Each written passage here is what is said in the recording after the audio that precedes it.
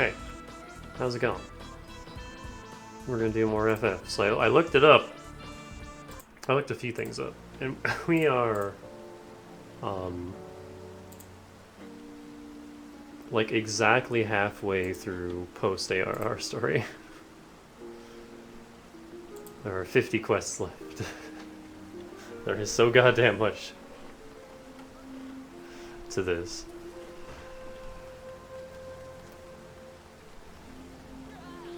And also I gave up on the relic quest. I completed the first step, and then looked up the rest, and it just goes on and on and on and on, and I'm no longer interested. So we're not doing that anymore. Also, the Yokai Watch event is on.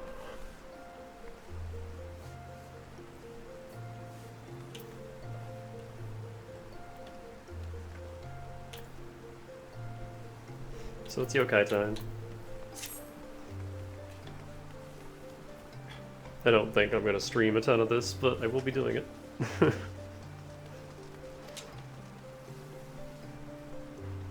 Because I love Yokai Watch.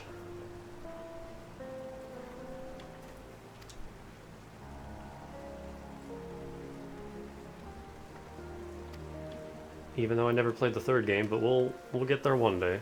I actually kind of want to replay the first game.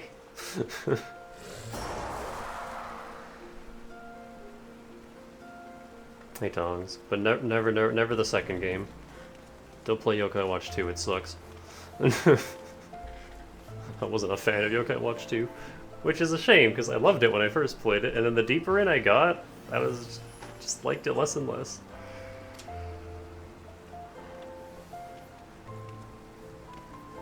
Especially the end game.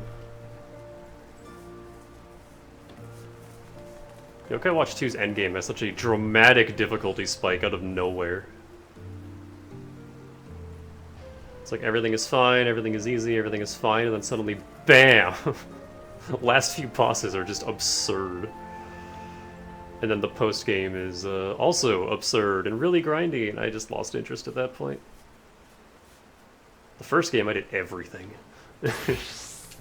Everything. Oh man, it's finally time. Hold on.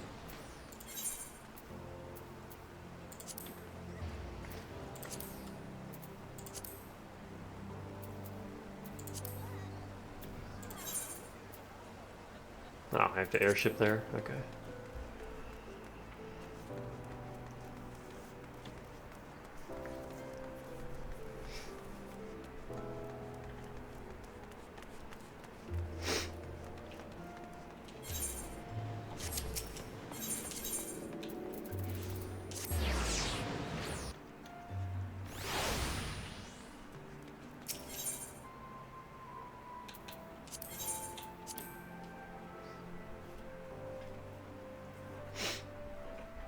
Of course it's Manderville.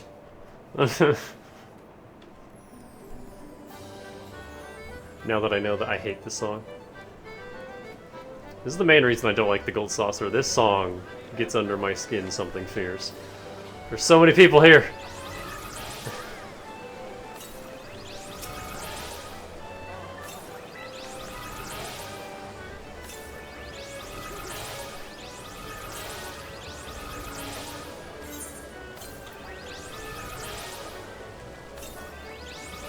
Also, this event is going like all the way until Dawn Trail? Question mark? From what I understand. So you got a few months to grind it out.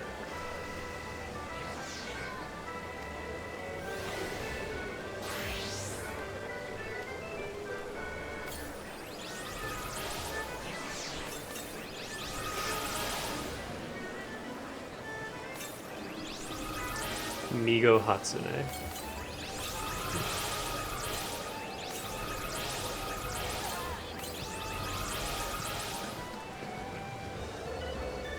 I'm not even reading this.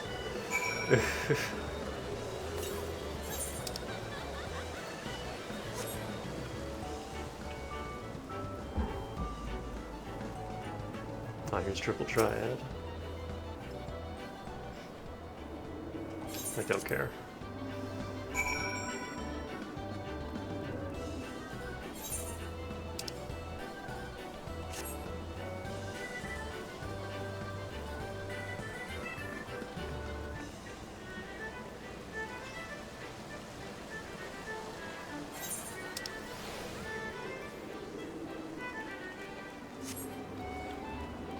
Oh, there's an Aether right here.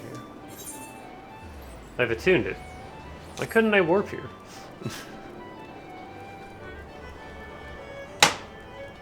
Yeah, 10 more quests that I'm not doing.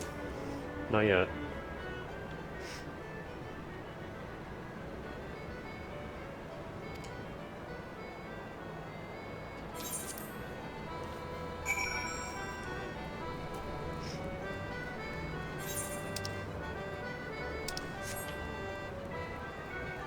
I don't know how to navigate this place.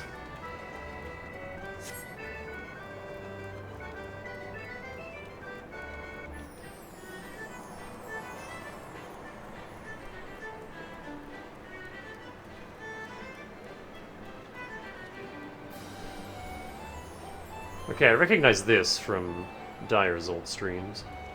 I'd spend a lot of time in this room.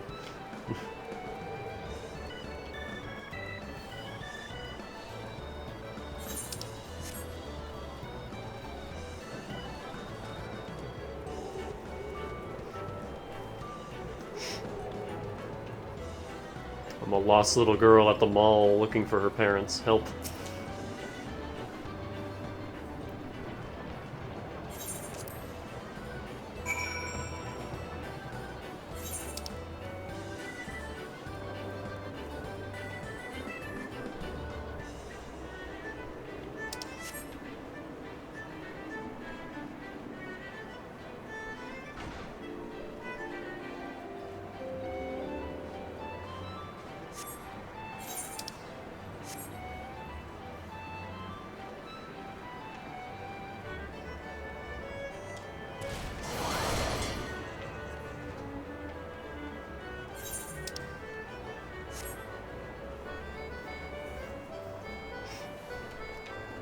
It amuses me to think about these warriors.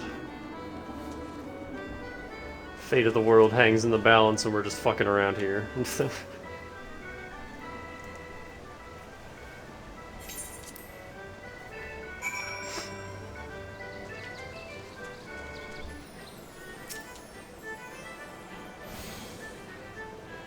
Oh, right. You have to attune each of these. I haven't had to do that in so long, I forgot it was a thing.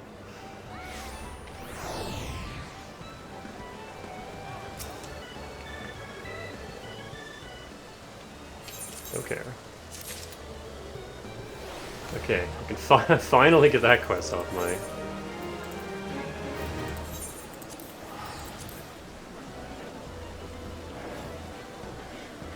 Romulus the Third.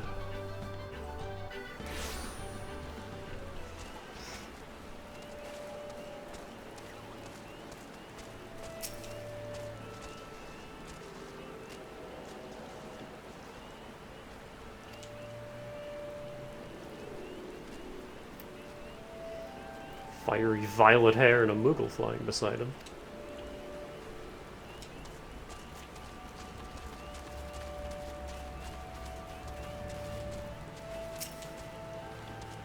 A Thelthorth.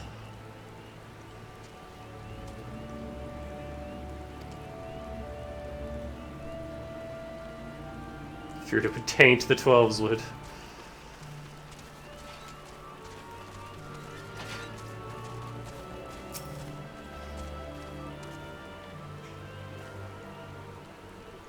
It sounds like Whisper.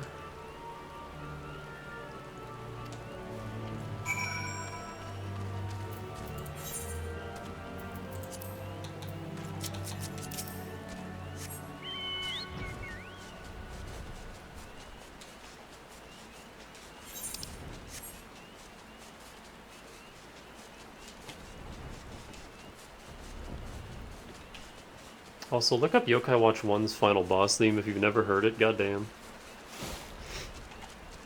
That shit is so good.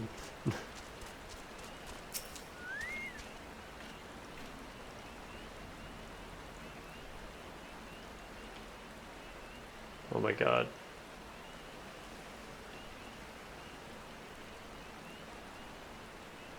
I forget what it's called. Is it the Crankapon? Crank something. Crankakai, that's it.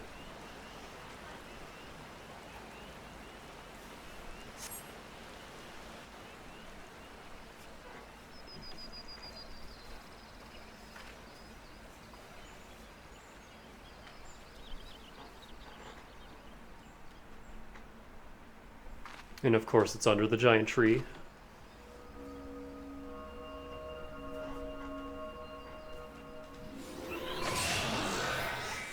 Orb.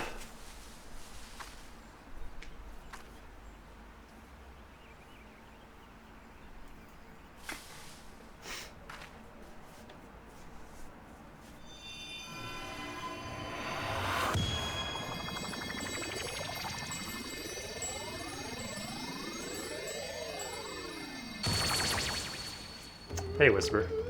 How's it going? Ah, you have freed me! Much appreciated indeed. But where are my manners? Whisper, at your service. I am a yokai, a supernatural being. I know, you were wondering why I was in that spooky stone capsule. I was floating along, taking in the scenery, when night fell and I lost sight of the path. I wandered until I came across a small boy, Keita, and asked him how to reach the Bent Branch. Return to Bent Branch. But that self-righteous horned child declared me an unnatural presence in the forest and locked me away. Oh, I was so horribly cramped. Oh, that's, what's his fuck? The Conjurer's Guild kid. Why would he do such a thing to an innocent visitor of his lands? I never said I was an evil supernatural being. I was defenseless, I tell you. Utterly defenseless, unwary, vulnerable.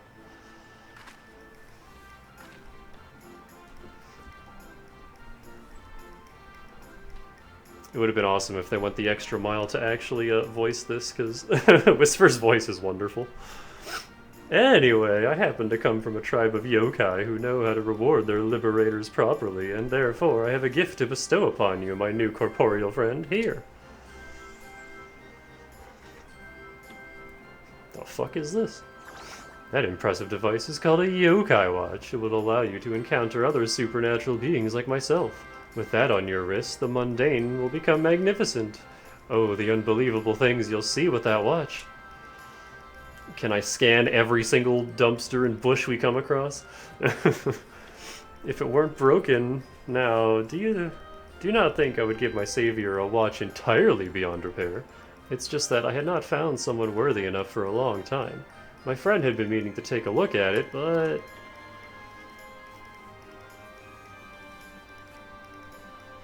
Yes, that's him, all right. He sent you to rescue me. Splendid, splendid. So, he was waiting for me at the Gold Saucer, was he? Had I not gotten lost and put in my precarious position, I surely would have set off for the desert at once. Let us depart without delay. If you give the watch to him when we arrive, I am sure he will repair it for you, and then it will allow you to encounter unbelievable beings like myself.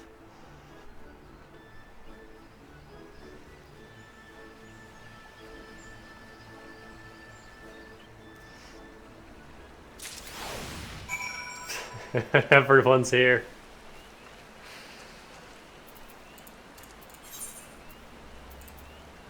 That just takes me there. Can I access it from this menu? Yes.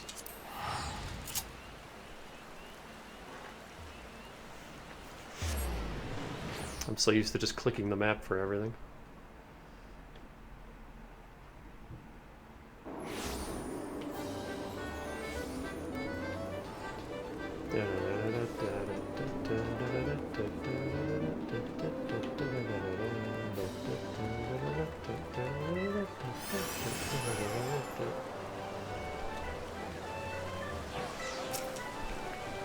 Nope, that's Whisper. There we go.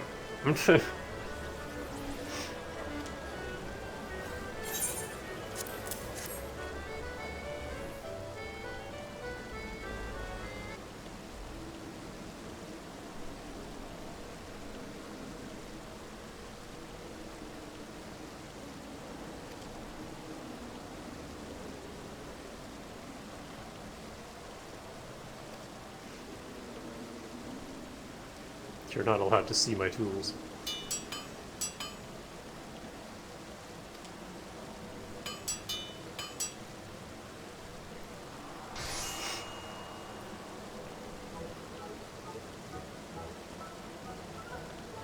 Jibanyan just bouncing down there.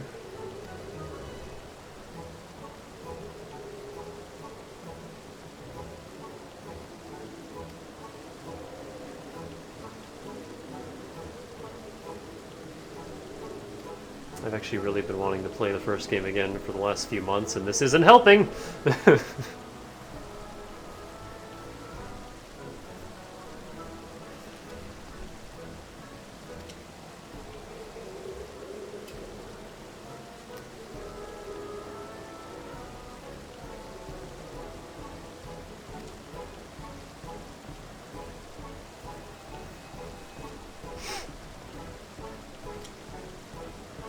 'I'm glad we don't have to collect colored medals.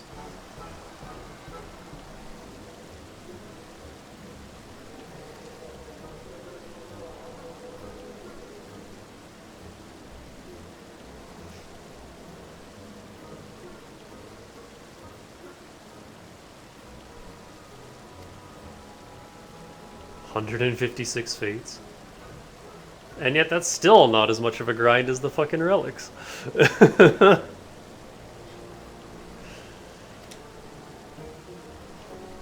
No, he.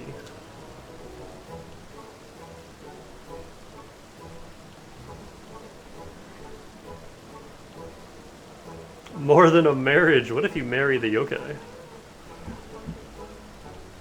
What if you marry Fumin? Then you just never sleep again. It's fine, don't worry about it.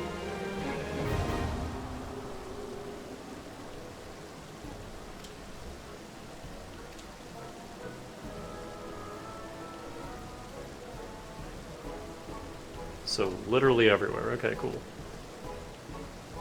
Well, I don't even have these areas.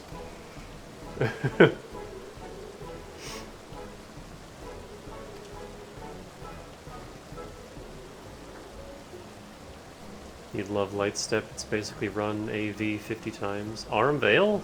Oh, I don't hate Arm Veil, but also, man, that doesn't sound fun. Per weapon? End of watch. Oh god, it's so loud here. That's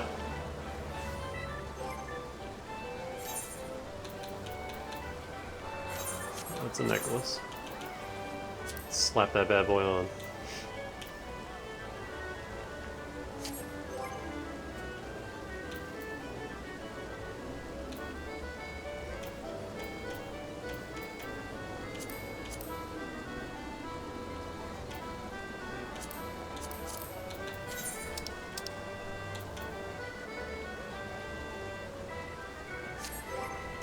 Where do I see the medallion?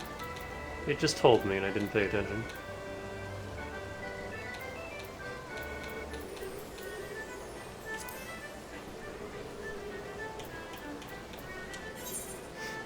There we go.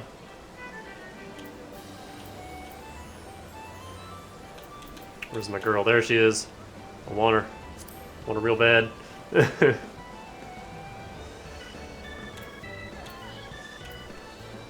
We got Noko, Venoct, Shogunyan, Habernyan, Robonyan. I don't know who USA Pion is. Same with these three. I don't know who they are. Fucking Manji Mud, of course. Komajiro, QB, Zarya, Whisper, Komasan, Jibanyan. Alright. It's got like all the main ones. No Kappa though. That's interesting. Kappa's not cool enough to be here, I guess. Oh, okay. Fucking Komajiro's here, but not Kappa. They didn't add any new ones?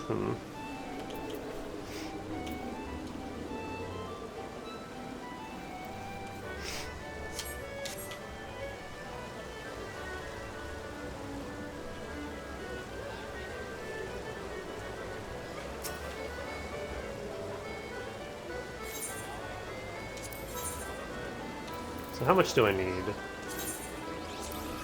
Oh, literally just the one? That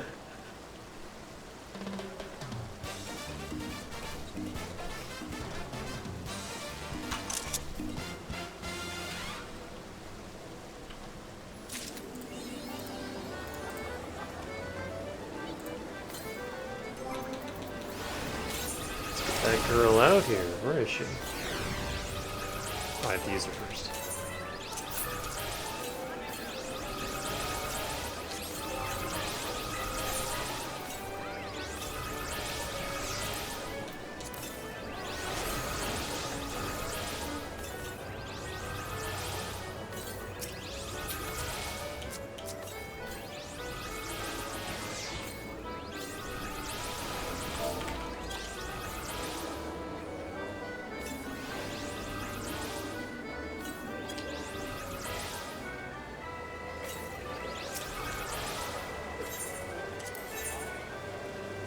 Ah, and then the metal requirement goes up for each successive one, I see.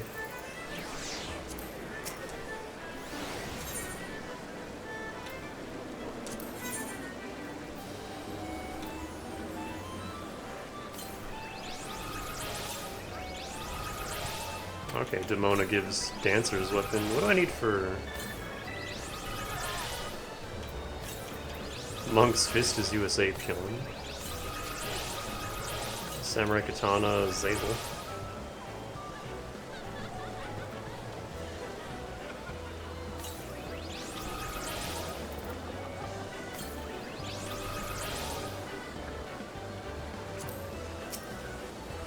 What even are the mounts?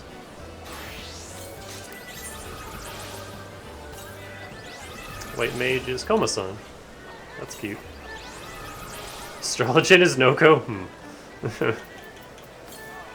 Summoner gets Meiji Mutt? Oh, too bad it's not Dan Doodle. Each and every yokai. Oh.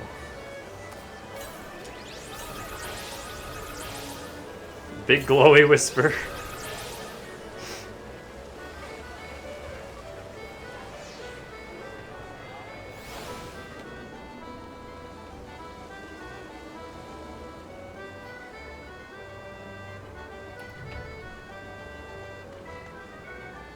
She.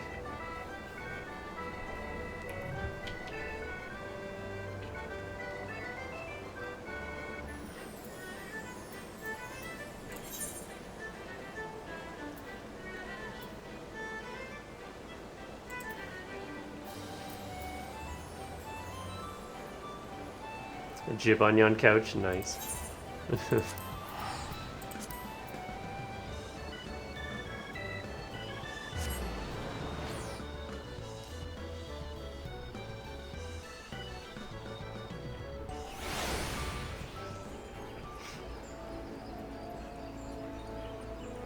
There's another Demona.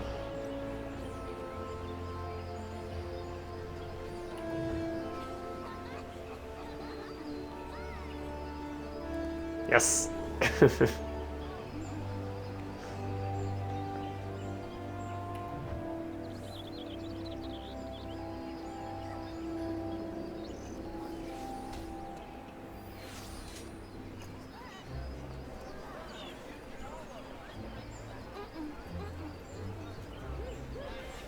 Oh, she lost interest.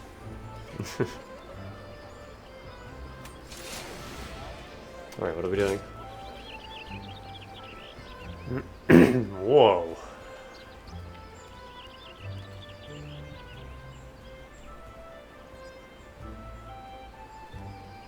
That's a hell of a get-up you have there, sir. Very shiny.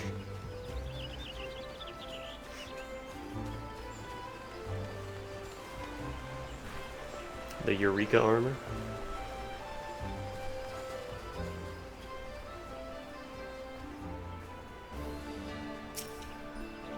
What? No, I don't care about him. Tanika of the Scions, your arrival has been most anticipated. The appearance of a primal is ever cause even for alarm and unease. Though my men stand ready for any eventuality, I know none more qualified than you to snuff out this threat. Indeed, I would have you do so without delay. The Elder Seed Seer, however, would speak with you first. She is of the opinion that your diplomatic, rather than martial, skills may better serve our cause. I will leave further explanation to our learned leader. Pray make your way to Nafika's altar. The conjurer in attendance will admit you to the Lotus Stand.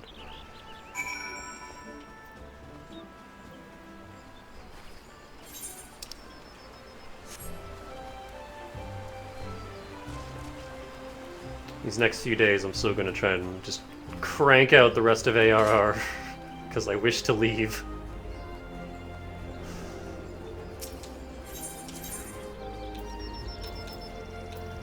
But if I stumble upon any of the Yokai Watch fates, I will pause to do them.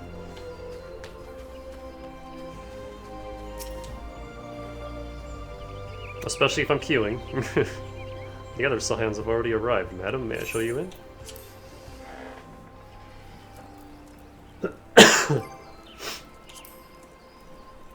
Oh, it's literally just any fate, and you just get medals? Oh, that's even better. I thought it was, like, specifically Yokai Watch ones. I hate the, tribal quests, or any quest, honestly, that requires you having to do a fate, because then you go there and the fate's not there, and it's just like, well, I guess I just gotta sit here and wait.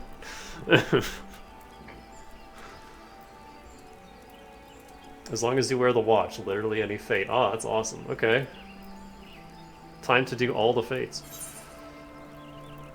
But yeah, I already did my, Tomestone dailies. I haven't done these two.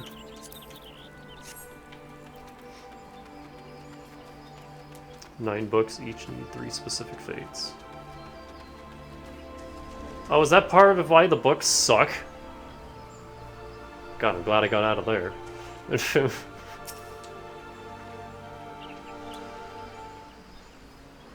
Oh, that sounds awful! And I think my next step is the books. So yeah, I'm good. I don't think I want a relic anymore.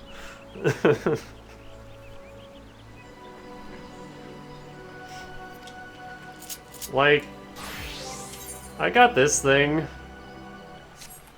It's glowy. That's kind of cool. I'm good with that.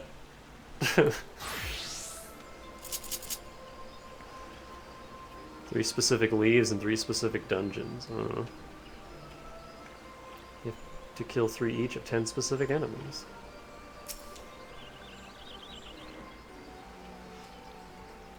Scions of the 7th Dawn. Oh my god, voice acting. On behalf of the people of Gridania, I bid you welcome. Your presence is of great comfort to us all in these days of uncertainty. I summoned you here to share tidings of a most urgent nature.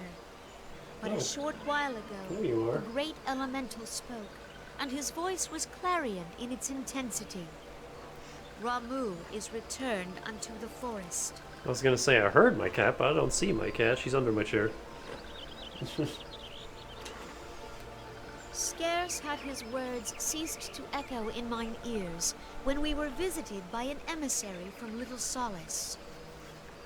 Also, did you get any sleep, Tongs, or did you just wake up and then straight back into FF14?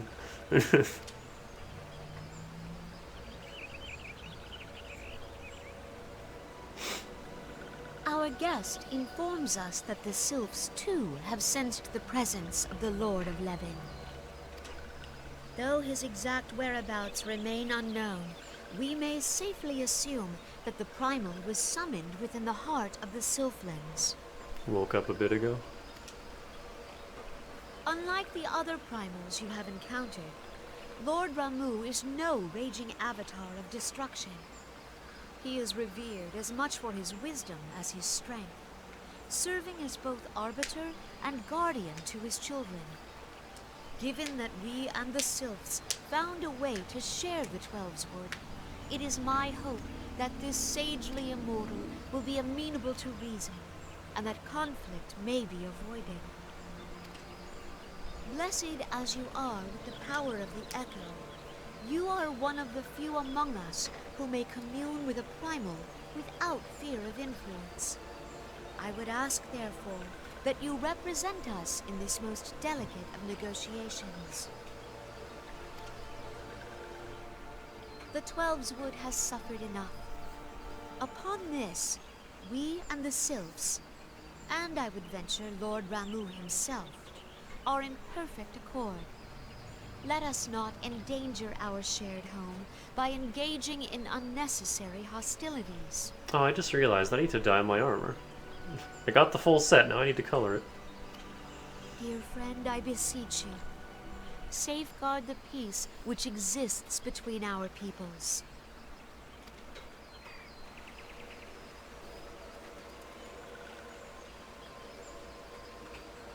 You have my thanks. This one is dancing.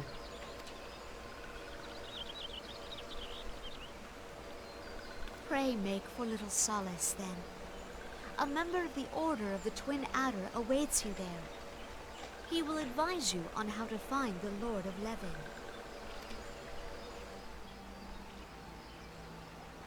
An ill wind blows through the forest. One amongst you will Yes. shortly perish. It is not only the Twelves Wood that flinches at its coming. All the lands of Eorzea shiver in dread anticipation. Have care.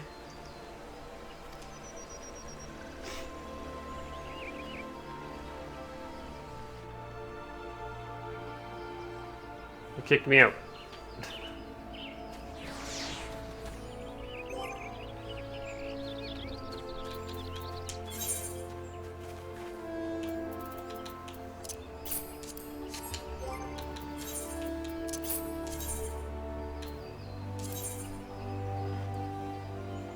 So we got Playful.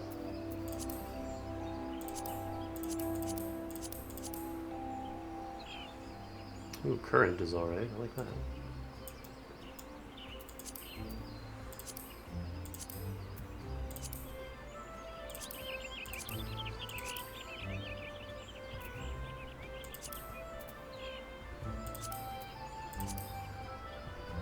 Green looks good. Ooh. I like that one.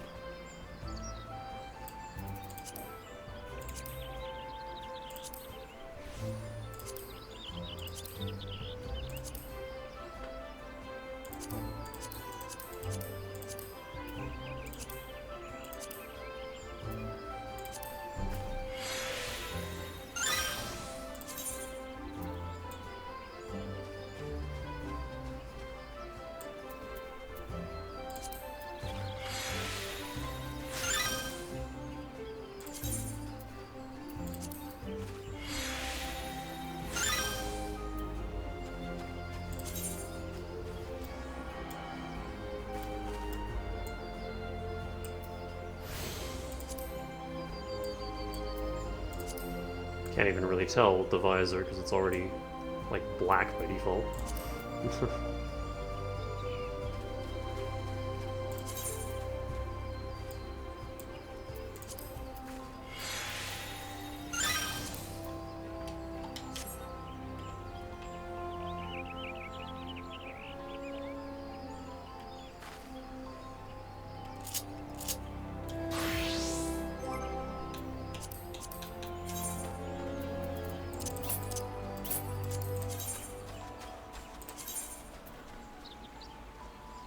I don't know if I like this as much.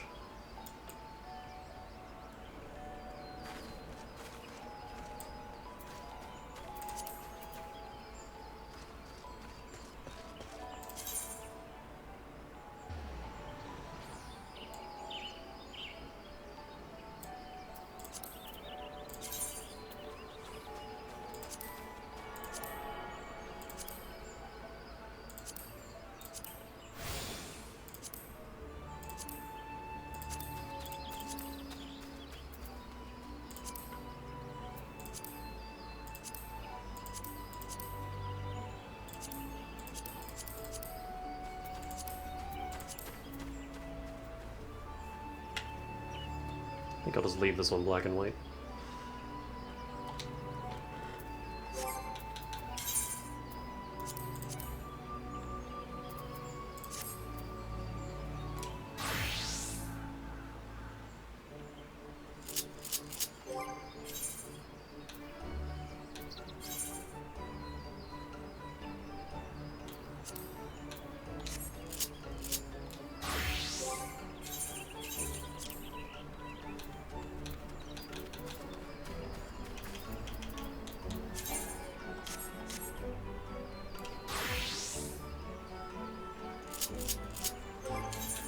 I guess I gotta save that for now.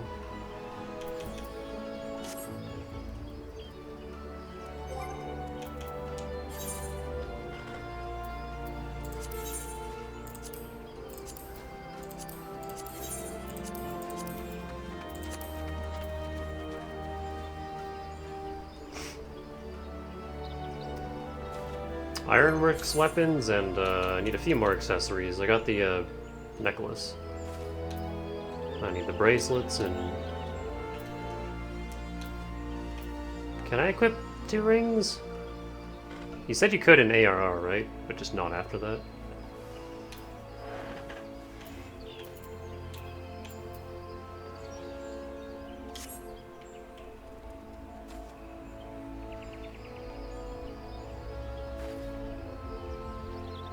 Oh, you can until Endwalker?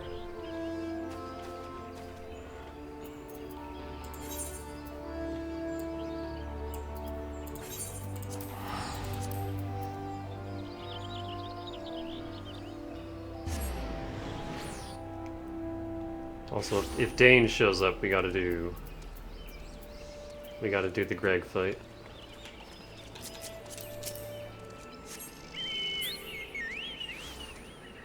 When Dawntrail comes out, you'll be able to equip 2 and Endwalker as well. Huh, okay.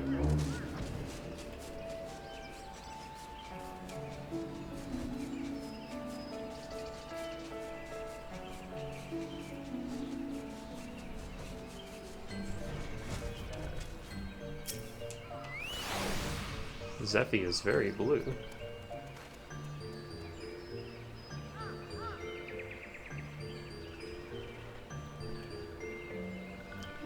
Sneak of the Scions, I was told to expect you. I understand you go to treat with the primal Ramuh himself. An unenviable task, but one for which I have no doubt you will be well suited. I have been told that your fellow Scions are conducting an investigation of the area as we speak. That we might ascertain the location where the Lord of Levin might be found. I would ask that you abide here until they return with their findings. I guess these don't really matter, considering I'm getting the Ironworks one soon.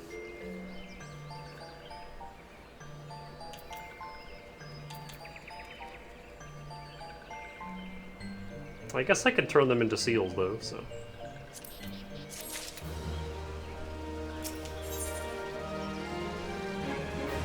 11 in impression.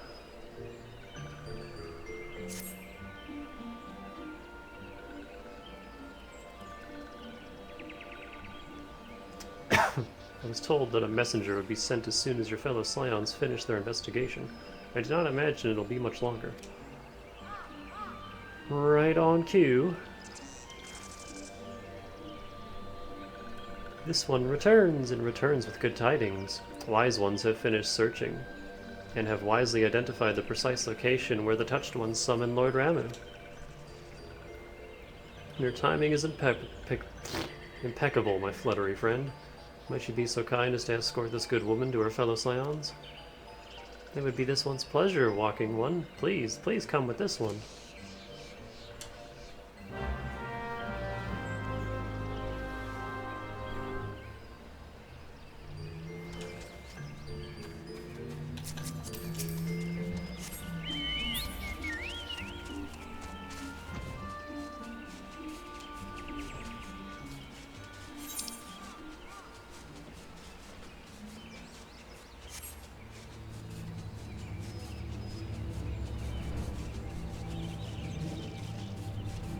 I find it kind of funny that the Lord of Lightning is the primal of the forest area.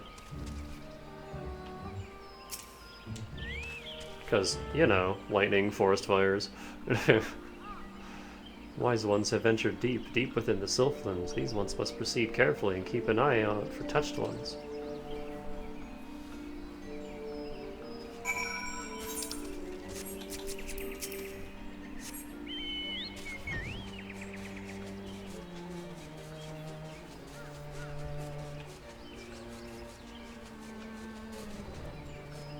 Well, hey, there's the Aetherite.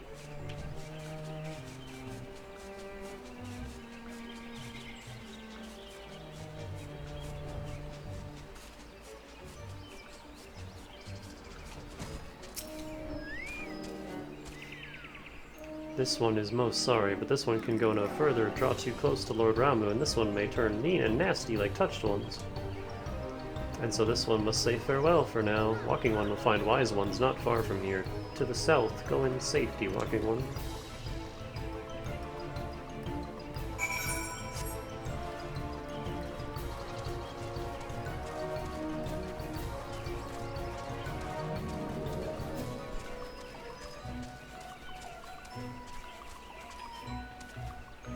Spice. Get me across this gap.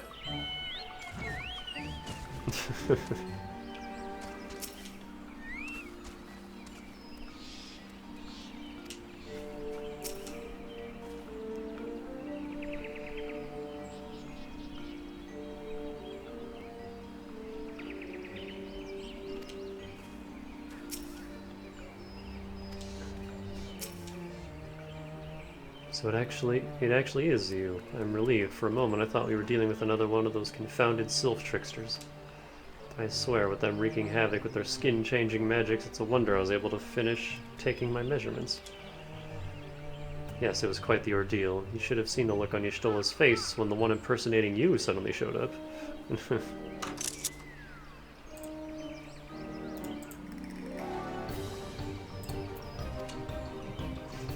That's quite enough, Papalima. Ahem, my apologies. It's not like me to ramble so. At any rate, as I was saying, I have finished measuring etheric activity in the area, and I'm pleased to say I have reached an indisputable conclusion. To wit, that Ramuh was called forth in the vicinity of the Sylph's Aetheroid. Come, Danica, the Lord of Levin awaits.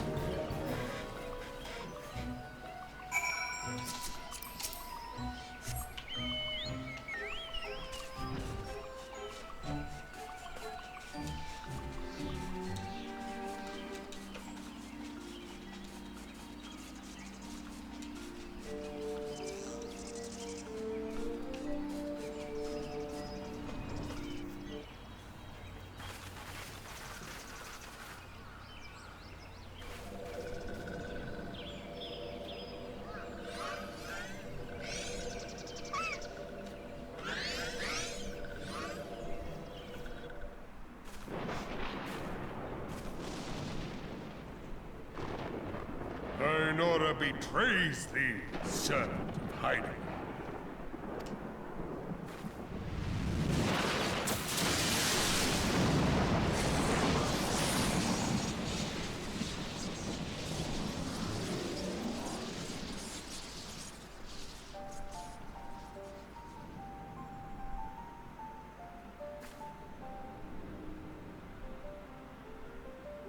It's Gary Oldman. Thou art the bringer of light, bane of Ifrit, Titan, Garuda, and Leviathan. I am Ramuh, guardian of the children of the forest. Thou tramplest upon sacred soil, bringer of light. By what right doth man intrude in this sanctuary of the sylphs? Jabber jabber. The Gridanians proffer peace? Their words are born of delusion, thine offer an insult. Thou speakest of harmony, yet carest naught for my children's desires. They did but wish to dwell beneath these boughs in solitude. Yet even that was too much to ask of man. Thus did they turn to me for succor.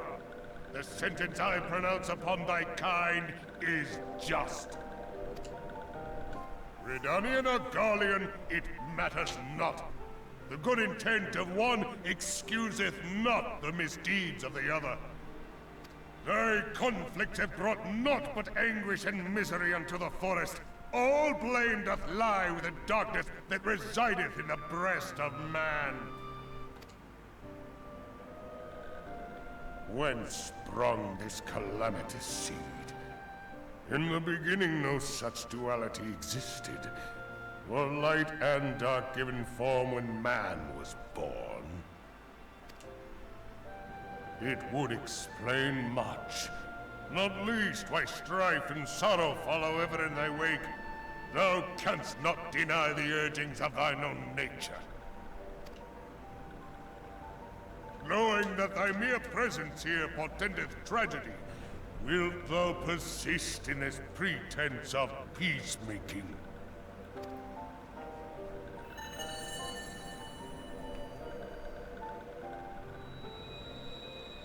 Oh, I have your jelly Now, bean. where is the crystal which I bestowed upon my wayward charges?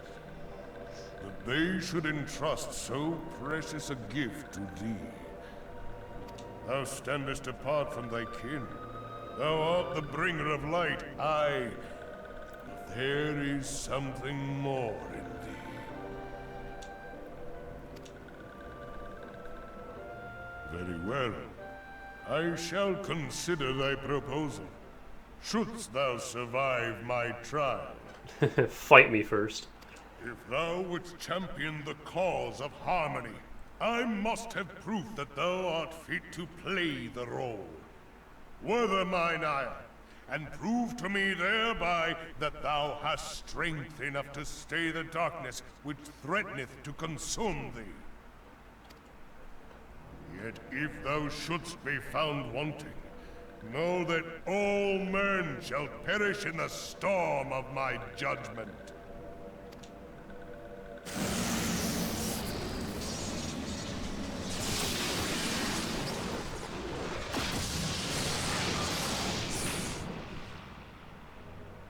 Come to me, bringer of light. I shall await thee on the field of battle.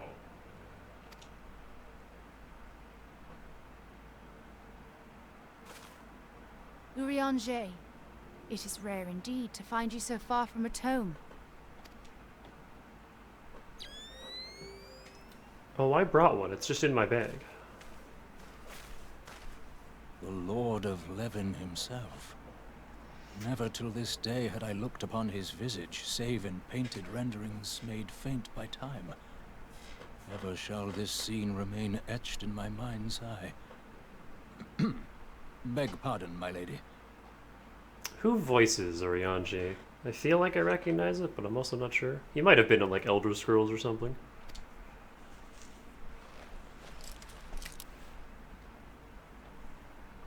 I must beg thine aid on a point of research. If thou art resolved to face Lord Ramuh, I would ask thy leave to observe the event.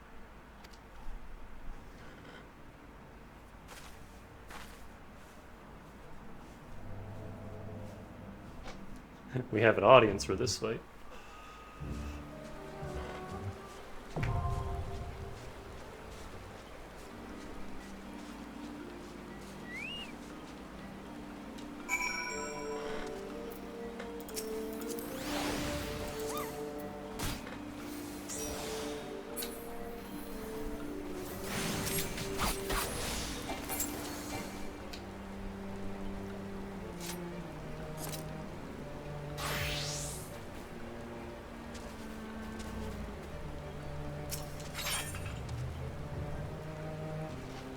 The striking tree.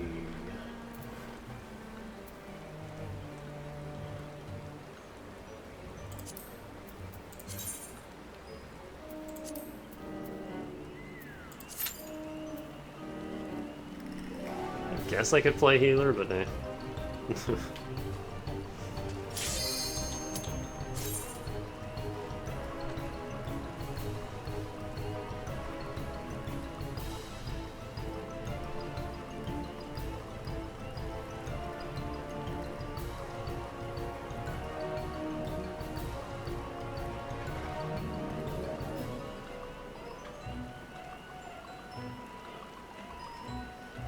Come on, final DPS, you can do it. Don't make us re-queue. Okay. He came back.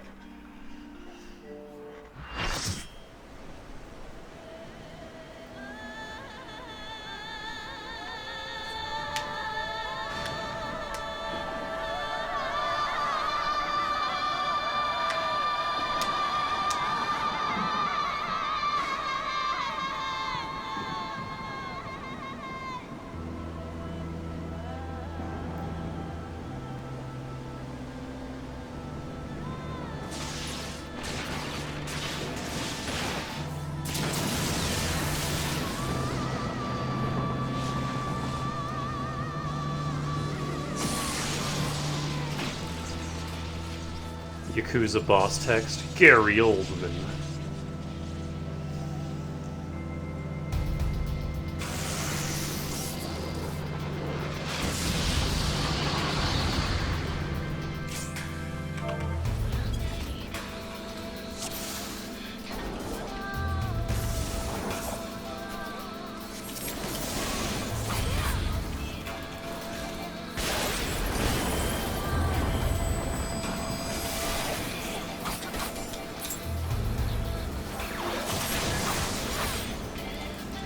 Oh, there's a monk in here.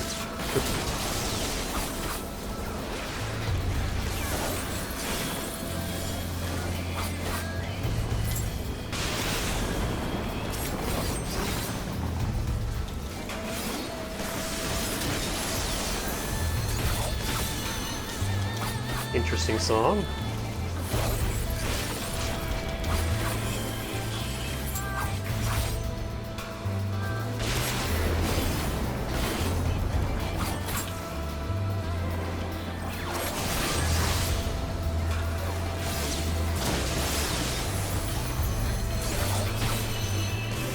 I really like how several of the samurai skills are ice themed.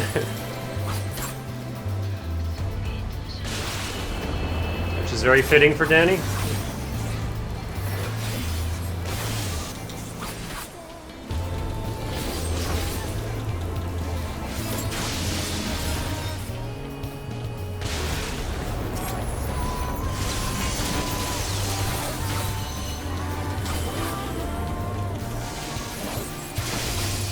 Kill ads.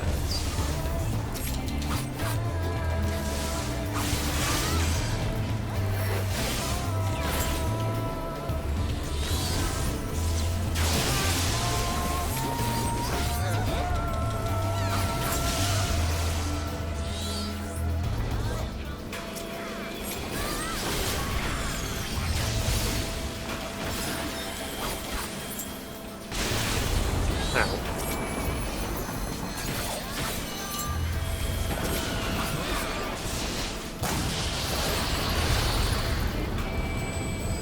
Probably don't want to be standing next to this orb, huh?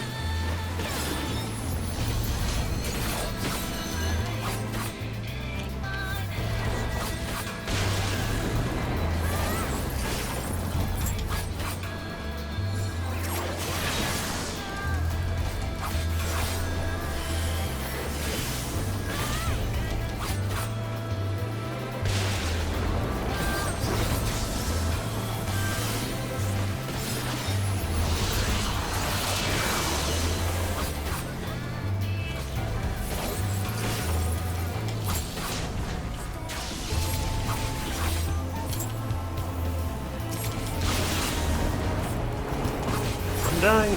I don't know why I died so quickly, but...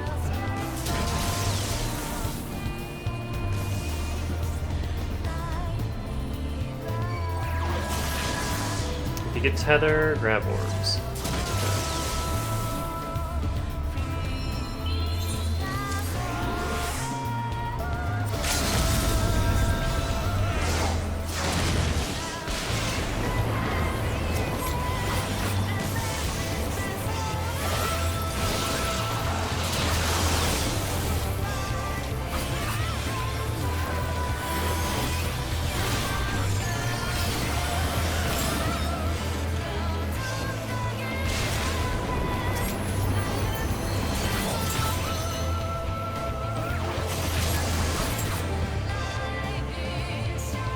I like that fight a lot, that was cool.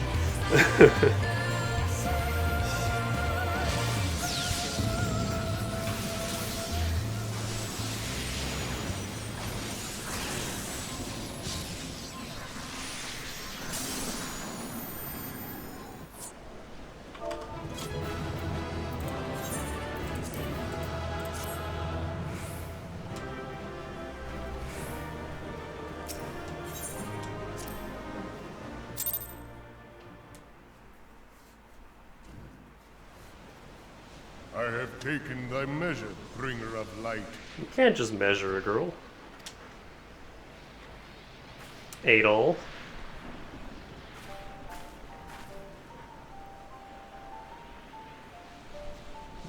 And I judge thee a worthy champion. The task of excising the sin that hath taken root in man's heart is thine. Shrink not from employing thy strength in service to the forest and the wider realm beyond. Like hungering shadows do the enemies of harmony gather, and meekness will but feed them. If man is to be delivered from the dark, it shall be by thy guiding light alone. Stray not from the path, for if thou dost, thy people shall be truly lost.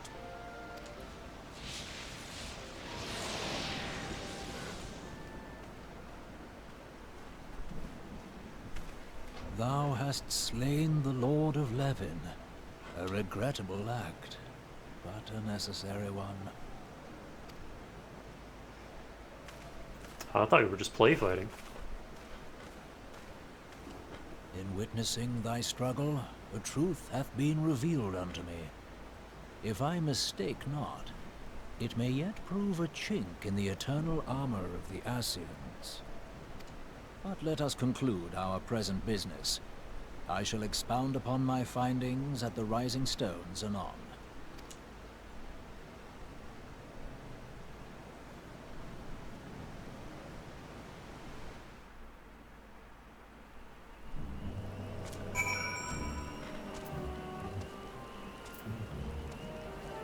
Well, you know what? I will hop down there because I have a thing to grab.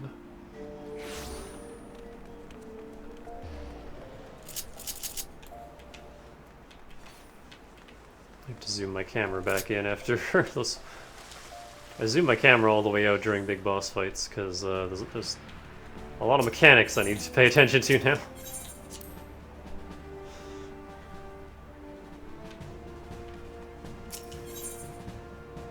Actually, wait. Do I have any new one? No. I got one more training left today. They start getting wild.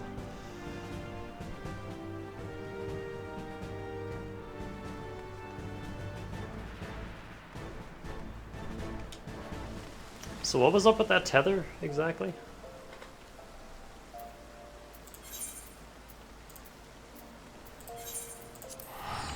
Also, FF14, Ariane Gervier. Who voices you? Timothy Watson.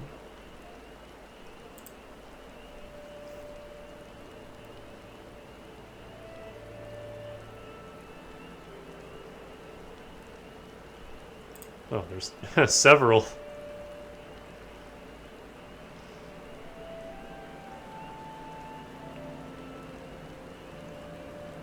Okay, his current voice in A Realm Reborn is Gideon Emery. Who is Biggs in FF7 Rebirth? That's interesting. Are you anything I recognize? Other than Biggs.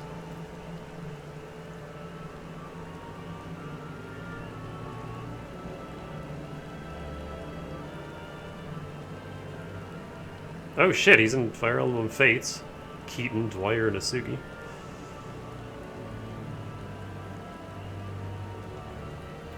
Generic soldier voice in MGS5. Elder Scrolls Online. Wonderful 101. Oh my god, he's the fucking commander in Wonderful 101. That's probably where I recognize his voice. Same year, too, wow. Oh, he's in Dragon's Dogma. He's Gaius in Fire Emblem Awakening? Okay. A whole lot of voices in Skyrim, yep, I called that. Oh, he's in the Dynasty Warriors series. Dawn of War 2, apparently. God of War. Oh, he was in Vanquish. Oh, he's fucking Sam in Vanquish? Mass Effect 2. He's in like every Tekken game. Okay, so yeah, he's been in a lot. What about Timothy Watson, out of curiosity?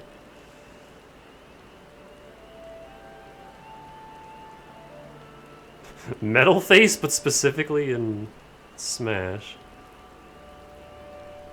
Oh shit, he has several voices in Dragon Quest XI.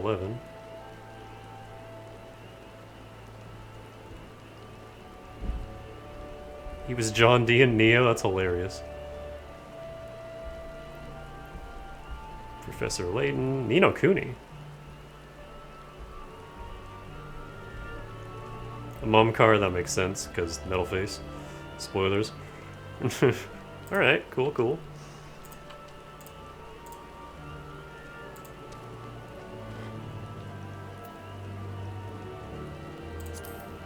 Yeah, that's where I recognize Ryanji's current voice from. The fucking commander in Wonderful 101. It sounds exactly like him.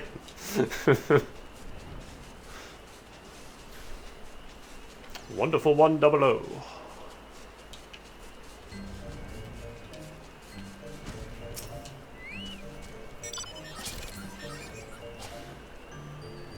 They get all new voice actors come Heavensward. Danica, you have returned. Dare I ask how Ramuh received your visit? He challenged you to a test of arms. It is well, then, that you have some experience in such matters. God, I can't wait for Y'shtola's new outfit. The peoples of both Gridania and Little Solace will be relieved to hear that the Lord of Levin has accepted you as the forest champion of peace. By murdering him. You have performed a monumental duty this day, Danica. The Elder Seed Seer must be informed of your deeds at once.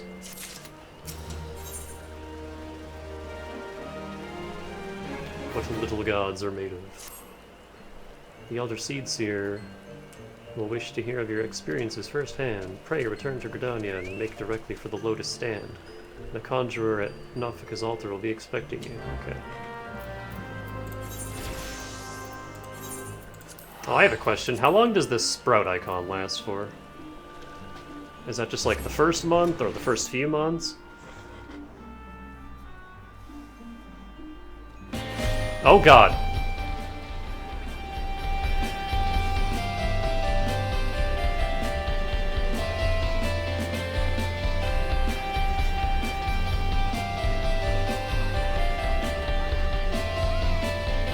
It's 300 hours and once you hit current expansion. Oh, okay.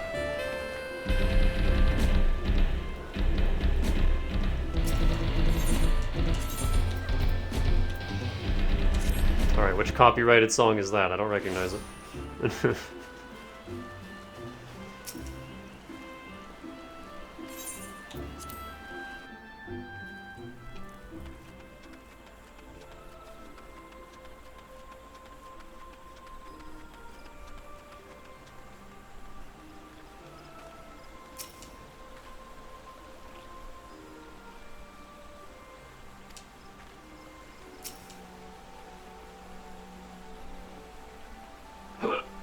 Excuse me.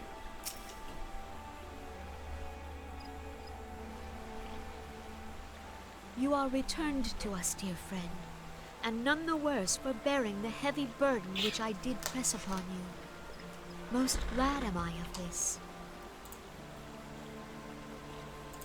I am informed that your efforts to negotiate a peace with Lord Ramuh ended in conflict.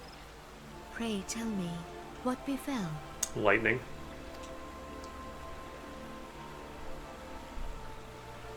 Ramuh made trial of you? I fear there is truth to his claim. It is the darkness within us that attracts the darkness without. Hey, whoa, that's my story. Get out of here.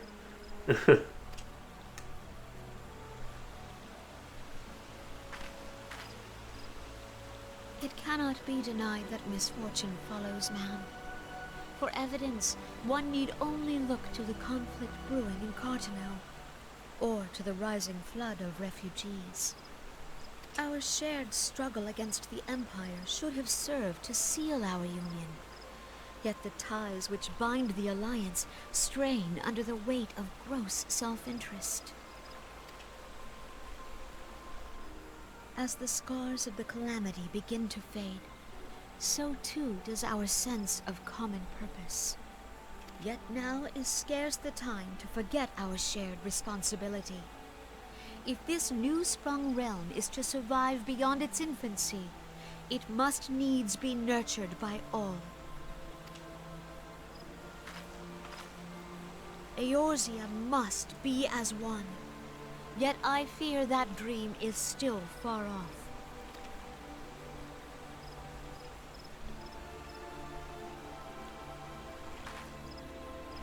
On behalf of the people of Gridania and the elementals both, I thank you for all that you and your fellow scions have done. Full oft have I been compelled to look to you for aid of late, and offered all too little in return. As leader of this nation, I shall endeavor to prove a more worthy ally to your cause henceforth.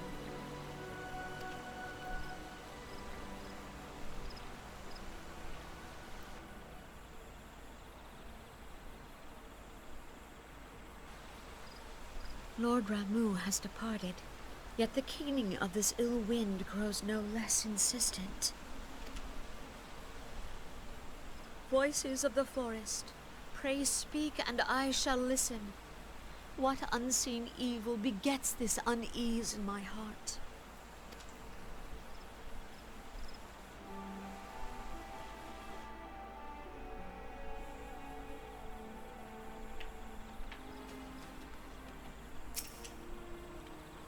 Thus ends another daunting mission, eh, Danica? I'd hoped Lord Ramuh could be persuaded with words alone, but nonetheless, I can only admire the adroitness with which you responded to the primal sudden challenge. And it seems that Urianger, too, is pleased with the outcome. What say you, Danica? Shall we gather back at the Rising Stones and ponder the lessons of the day?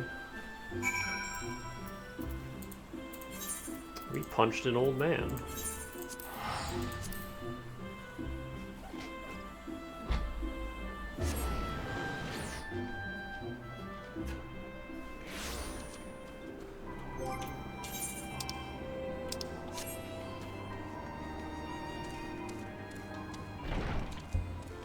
Hugubert.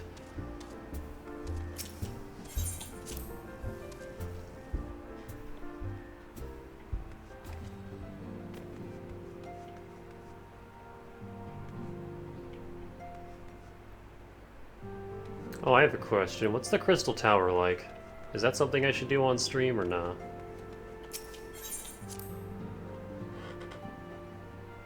Because I learned it is required eventually.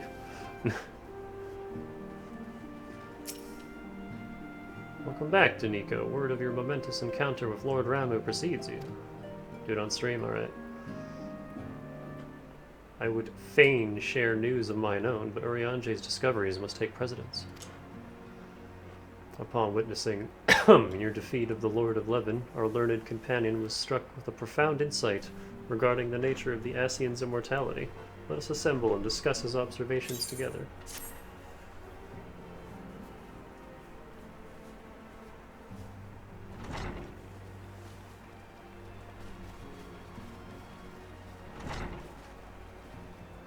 If everyone is ready, let us begin. I love that these are all voiced now. Urianger, the floor is yours. I can save my own voice.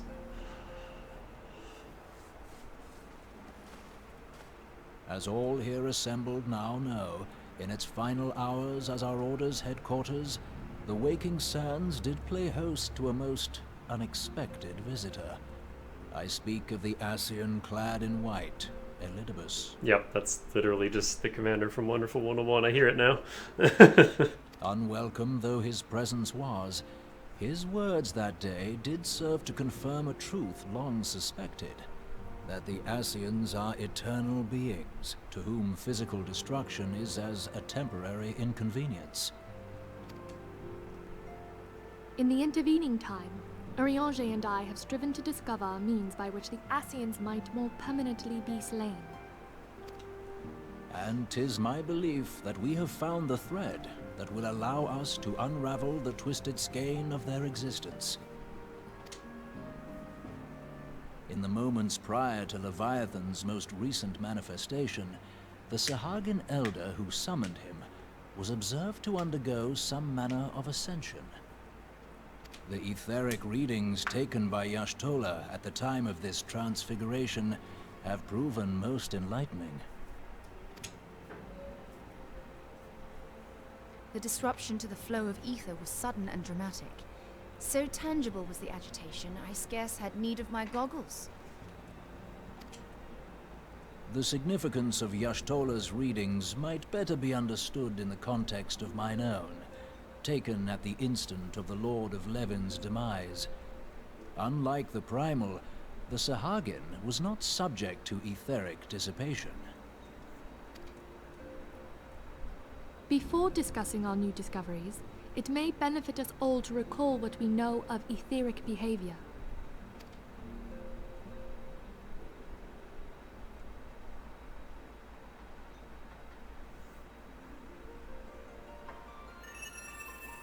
Let us begin at what some might call the end. When we who dwell in the material realm die, our spirits dissolve into the flow of ether and are returned to the ethereal realm. Is this the character creation screen? That's like the little orb where you're choosing your lighting for your outfit. In turn, the restless energy which suffuses that plane streams back into our world, giving rise to new life.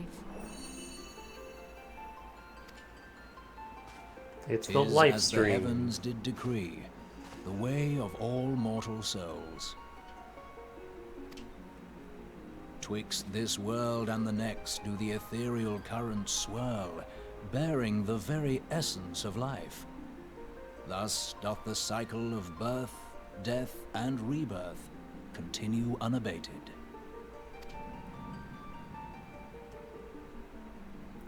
Primals behave somewhat differently. In order to manifest and then maintain a physical presence in this realm, they must consume vast quantities of ether, most often in the form of crystals. Though they may seem to live, their flesh is but ether given shape. Nom, nom, nom, nom, nom, nom. Thus, a defeated primal leaves behind no broken corpse. Rather, the essence of its form seeps back into the land whence it came, and the energy of its shattered spirit is called back to the ethereal realm. And there it waiteth, till next the prayers of the faithful do draw it forth from the sea of ether, to take their offering of crystals and make for itself a new body.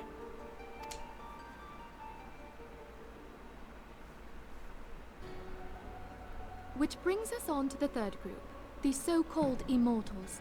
They exist in a manner all their own. Quite. Even as the Sahagin elder fell to the Admiral's musket shot, I witnessed the release of an ethereal cloud, which immediately took possession of a nearby minion. A soul that dissipateth not upon the death of the flesh. The secret of life everlasting, and in the claws of a Sahagin no less. But I wonder, what would happen to one of these obstinate spirits, should there be no suitable host for it to claim? If mortal death entails a return to the ethereal realm, it seems doubtful that the soul of an immortal would venture there. Nay, it merely withdraweth a distance, unto the shore of the ethereal sea, perchance, but no further. Yes, it exists in neither this realm nor the next, abiding instead in the space that lies between them. The Asians took control of Thancred by means of a crystal of darkness, an artifact which, if our theories are correct, serves as a gateway to the place I have just described. I was hoping people had forgotten about that. I am sorry, my friend. For a mercy, the weary road of our research hath brought us unto an answer. The Sahagin ascended to an immortal state, but he did not possess a crystal of darkness through which to flee this realm. Thus was he consumed by Leviathan. If we could entrap the spirits of defeated Ascians in like manner, and thereby deny them resurrection...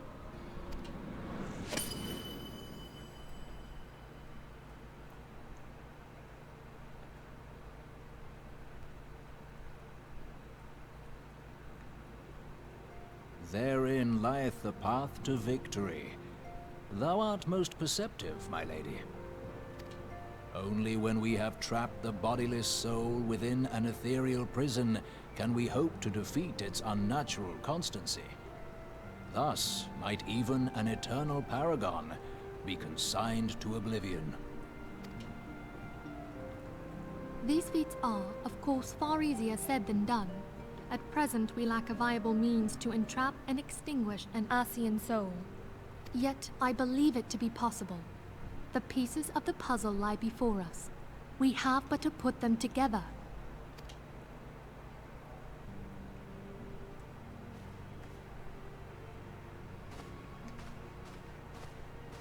I will depart at once to convene with the sages of Sharlayan. Together shall we divine the steps by which our goals may be achieved.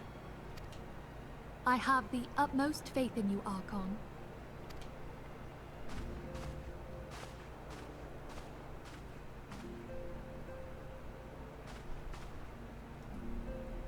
Beg pardon, antecedent, but I would raise one final matter. Even now, a Sharlayan survey party seeketh to ascertain the fate of the students of Baldesion. We're 11 streams in and I finally know how to say that word now. Their findings shall soon be known to us. Though you harbor feelings of dread, I bid you surrender not to sorrow, but abide instead in hopeful prayer. I shall, Archon. Thank you. I still don't know what it means, but at least I know how to say it.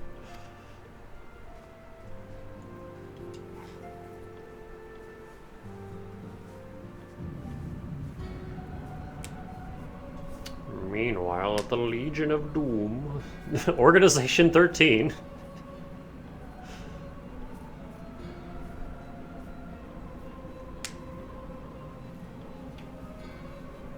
The Lord of Levin is returned to the ether, as was Leviathan before him.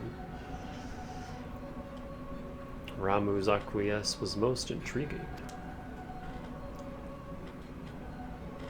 Inferno, Vortex, Crag, Worrell, and Levin all have now been humbled by the Bringer of Light. The limitless potential of man, Heidelin's servant, grows mightier by the day. I mean, my leveling slowed, yet she prospers at great cost to her mistress, whose strength is all too finite. 7 times have the masses survived the rejoining, but their souls are grown weak and wane. Yet even as it enervates, the ardor empowers our master. All that remains is to must nurture the strength of the gifted to forge the final key. And that is the task to which we bend our every effort.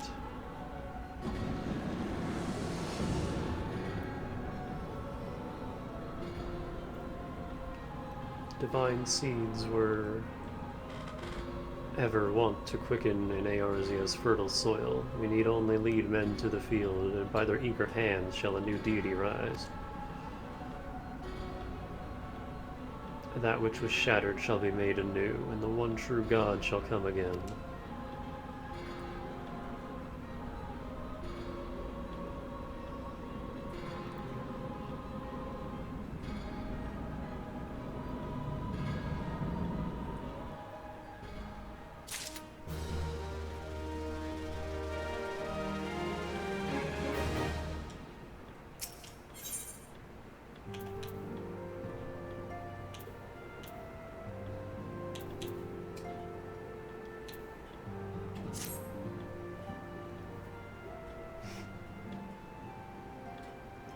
Now the matter of Ramuh has, for the present, been put to rest. There's something I would show you, Danica. Oh, excuse me. It is a letter of thanks signed by the leaders of the Eorzea's Alliance. Acknowledging the Scion's tireless service to the realm. I'm falling apart, I'm so sorry. It mentions in particular the names of all the defeated primals. Ifrit, Titan, Garuda, Good King, Muggle Mug, the 12th, Leviathan, and now Ramuh. Needless to say, there is only one among our number to efface them all. And though these words of gratitude were addressed to our order as a whole, I feel that they were meant for you above all others. I too must offer my heartfelt thanks for all that you have done. In the course of your duties, you have never once failed to answer my call to arms.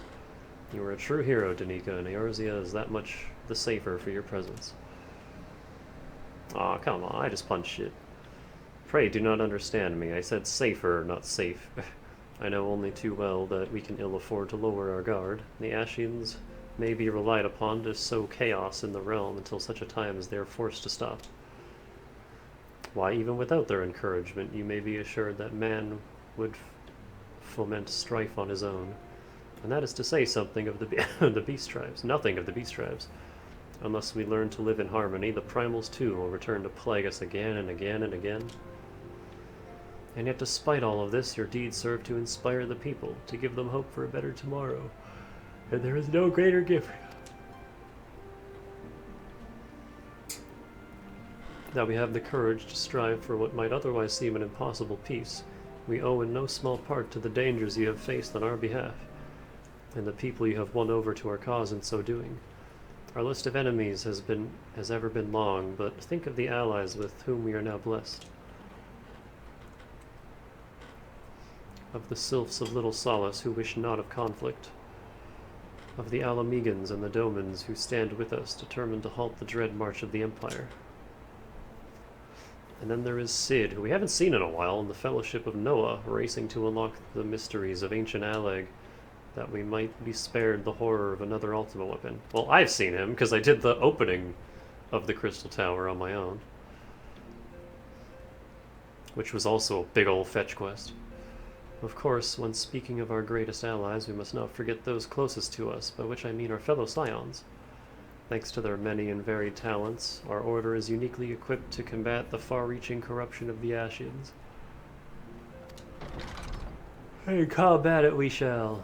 Your enthusiasm is truly heartwarming, antecedent. Given our embarrassing wealth of allies, I trust it will not be inconvenience you unduly if I absent myself for a time. Alphanod.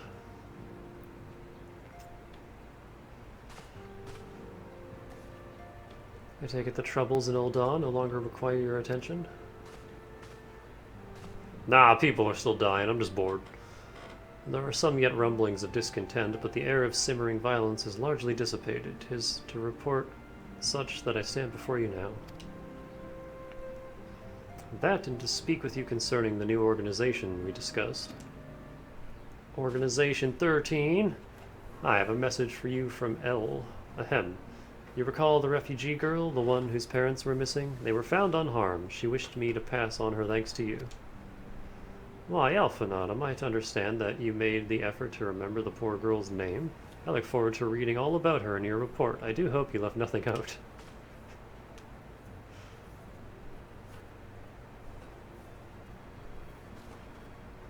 Danica, you've been away from her name of one syllable. You've been away from Revenant's Toll for some time now, I believe. Might I suggest that you put the affairs of the realm to one side for the moment and take this opportunity to reacquaint yourself with the town? Which reminds me, one of the Doman children recently inquired as to your whereabouts. Yazan was his name. I believe he has some small matter he wishes to share with you. Why not oblige him with a visit?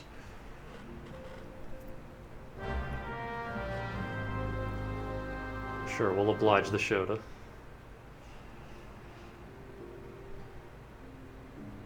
Can't say no to a fan.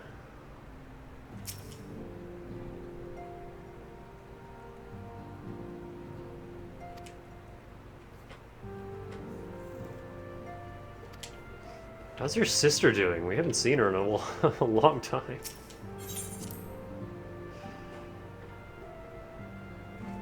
She just kind of buggered off and that was that.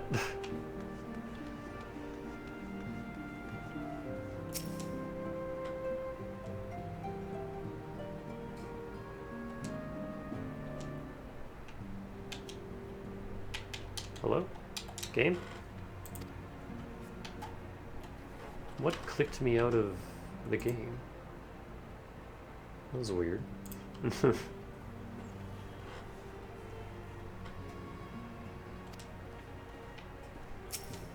Should be able to do coils now? What's a coil?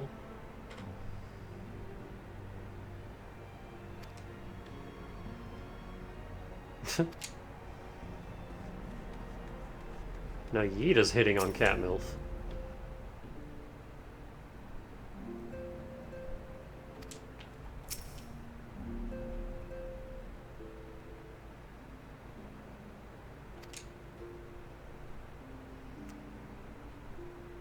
Next time you're at the Waking Sands, I mean, I can just pop over there and check.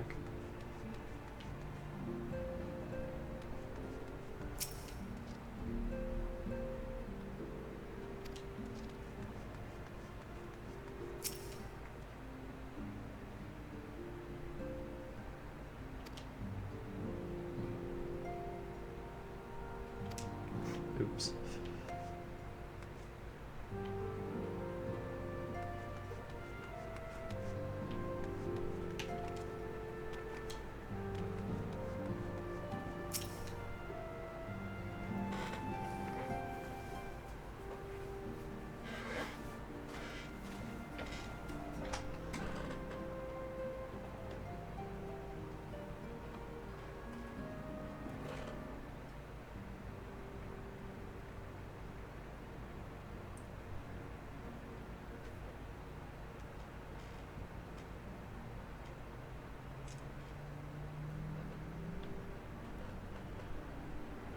Hold on.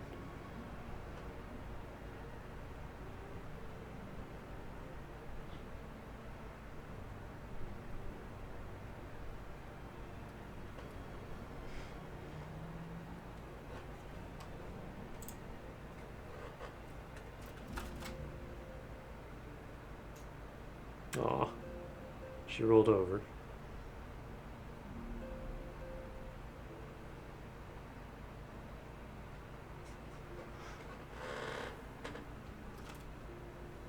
She can hear every time I take the webcam off, and then she gets back up. Yeah, you. She was sprawled out on her back. Look, it's Miss Danica. She's back from her adventures. I heard you were off fighting primals. And that they're some of the strongest enemies you could ever face. I wish I could have seen you in battle. Anyway, we all want to be heroes too, so we finally formed our very own Doman Adventurers Guild to protect all the Domans. Oh, do you think you could train us today, Miss Danica? Maybe you could show us how you fight the primals. What's all this commotion then?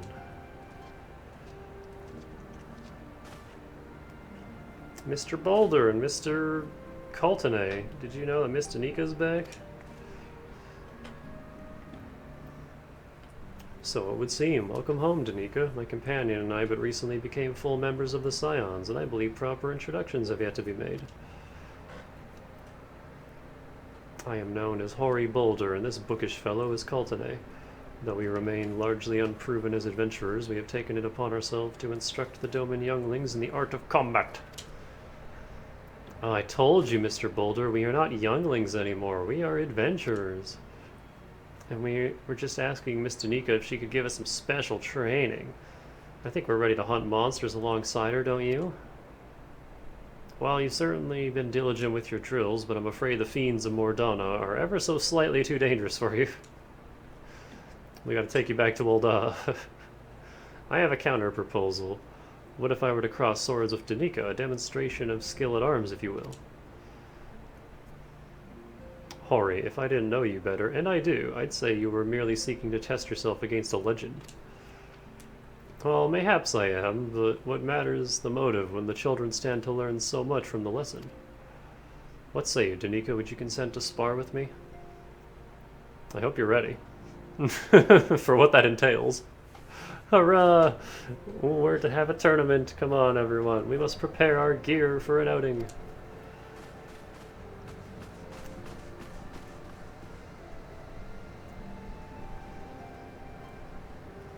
Do try not to disappoint them, Have faith, Coltonay. I shall summon every last ounce of my strength to make this a worthy contest.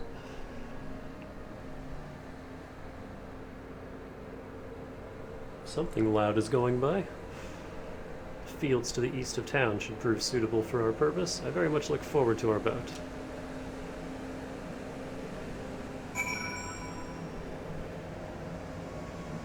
Oh, they're spreading dirt across the road? Alright.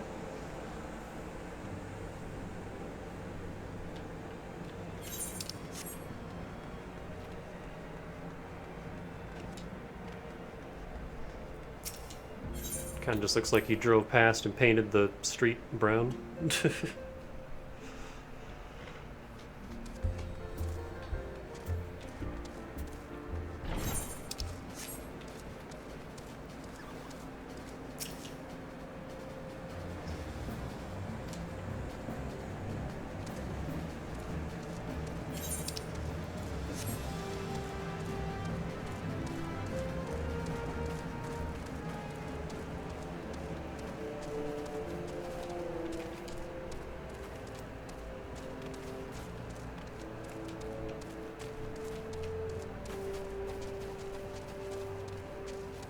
This whole area gives me Xenoblade vibes.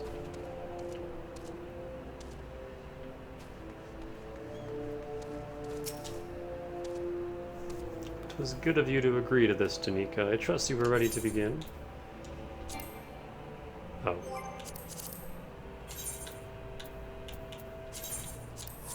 These don't happen very often anymore. It's like, I always forget about that.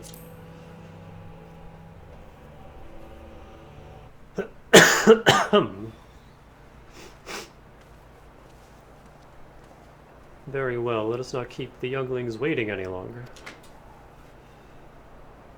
Ahem, Hori, are you certain you wish to fight her alone? That is Danica you face. Oh, we've got the same earrings. What better way to test my mettle? Pray allow me to attempt the first round unaided. After all, 'twas this hero's legend that led me to join the Scions to begin with. Without Danica to inspire my efforts, I would not be half the warrior I am today. Your point is well made, but remember, this is for the children's sake as well as your own. Should it appear the contest will end too swiftly, I shall add my spells to your blade work. Hello, you haven't begun yet, have you? Everyone else. Ida? What? Who are all these people? When I heard about your sparring match, I told everyone I could find. Thought you could use a crowd to cheer you on. Yes, and there are still more to come. When I mentioned Danica's name, the reaction was quite enthusiastic. Why, my own popularity seems to be a sickly shade in comparison. You'd best claim victory, bringer of light. Your burgeoning reputation is at stake. Well, our teacher won't be beaten so easily. He's a master swordsman. You can win, Mr. Boulder. We shall soon see. On your guard. Grin.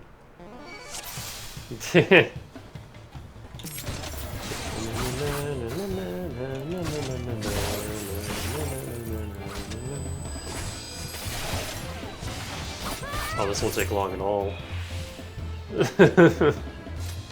Such power, the tails barely do you justice. Mr. Boulder won't lose, will he?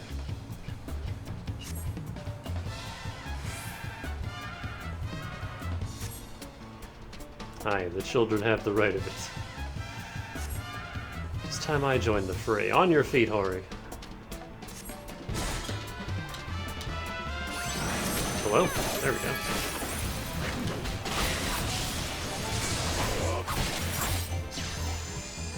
Down he goes again. I guess it's your turn now.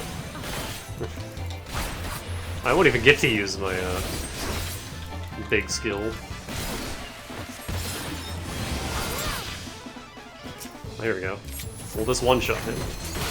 Yup.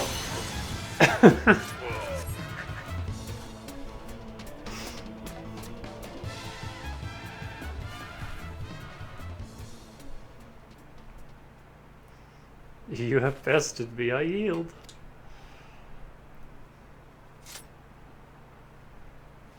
Gasp. She beat them both at the same time, and it wasn't even close. We knew you couldn't lose, Danica. None can defeat the Guardian of Eorzea. Never mind, I was face down in the dirt for like 20 seconds during the fight with Ramuh. Yo, who's she? God damn. Look at those bedroom eyes. Now I see why they sent you to deal with the primals. I have much work to do if I'm ever to attempt the same.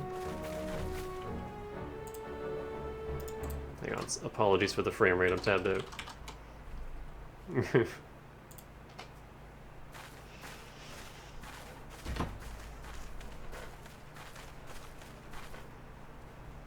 Damn, Mr. Boulder, you got your ass kicked. Impressive as always, Danica. 'Tis ever a pleasure to witness the spectacle of your martial prowess. I'm just pressing buttons. And judging by the smiles on these many faces, they too appreciate the hard-won strength that keeps the perils of the realm at bay. Guardian of Eorzea. Yes, that is a most fitting title. Can I actually have that title? That'd be cool.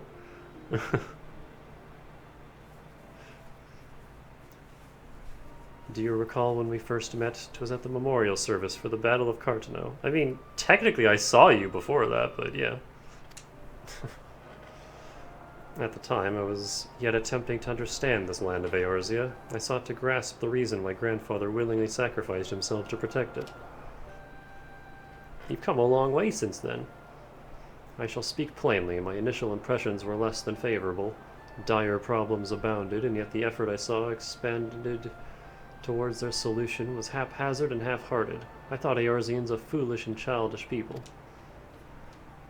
Considering the shambles their home was in, I would not have been surprised if some had chosen to swear allegiance to Gaius and the order he proposed to enforce. The Legatus's single-minded military invasion precluded any such switching of loyalties, of course. Were it not for a desire to continue grandfather's legacy, I would have abandoned the realm to its fate long ago. The threats were too many, the nations too self-involved and unstable. And then you come along. 'Twas you who convinced me the salvation of Eorzea was possible. 'Twas you who taught me, through countless acts of bravery, that what my grandsire sought to preserve was not the land, nor its history, nor any single nation.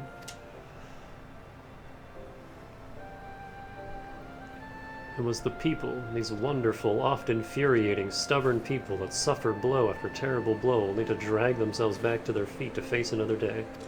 Oh, Shrek's coming back.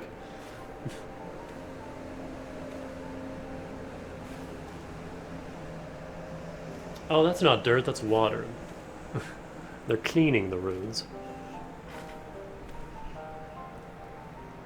Though he never put such feelings into words, I believe grandfather's admiration for this inextinguishable courage grew into a fervent wish. A wish to aid Eorzea and its inhabitants in charting a course for the future. A wish that has now become my own.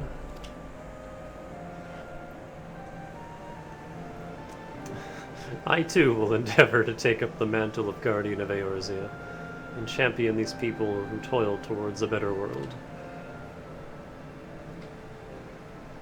Our cause, however, is not a simple one, and the troubles that plague us are of a scale that cannot be solved by the scions of the Seventh Dawn alone.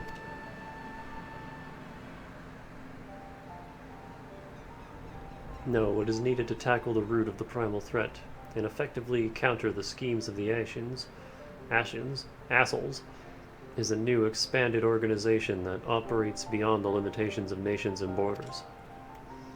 If you would aid me in building such an organization, then pray let us continue this discussion back within the walls of the Rising Stones.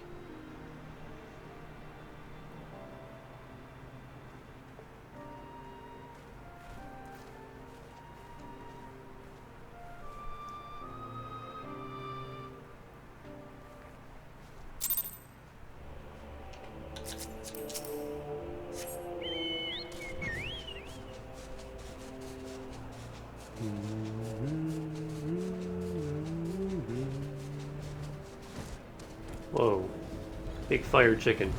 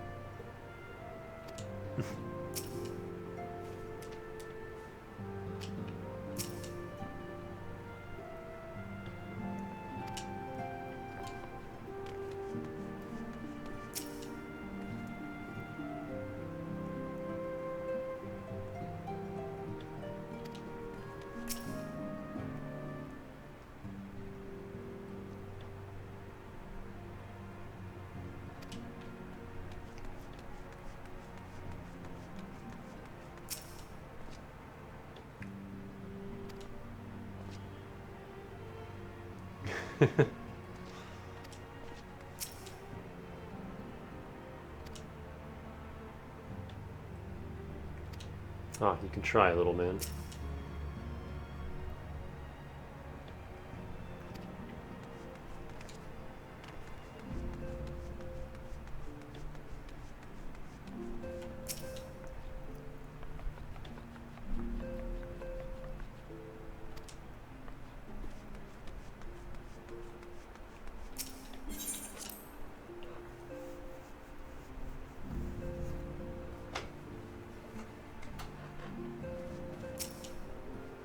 Thank you for coming, Danica. The world shifts and alters, and we, my friend, must ever be one step ahead of the chaos.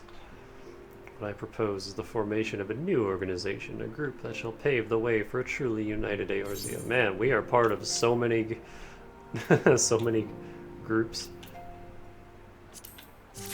Okay, hold on. What the hell does determination do again? I don't remember.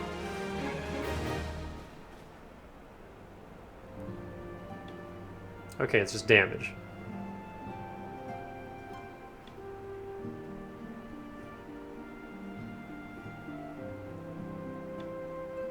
Dex is range damage. Vitality is health. Mind is spirit. Okay.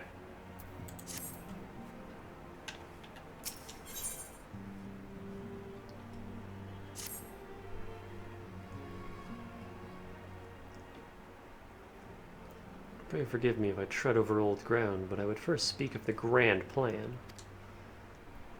Since the advent of the 7th Astral Era, the leaders of the three nations have been deliberating over an accord that seeks to bring the disparate forces of Eorzea together into a single entity.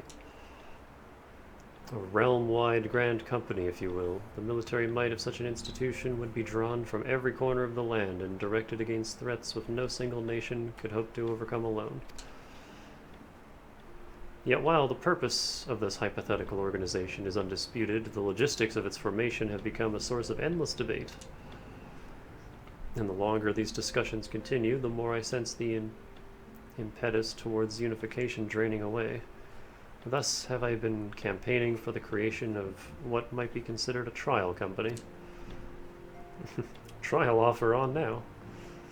It'll be on a much smaller scale than what we hope to eventually achieve, but capable of the same manner of unrestricted operation accorded to the Scions.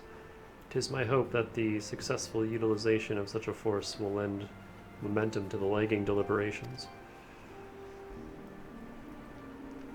Also, being a primarily military outfit, I mean to assuage fears of its misuse by placing the fledgling organization under the authority of the antecedent. I'm still saying it wrong.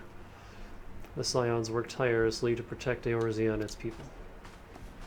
But as you yourself has witnessed with the refugee revolt, there are limitations to what even we can achieve.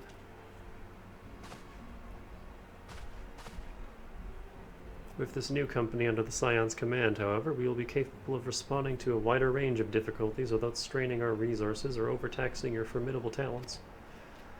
The goals of my proposed organization and those of the Scions are ultimately identical, a point conceded by all concerned. But before I can move forward with establishing this precursor to the true border-spanning Grand Company, 'Tis yet necessary that I visit the three leaders and gain their official approval. Yo, does that mean we get a Grand Company thing here in this town? Because that'd be convenient. Wouldn't have to go to Ul'dah every time. A tiresome and time-consuming task, which is why I would ask that you accompany me on the journey, and attend to the business of recruiting our inaugural members while I am otherwise engaged with bureaucratic formalities. Thank you. 'Tis reassuring indeed to know the bringer of light and her discerning eye will be selecting our future allies. Our first destination will be Limsa Laminza. Let us rendezvous at Bulwark Hall.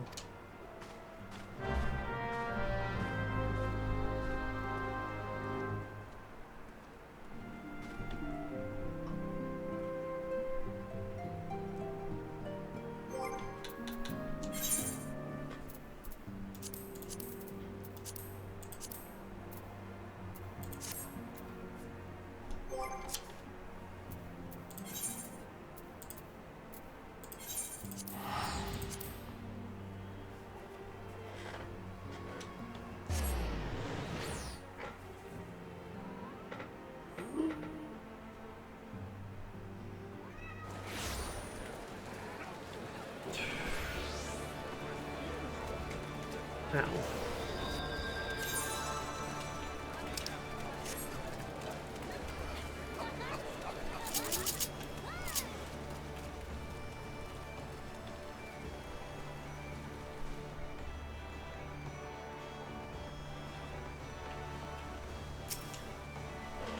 Ah, there you are. I'm ready to ascend to the bridge and speak with Admiral Baloney. While the Admiral and I are finalizing permissory boundaries and signing parchments, I would have you begin the recruitment process in earnest. I have, of course, endeavored to spread the word of our organization through various channels, but I believe a personal approach will reach many who otherwise remain ignorant of the opportunity. As for potential members, 'tis of no matter should they already be pledged to another institution, only that they are willing to lend their strength when the situation demands it. And you needn't range into the countryside. The upper decks alone are populated with sufficient candidates to suit our purpose. Once you are satisfied with your recruiting efforts, meet me at the airship ticket counter that we might prepare for the next leg of our journey.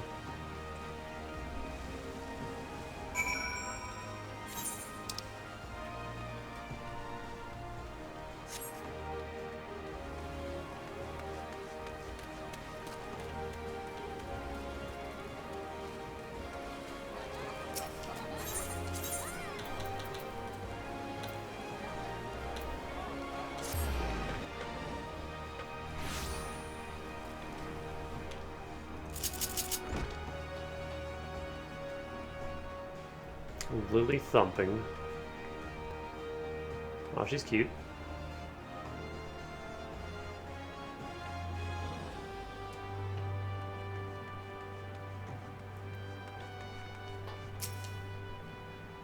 Master Alphanod's new organization. Yes, I've heard the formation of his trial company was in the offing. 'Tis with regret, however, that I must decline your invitation. As commander of the Yellowjacks, the protection of Limsa Laminza must needs receive my full attention.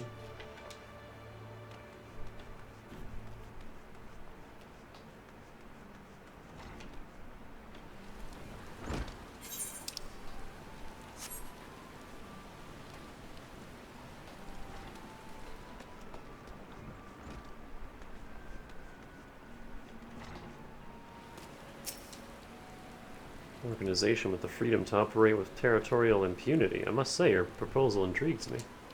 But the Krakens well know that there is a time to act and a time to watch, and I'm afraid this trial company of yours falls into the latter category.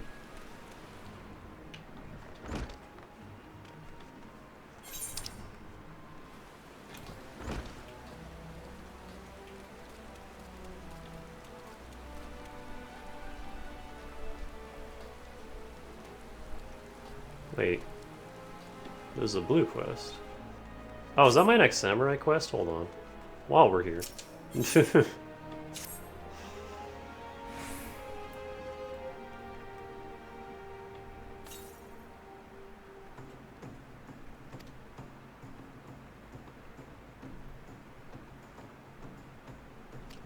The mellow packets.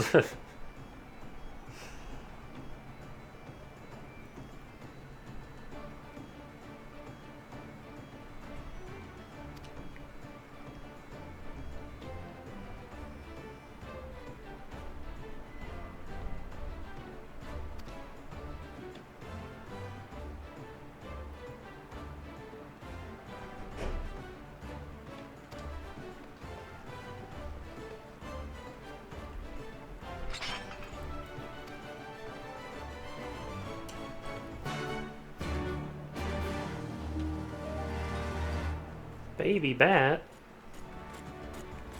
It's just a little guy.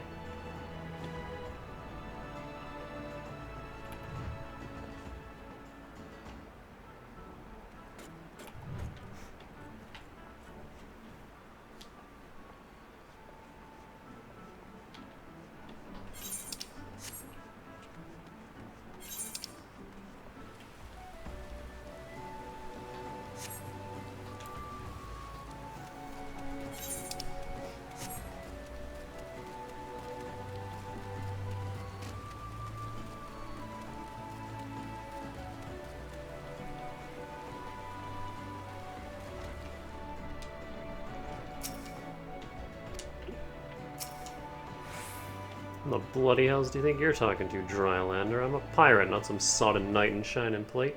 You're looking for a self-righteous fop, try knocking on that dandy Caravallane's door. We already did.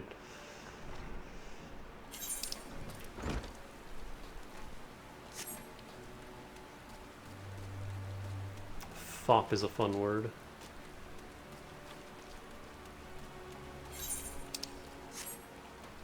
There's like nobody up here.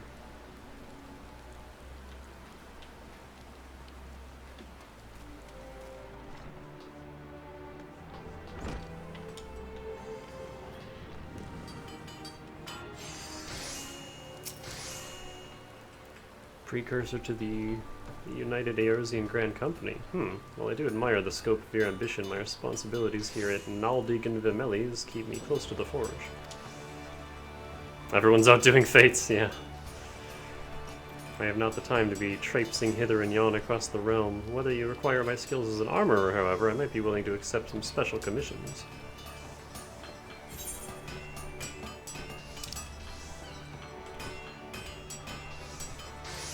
Oh, all the way over there. Okay. Got some running to do.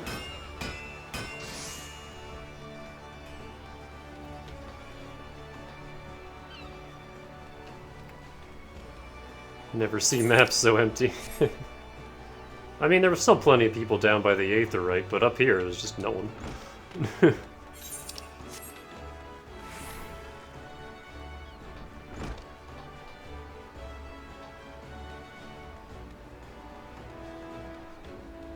Also, I don't know the layout of the upper decks very well, because I never fucking come up here. There's no reason to. The shopping district is down below. And I'm not a part of any of these guilds, so...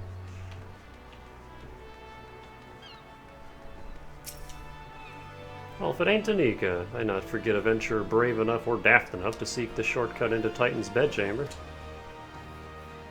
You remember old Riol, don't you? Formerly of the Company of Heroes? 3 Whistles of Bronze Lake? Aye, it ain't often I'd drag me arse out to Limsa for a drink, but I'm right glad I did. How fare you these days? We're looking to put together a new crew. Top tier work? Ha! Sounds like a right lark it does. Alrighty, lass, count me in. The heroes may have gone their separate ways, but I ain't ready to climb into me grave just yet. We got one. That's a big old boat.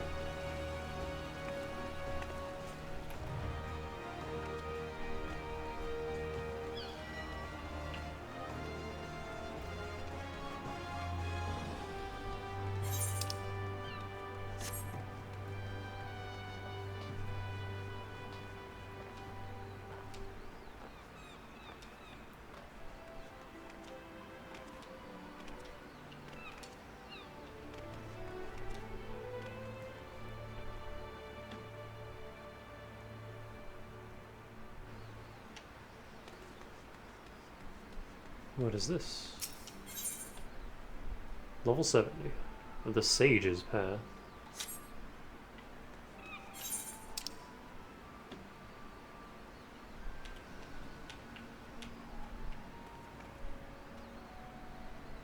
And there's Dancer.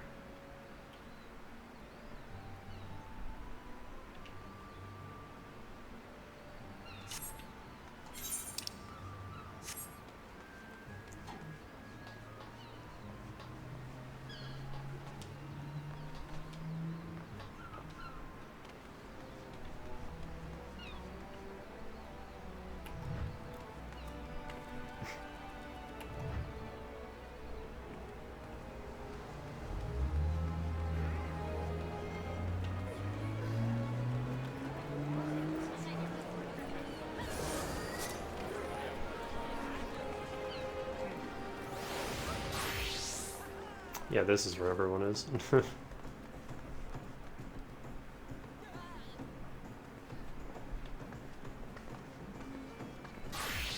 It's very support focused. I mean, that's what Dancer usually is.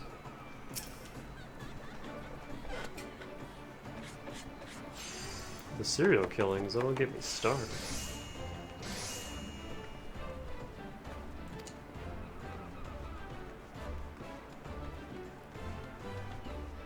The tiniest bunny.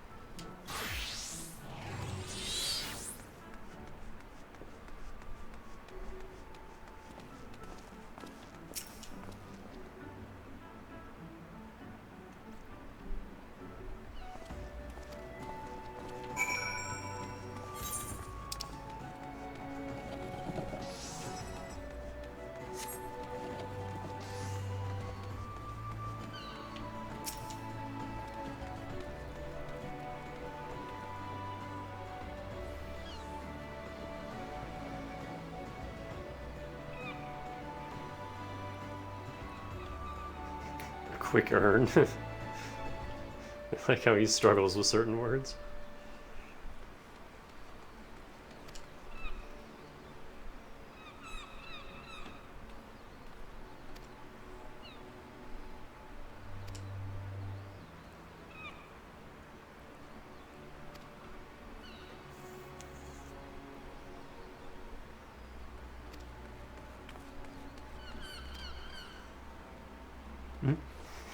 Wait, what? Why me?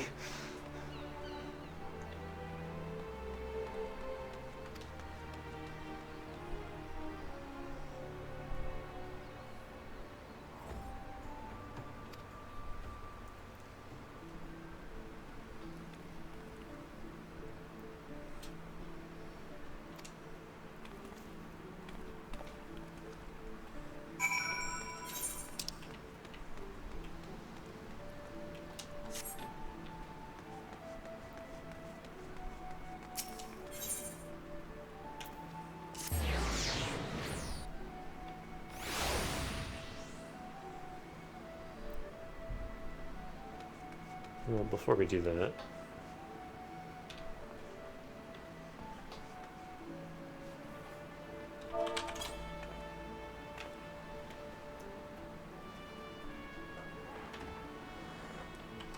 I am going to be right back.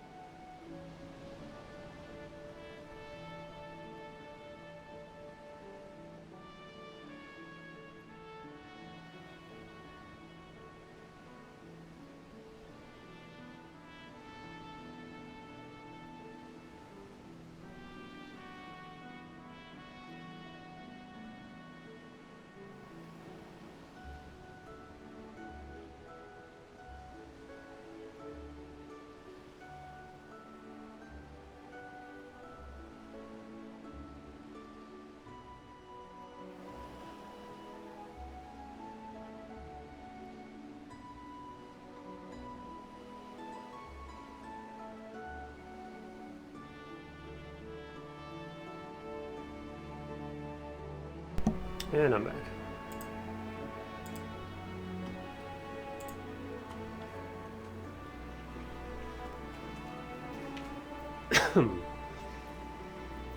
Next time we have voiced cutscenes, I'll mute myself and snack.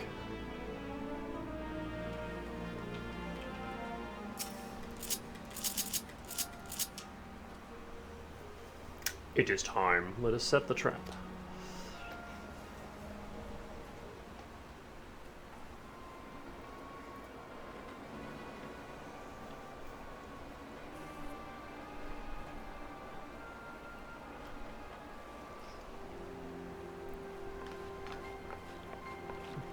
It's a lull of ninja.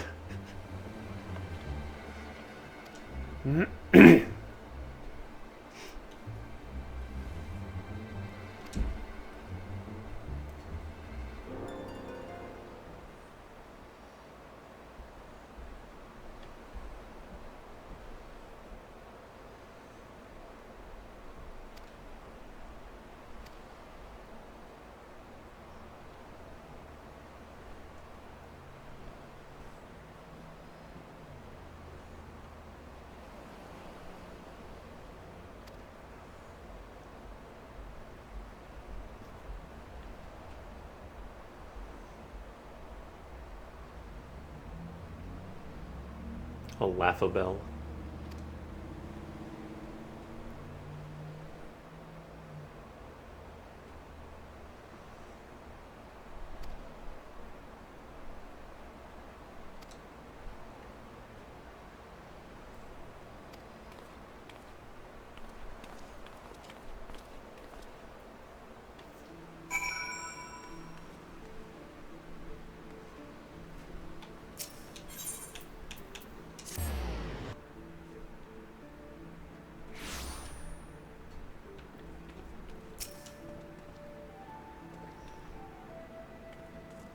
Danica, you're let's try that again.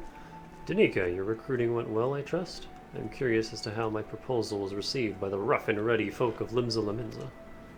Ah, a member of the legendary company of heroes indicated his interest. Astonishing. I knew enlisting your aid was the right choice. Hey.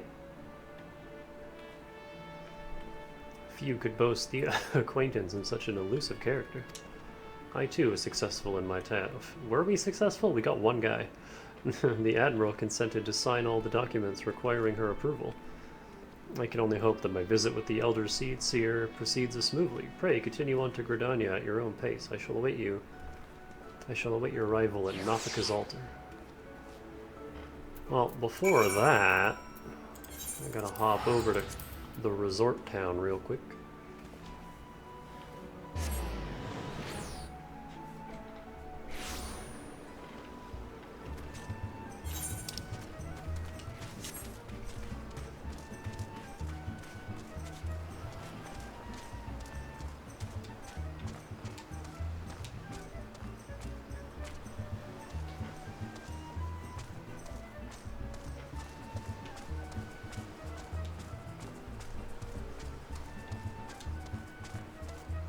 I think over the weekend I might just run around and grind fates a whole bunch. Actually, yeah, grind fates and level blue mage. That'll be my weekend goal. Search for some blue mage spells. Who dares disturb my slumber? Oh ho, if it isn't the resourceful and supremely forgiving adventurer. I see you've brought company today and have the Far Eastern persuasion besides. How very exotic. But come, what is it you wish of me? Goddamn Gege Ruju. Yours truly a suspect in the serial killings, but of course it is a mistake, and no mistake about it. However, I do have an inkling as to who the culprit might be. Gurumi Borlumi.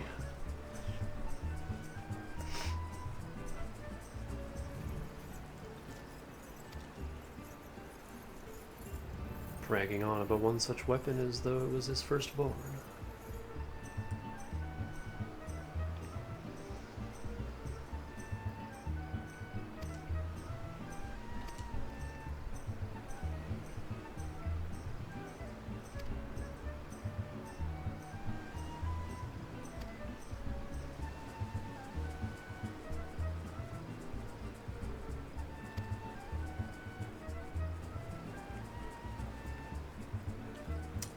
Hear me out. What if I just flew over to it?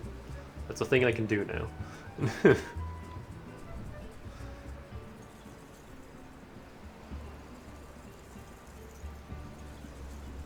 To attend a banquet aboard his, and I quote, vessel of myriad pleasures.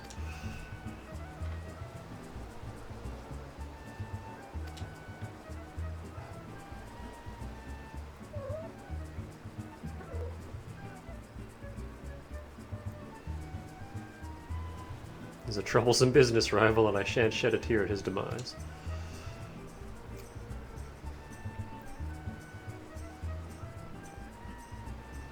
Oh, I just noticed he has a retainer.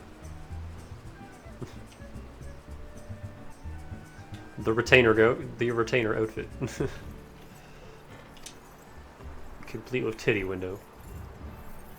Why do I have a terrible feeling about this?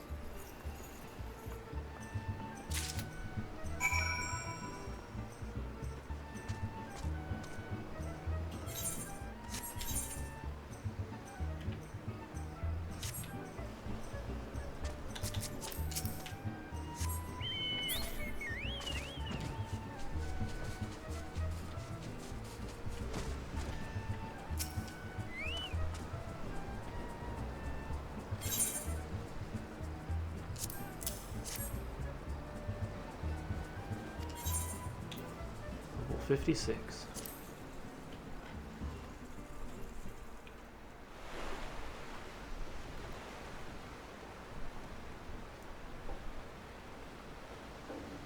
It's got big purple bells. Cool.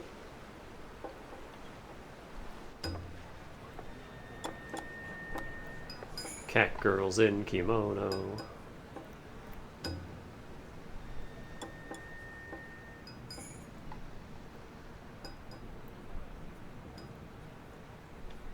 Mm-hmm.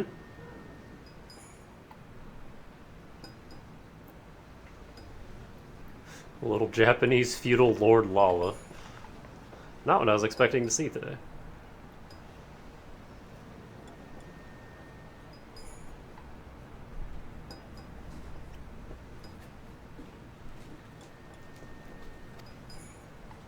What was that word?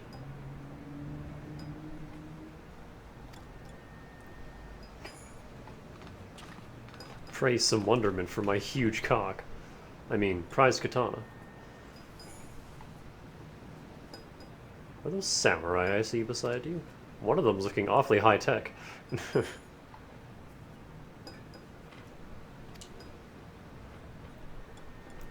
This reminds me of that one side quest dude from Ishin, except a douchebag.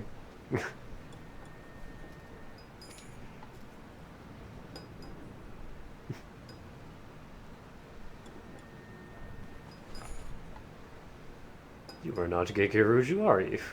I would swear we've met. Oh, well, thanks for admitting that you were the dude at the pier. Damn right we met.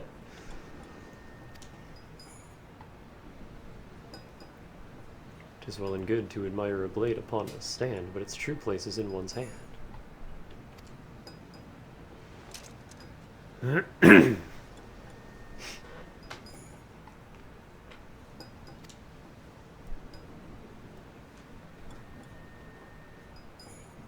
Cat girl, please run.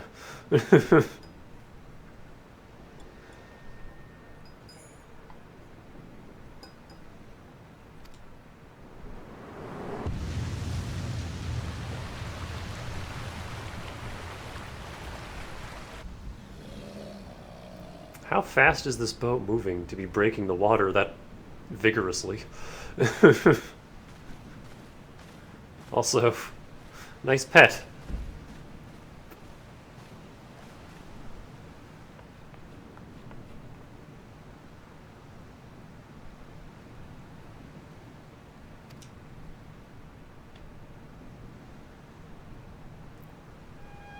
Is that a cowboy samurai? Is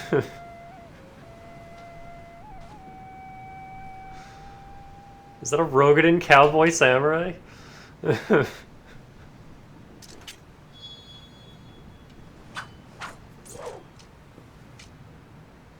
Oh shit, he's reverse gripped. That is no way to hold a katana.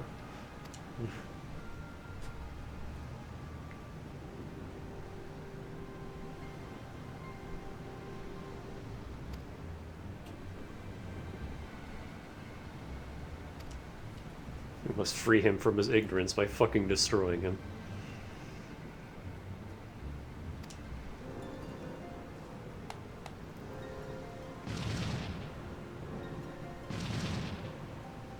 He has Nina.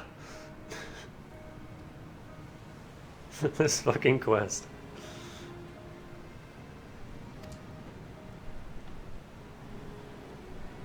You alone are more than enough for these false shinobi. I got this.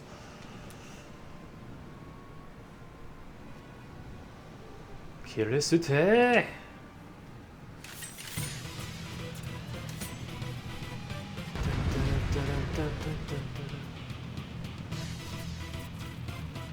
What song is this?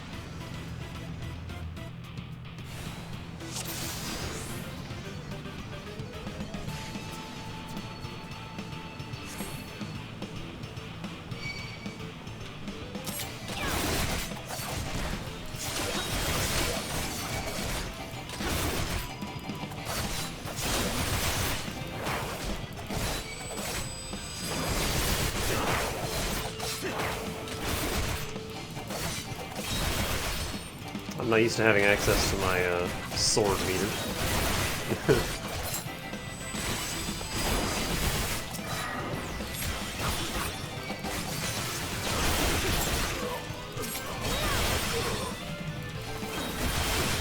Oops.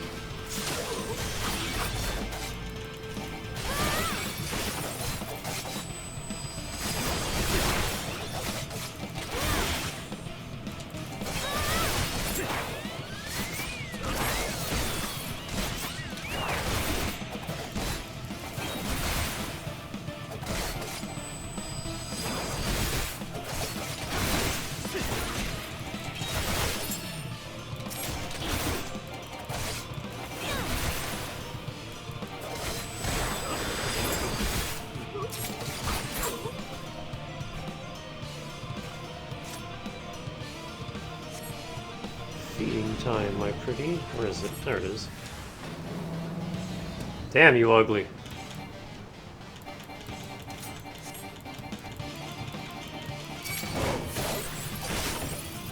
Friends. Never mind.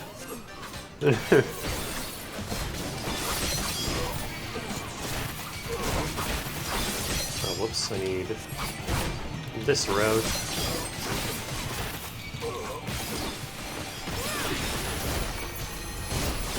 Stop pushing me back.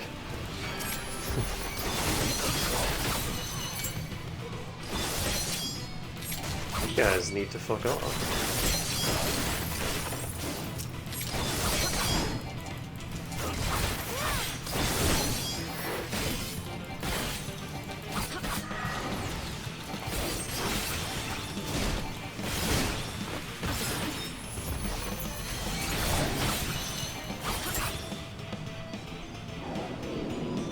My beautiful pet!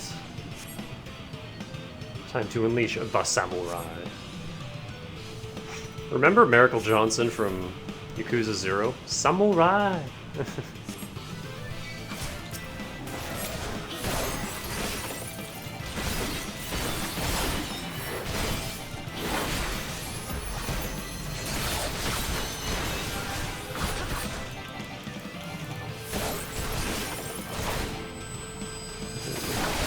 Ooh, he's doing some damage. Oh god! Okay, that's what I need third eye for. Holy shit. We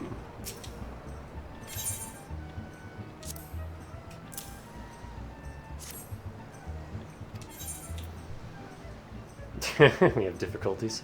Let me try that again on normal. This is the first time I've ever lost one of these.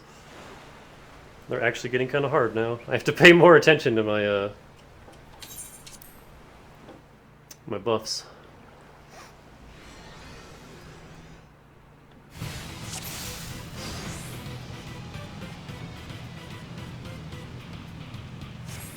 Is this song a remix of something, or is this original? I can't tell. It sounds like something else from the series, but I can't place what.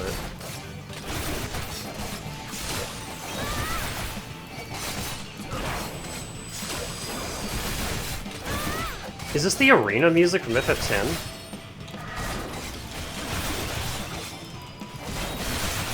And by 10 I mean 7?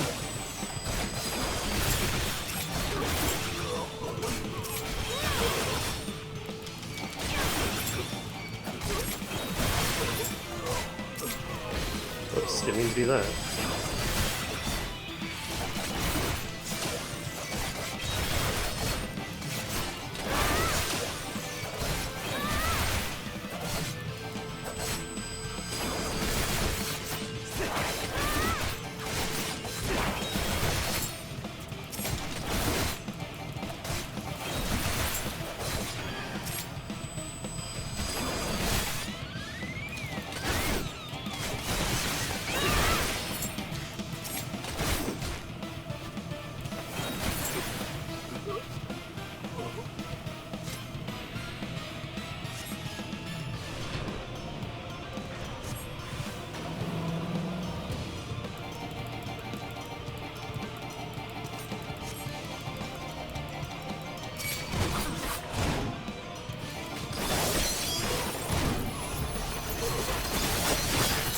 God, just so much friggin' damage.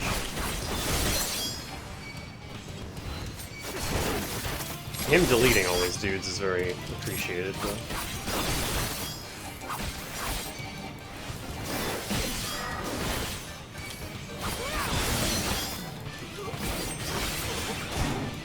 This is a bad time for a cell phone call. I'll have to call them back after. Because that's the vet, so probably checking up on my cats.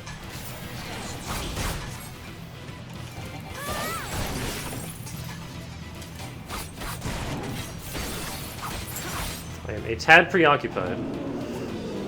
Can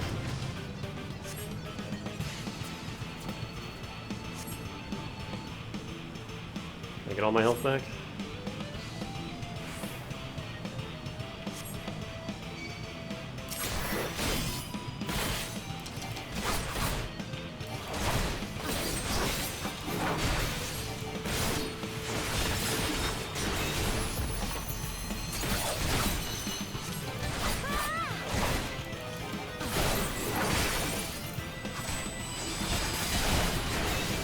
Man, he does a lot of damage.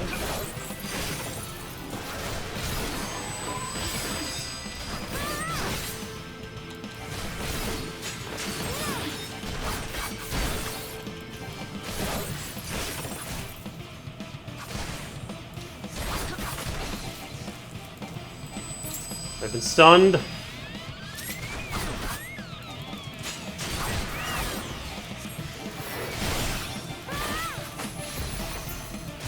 Bitch, stop stunning me.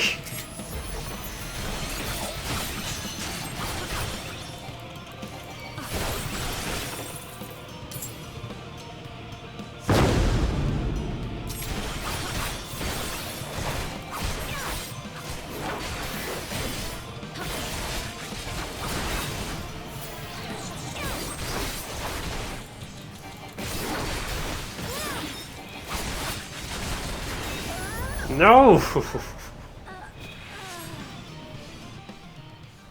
I never know when to stun him. God damn, that's actually really hard. Hold on, I have to film the vet back.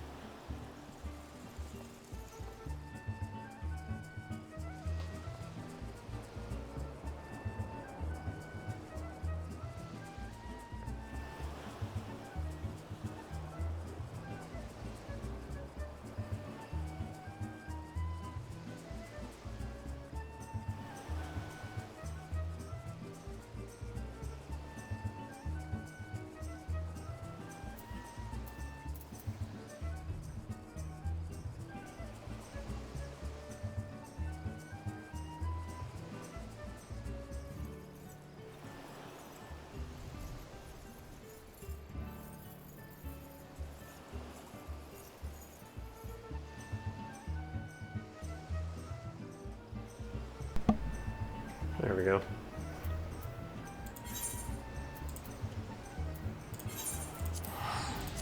Vet was just checking up on my cats, seeing how they're doing.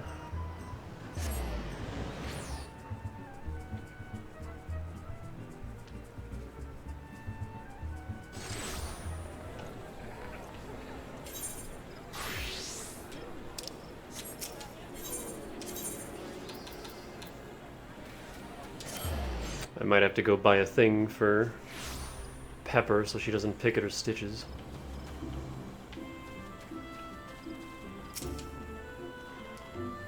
My audience with the Elder Seed Seer is due to commence momentarily. I would be grateful if you would once more see to the task of recruitment, here in Gridania. After you deem the well of potential candidates has run dry, let us rendezvous with the airship ticket counter as before.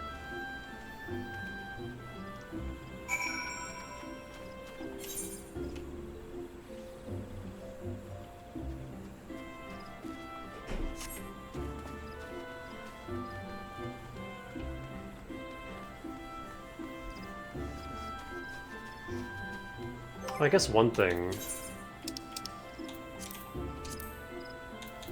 that I could do is actually have my potions ready to go. A little extra burst of healing would help.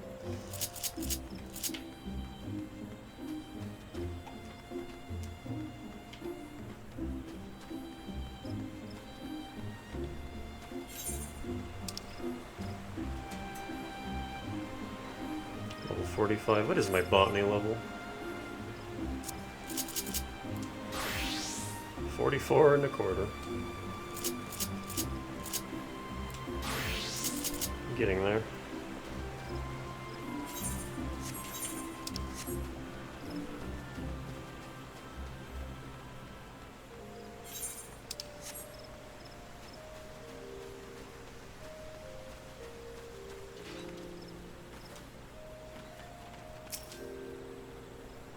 Oh gods, can it truly be you? But why fickle fortune must the first face I see upon my release be yours? Could it be that you don't remember me? It is I, Laurentius, the man whose crimes you exposed. I was a whaler and a regular patron at Buscaron's. Who? Laurentius! I was selling maps and supplies to the Garleans before you and those red-belly poachers mopped the forest floor with my erstwhile employers. Here now, just how many criminals have you dealt with that my ignominious tale ignites not the slightest flicker of recognition? The less said of my past, the better, I suppose. And what of you, adventurer? What business brings you to this part of Gridania? Recruiting, eh? And what is your policy on reformed convicts? As matters stand, the Wood Whalers will have naught more to do with me. This may just be the second chance I was looking for. Revenant's toll, you say? I shall leave at once. You shall not regret this. I promise you, I am a changed man. See to it you are. Do you see this sword?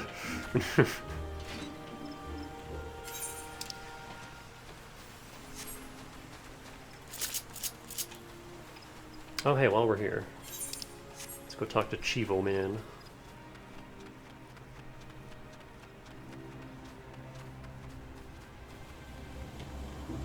That cat just climbed the wall. Oh, everyone's here.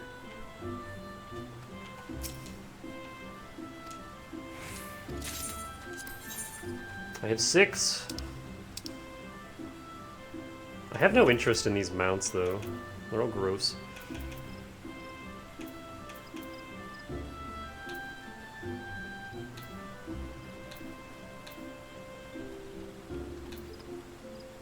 I could get different outfits from a bird.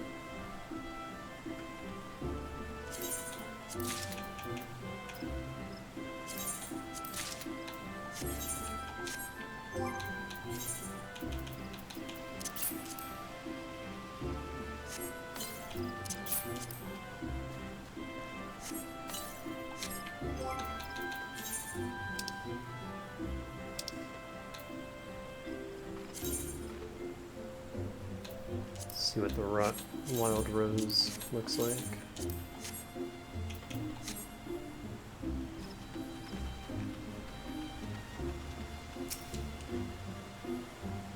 Grandfather, you must call it a day. Let us return to the guild and rest ere your tormented back gives up on you for good. I'm terribly sorry. We were just... Oh, Danica, isn't it? It has been some time since our paths crossed outside of old Copperbell Mines. Why, you were barely more than a novice adventurer then, but look how far you've come. Mother Mion tells me 'twas you who felled the fearsome Black Wolf. And now you seek stout-hearted souls to fill the ranks of a new order? Well, your cause is undoubtedly just, and my old companion here would be much relieved to see me in good hands. Yes, yes, I'll do it. This is the very thing I've spent my entire adventuring career working towards. I shall join your company just as soon as I've seen Isildur safely home. How you doing, Pepper? You're not picking, are you? No.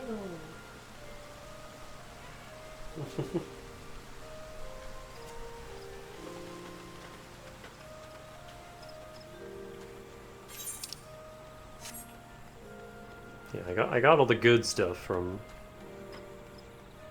the token dude. I got the swimsuit. I got the minions that I like the most. I got the bird outfits. It's just kind of whatever now. Just buying them out. You would offer this old man a place in your company of champions. I am both puzzled and honored by your invitation. Pray forgive me, young mistress, but I cannot accept. I have sworn to abide here for whatever scant years remain in me, and bear responsibility for the evils my lady has wrought upon this land. You know what? Fair. You have a hell of a story.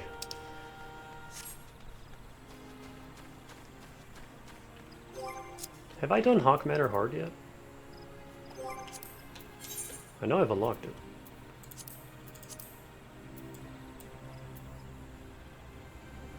Where is it? I have not. I've done this one. This one's fucking hard. Haven't done that one yet. Haven't done that one yet. I did this. This one was fun. I like that one. This one was fun as well. Haven't done that one yet. Haven't done this yet. Haven't done that yet. Haven't done that yet. Haven't done that yet. This sucked. I hated this one. Copperbell Mine's hard. Fuck that one.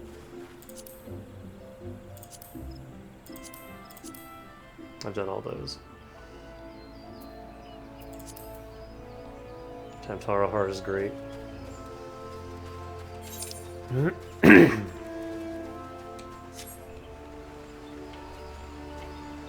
Everyone hates Pharaoh Sirius, and I probably would too if I ran it 1,000 times, but my first time through it, I liked it. It was chaotic, but it was a good time. And the music was real good. It is not often a guild officer such as myself gets recruited. In this company, yours certainly sounds to have some promise, but its duties appear less than focus. I must refuse your invitation until such time as your organization is more organized.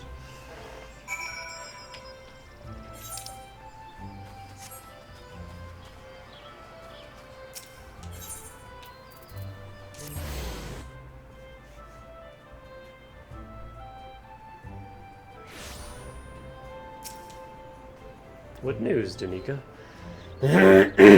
For my part, the Elder Seedseer was most amenable to our requirements.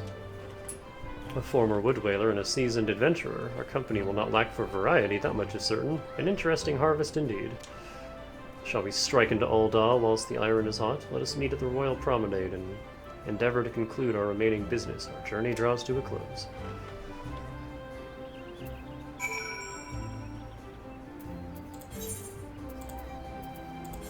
Down to my town. Oh, and while I'm here, let me check the Flame Guild. Now that our dailies have rolled over.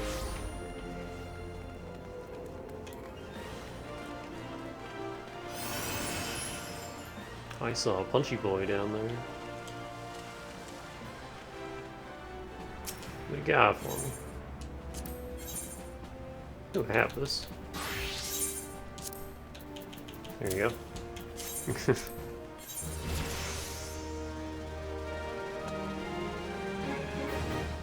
Wand of Tremors.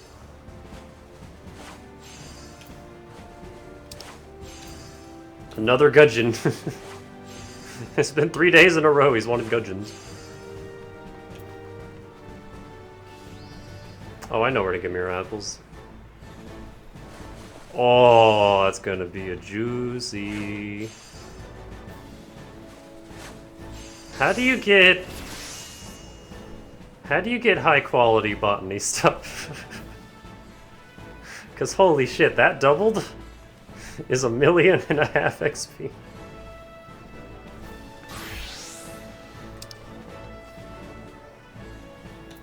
Alright, don't need those. Get out of here. Just luck? Because I haven't gotten anything. Okay, Wand of Tremors, how do I make that?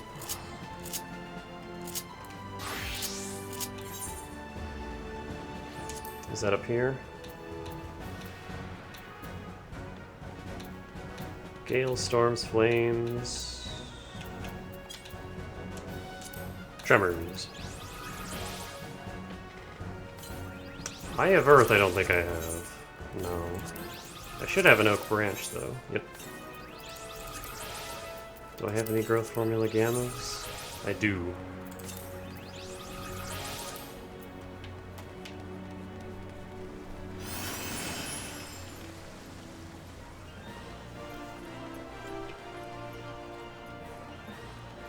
Hang on. Obligatory daily crafting break. Alpha Nog can wait. What do I need again? Oak Branch, Growth Formula Gamma.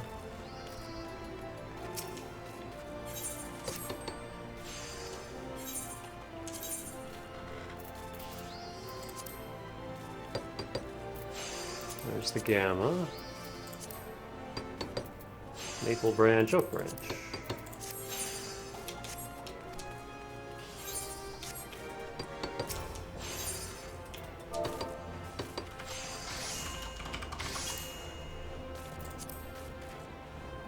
Oh, yo!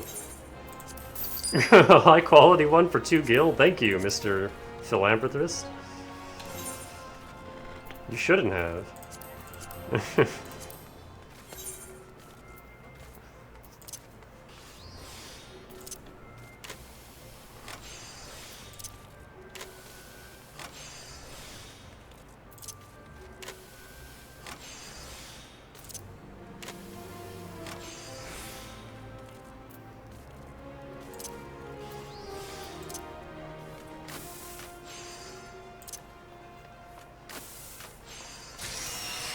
There we go.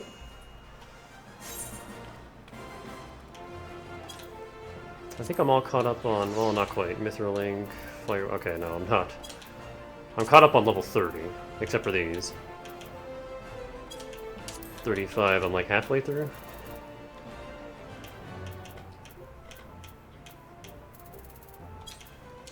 $40, I've only made a couple things.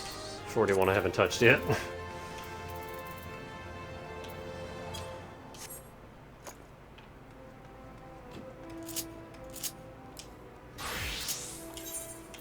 And then apples are in Corvus.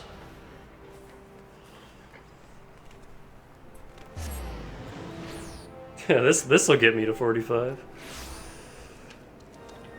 Hell, this will probably get me to like 46 or 7.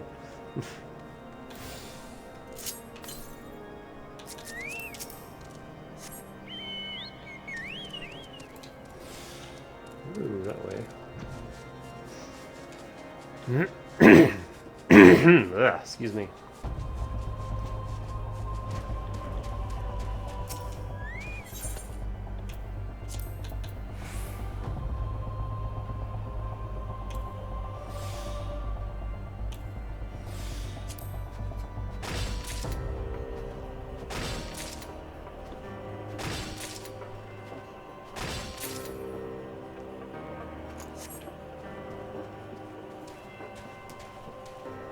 These are fresh on my memory because I just gathered these last night.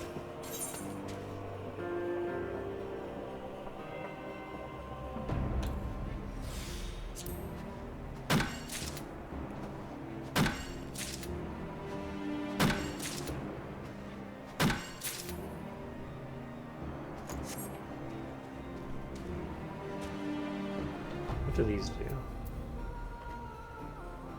The number of items. Chance of obtaining items.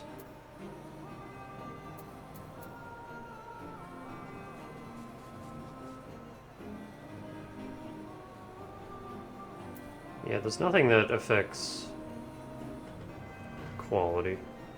Wait, what's this? Elemental shard and crystal yields by 2. I don't think I've ever used that.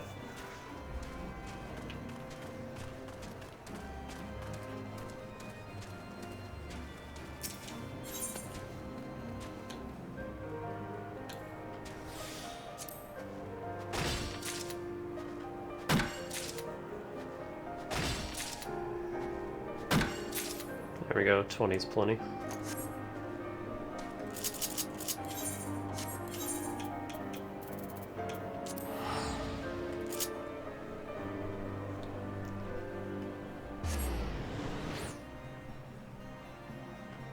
They're not high quality, but...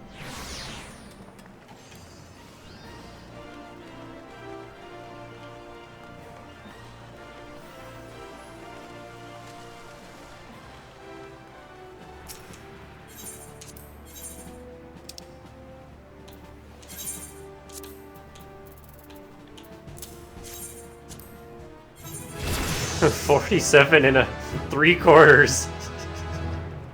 God damn. Unspoiled location.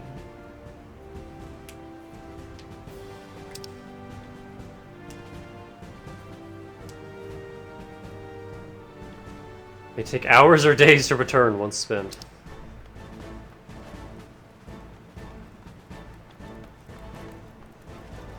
Huh, okay. Maybe that's where the high quality stuff is.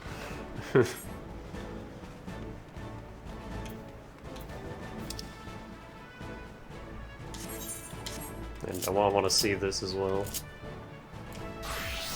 Alright, so we're 41 in a quarter. Oh, this is gonna be juicy as well.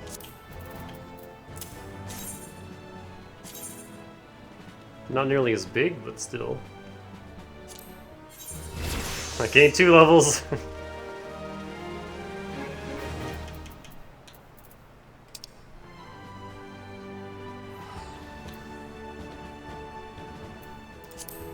Do I still have a gudgeon? Oh, I sure do.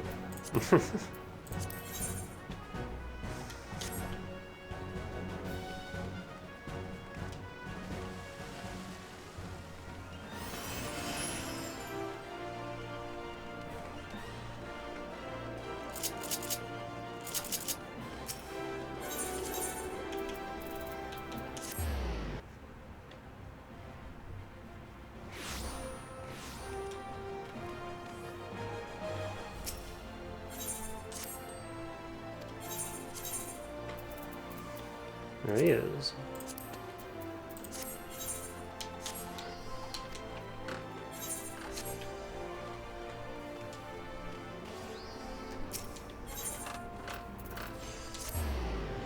God, last night the entire Sapphire District was just crafting noises for like an hour straight.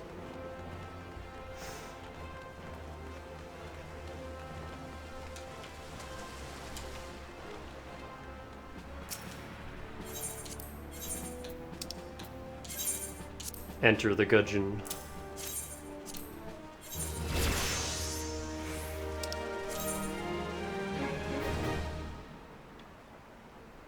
I haven't fished in a while.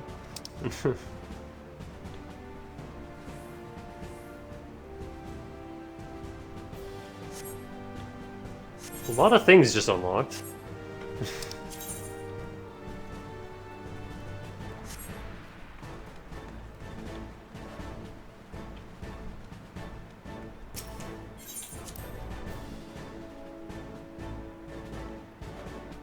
Any new peoples? A Femrogadin? Sure.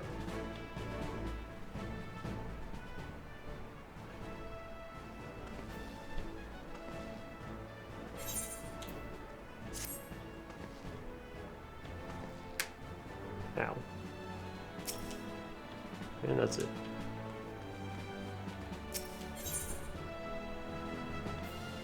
So I need one more slot.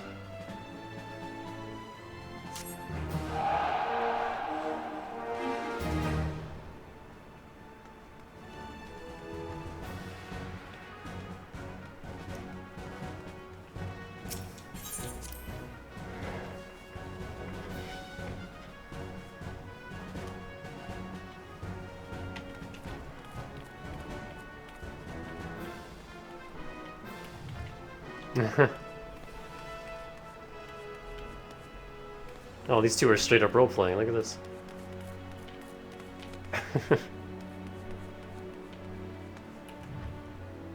They are dedicated to the Calcabrina roleplay.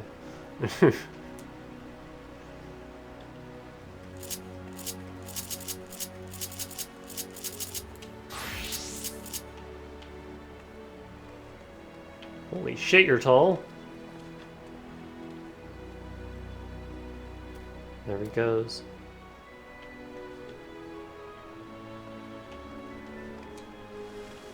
What were we doing? I got a little distracted. I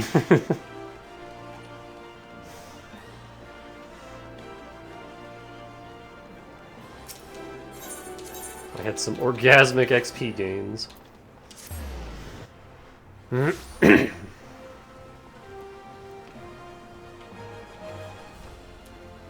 Epic Ninja.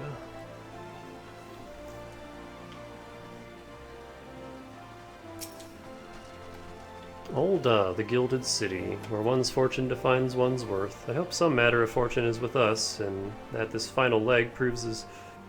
Excuse me.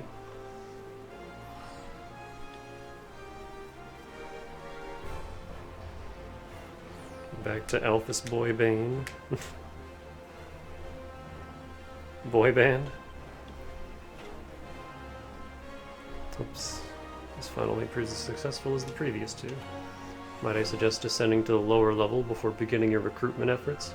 I do not think the Sultana will take kindly to us poaching from her personal guard.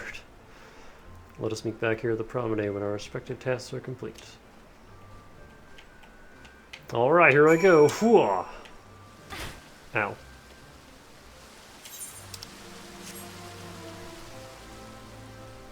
I forgot you actually could jump down there. It's the other area with the arena that you can't... Yeah, here. This we can't jump down.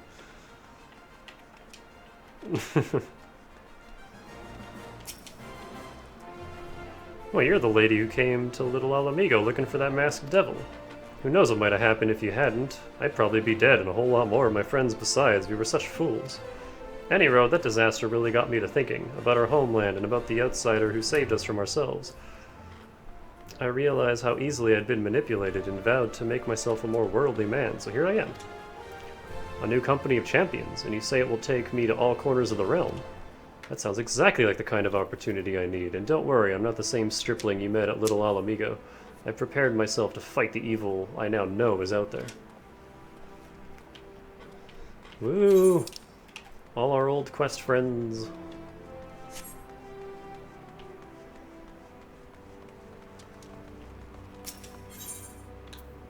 Like, filler arc aside, I do like stuff like this in big games like these where all the peoples that you helped throughout your journey are like, oh hey, I want to join you now.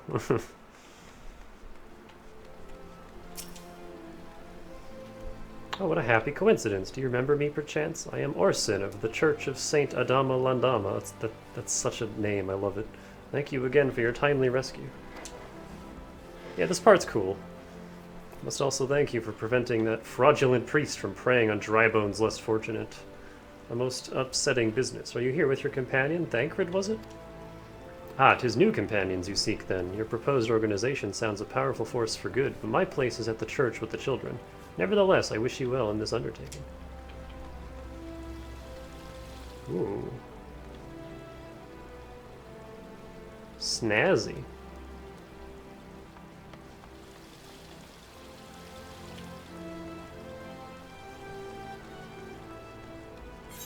I'm still a baby level 1 blue mage. Little baby boobop.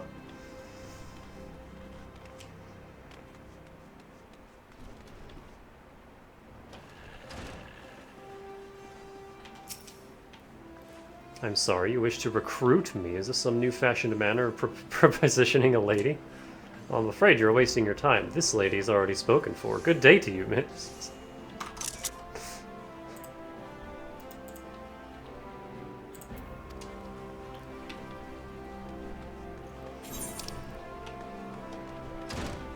Ah, and there's 2 in the Sapphire Exchange, alright.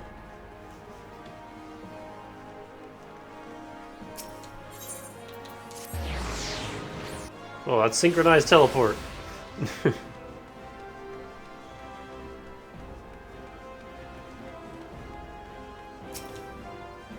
Ah, you'd be surprised that rumors drift down to Pearl Lane. I know this glorious new company of yours and just how far I'd go to avoid getting involved with it.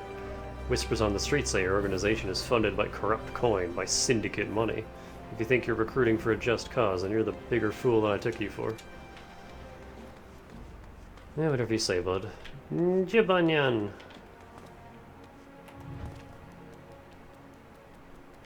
Get him, Demona. I love how he waddles!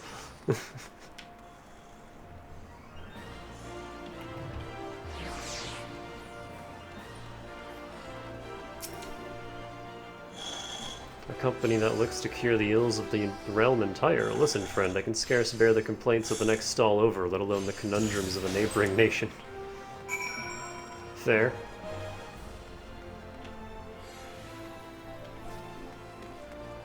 Oh, you look an awful lot like Minfilia, lady.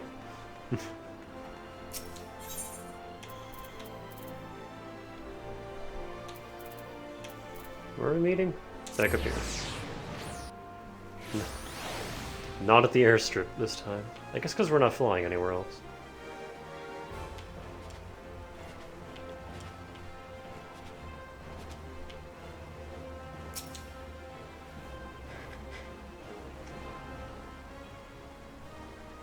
How fared you, Danica? What hidden gems did the streets of Ul'dah offer up to your unrelenting gaze?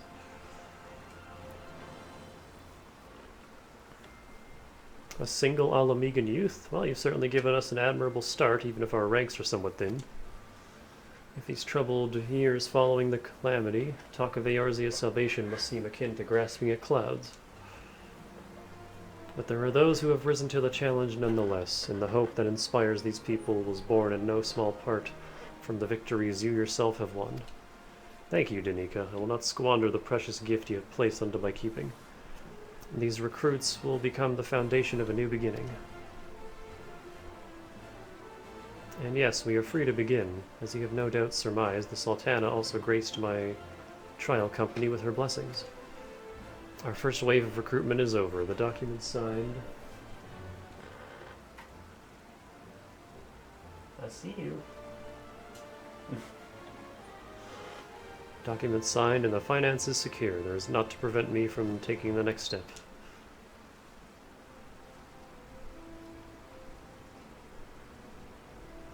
You were concerned by the Syndicate's involvement? As was I. Thus was the origin of every coin of their contribution carefully scrutinized and recorded. This organization will not be built on corruption. Naturally, I would prefer not to rely upon outside sources at all.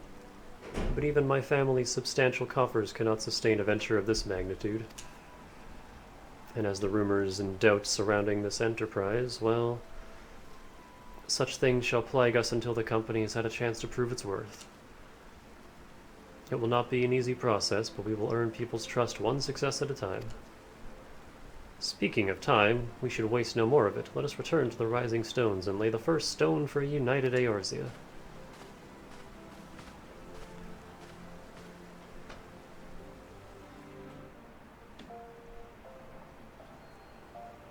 Cutscene.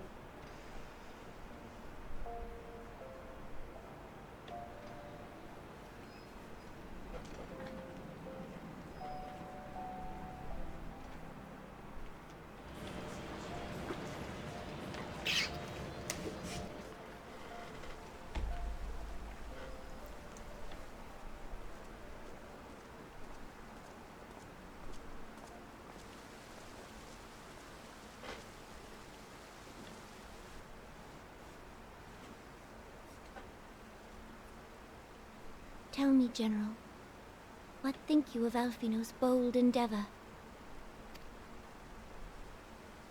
I think it is more than bold, Your Grace. His organization would pave the way for a united Eorzea. Well do I understand his impatience, since facing the common threat of the Ultima weapon, our nations have seemed farther apart, not closer together. Considering the many problems we face, should we not be glad that someone else is taking the initiative? We have all pledged our cooperation, yet the grumbling continues behind closed doors. Ul'dah is not alone in her duplicity. I myself have doubts as to the good this organization will achieve. With the inclusion of the finest soldiers of the 3 grand companies, it promises to be a fearsome military body. But whom will it serve? Even under the watchful gaze of the Scions, it is not unthinkable that such a force could perpetrate a great wrong. Does it not concern you that a significant proportion of its financial backing came from the coffers of the Syndicate? That those unprincipled worms might forge this extraordinary gathering of warriors into a private army? She's so angry. I have trust in the Scions, Your Grace. They have spared us no end of trouble at the hands of the Primals. If they seek reinforcements, I deem it unwise to deny them. As for their finances, full many gave generously. And though our nobles proffered a sizable sum, their coin did not spill from the pockets of Lolorito and his cronies. And what of the presence of our stalwart adventurer friend in this endeavor? I doubt the Warrior of Light would betray our cause. Especially Yes, since I there work is for that, you. I suppose. I work for you guys. Yet I have known people to change. Whether we will or no, the events of the age hurl us this way and that, like a dust devil skipping across the sands.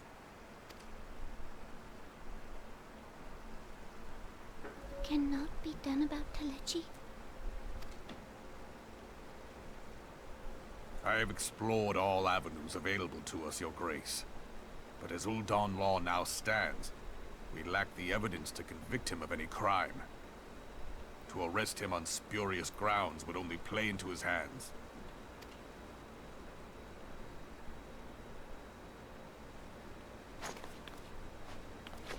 He has all but committed treason, and yet we can do nothing?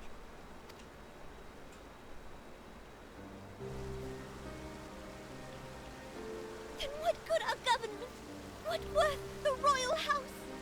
How deplorable this mockery of justice!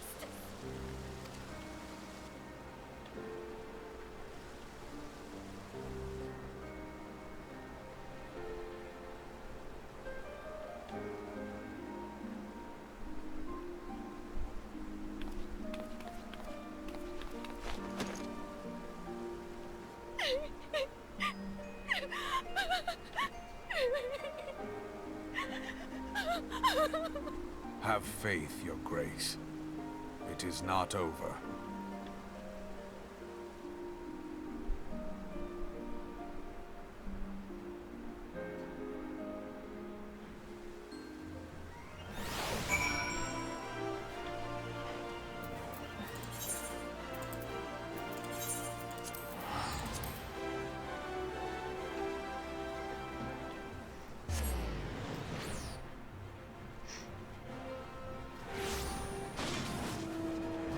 Well, that's it. We gotta kill Telechi.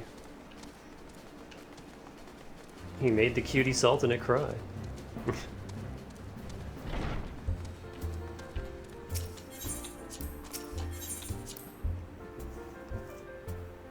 How do you know? You weren't there for that. Echo? Yeah, that's it. Any news here? Nope.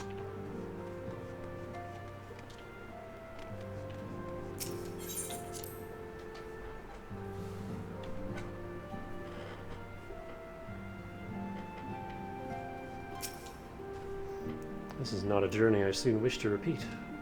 Cannot pause to rest. The culmination of all our effort is at hand. I must see to the preparations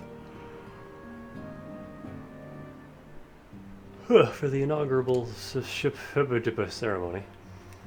Thank you for allowing me to monopolize your services, Janika. I am certain the antecedent will be relieved to see you free for other duties. $5 grand. 400. Heretical harassment. Greetings, Danica. Alphanod tells me all is in place to begin his trial company. The Scions shall certainly be grateful to have the support of such an organization. The inaugural ceremony is set to take place here in the Rising Stones. Tataru is cooperating with Alphano to see that all is in readiness, so I'm afraid the recruits themselves have been left to their own devices for the time being. Quite a number of new faces have arrived in Revenant's Toll of late, and I wonder if Slaffborn might not find himself overwhelmed. Would you speak with him and see if there's aught he requires?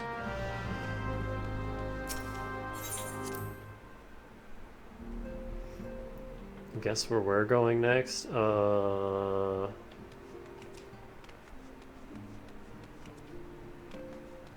don't know. There aren't that many locations in ARR.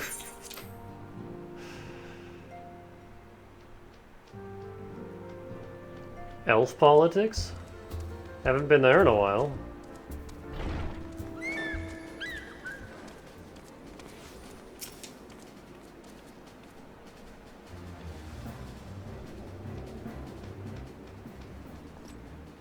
What can I do for you, Danica? I thought you had your hands full helping out with the this new arm of the Scions. How you doing? I barely noticed your recruits arrived. It was barely a trickle compared to the flood of treasure hunters we have pass through here every day. Well, I appreciate your offer of aid. 'Tis more your burden that concerns me. I'm told this trial company will answer directly to the antecedent, so I trust that means less work for you in the long run. Slaffborn, the shipment, we couldn't...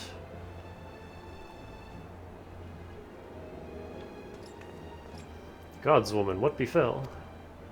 We were bringing a shipment to Revenant's Toll, provisions earmarked for the frontier effort. But just as I sought to cross over into Mordona, we were set upon by brigands. I believe they may have been heretics. They were many, too many. We only escaped with our lives by abandoning the supplies. Pray forgive us. There is naught to forgive. Provisions can be replaced, but smart soldiers are hard to find. Take your rest, and I'll have someone along to tend to those wounds. I love this man, by the way. He's so fucking nice. And he's got a tiny little mustache. What to do? If heretics are involved, then this is like to be more than a case of simple thievery. Ishgard will need to be informed. Whence did these supplies originate? Elf politics round 2.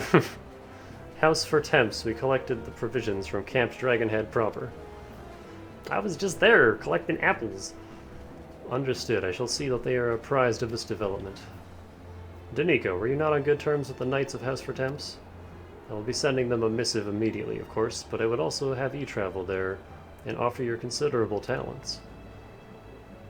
Yes, I realize I contradict my earlier hopes to lighten your load, but I need someone who can help bring this incident to a satisfactory conclusion. Our favorable relations with Ishgard are far too important to risk half measures. Thank you for your understanding. I am certain Lord... Here we go again. Harshvant will be glad for your assistance.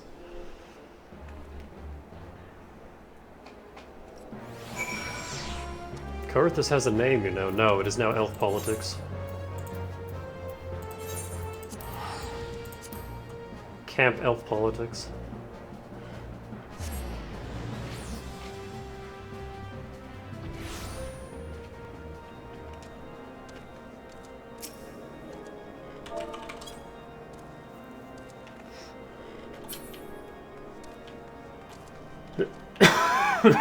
Oh, Jesus, excuse me.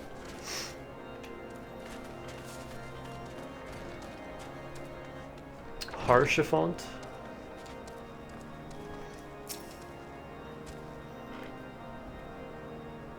Well, if it isn't my fine friend Danica Bush, would you care for a plate of roast caracal, some mulled wine? No. I see you have come into my hall merely to escape the biting cold. I was, in fact, on the verge of opening an urgent missive from Revenant's Toll, and I suspect the timing of your arrival is no coincidence. Hang on. Nope. It's already done. Never mind.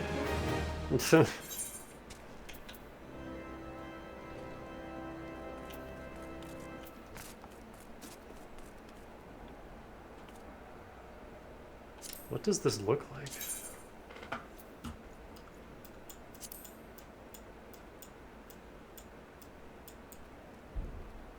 Thanks, I hate it.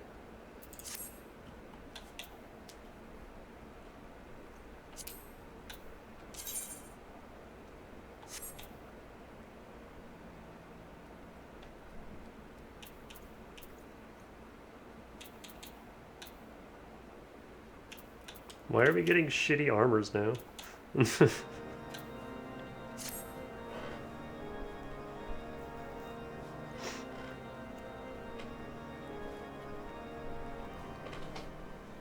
The incident with the new frontier hands? Ah. No, you need not elaborate. I have been following their progress with no small amount of interest.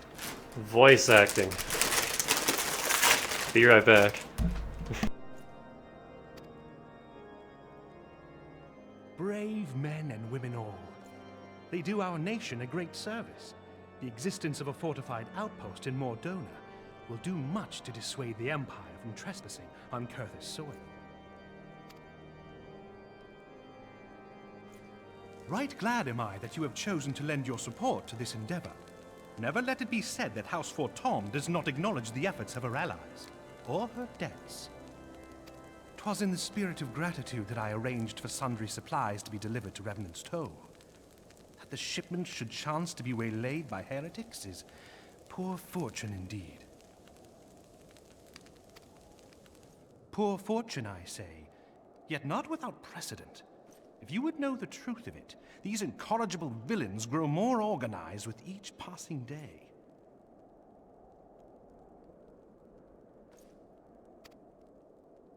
This new unity of purpose we attribute to their leader, the Lady Iceheart.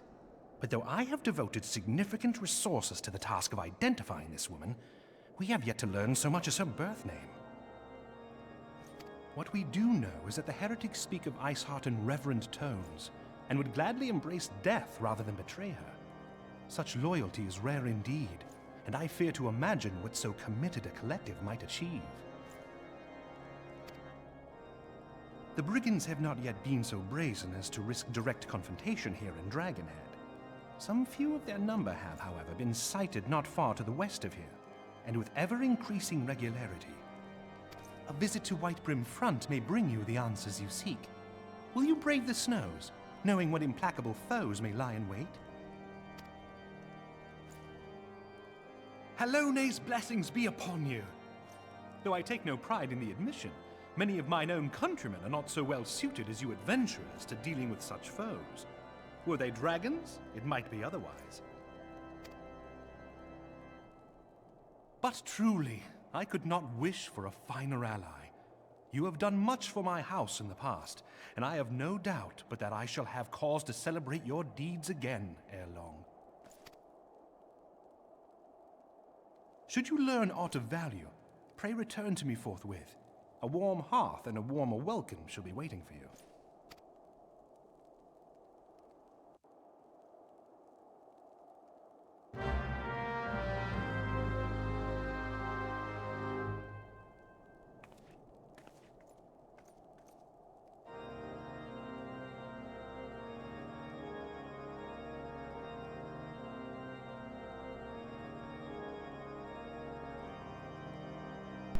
Sorry, I'm munching.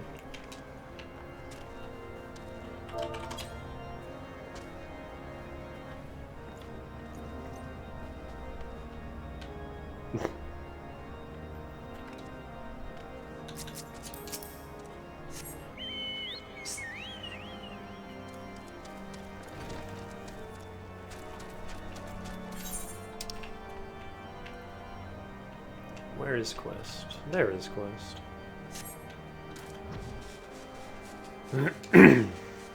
Because that other quest marker is a dungeon. I have a few of those scattered around that I still have to do. But I'm getting there. I'm making progress on this list.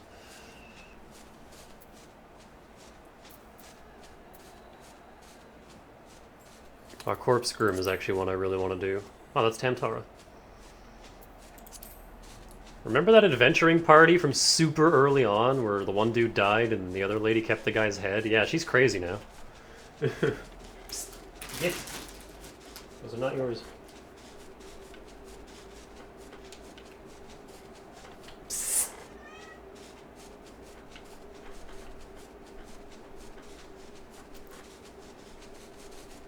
We can clean more dungeons up when we don't get distracted by a lost relic. Do I need to do story time? Okay, so yesterday, me and Tongs were playing this after I had dinner. And I was going to continue the relic quest. And for some reason, I had convinced myself that you had to fight the primals with the relic equipped. No, you just have to be the class. But I was searching, and Tongs didn't remember the quest, so he also wasn't sure. So I'm searching everywhere, like, where the hell is this staff? What did I do with it? We couldn't find it. And after like 20 minutes, I eventually said, well, I guess we'll just restart the quest, which we did. And then, so we're doing it, we're doing all the steps again. We just, what's the option called? This one, unrestricted, so he just one-shotted everything in the dungeons. We got back to that step, and then I realized, oh, he takes the weapon from you. He holds onto it while you fight the primals. We just wasted an hour for no reason.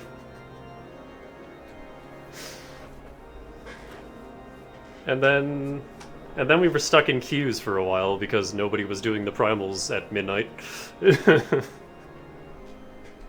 It was a time. It was all my fault for being a dumbass. But yeah, next time we could just do dungeons and not that.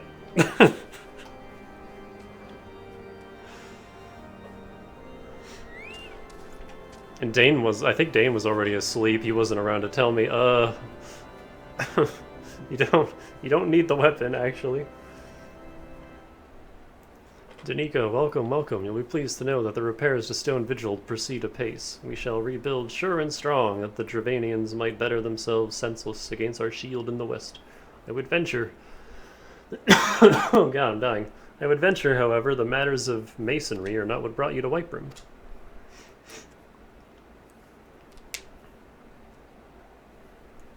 What's the one town early on in Skyrim? Is it Whiterim? Whiterun? It's a very similar name to Whiterim.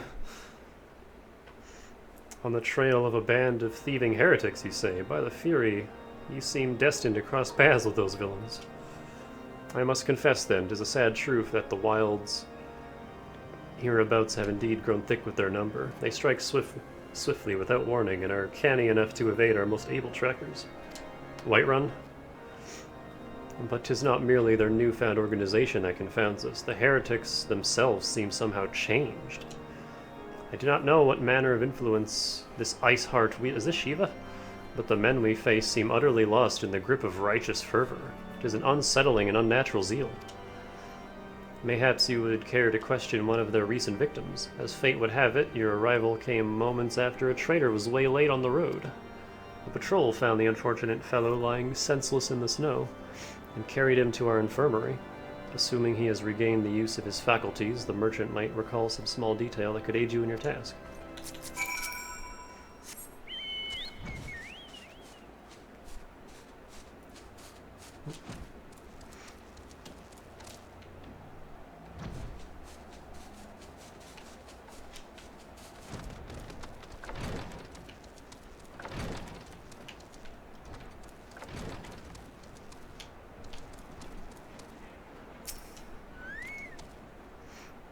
Tell you what happened? Why, yes, of course. I am quite recovered enough for that. Anything to help catch those cowardly blackguards.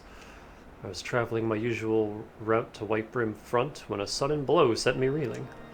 The next thing I knew, I was on the ground, and several heretics were rifling through my cargo. Arms, armor, crystals, they were taking everything.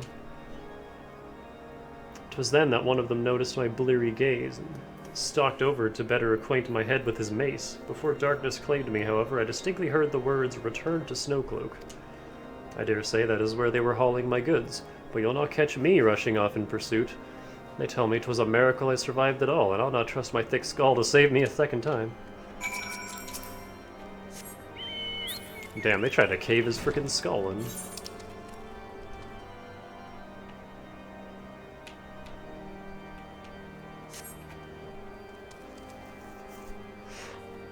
Where is Snowcloak? Okay.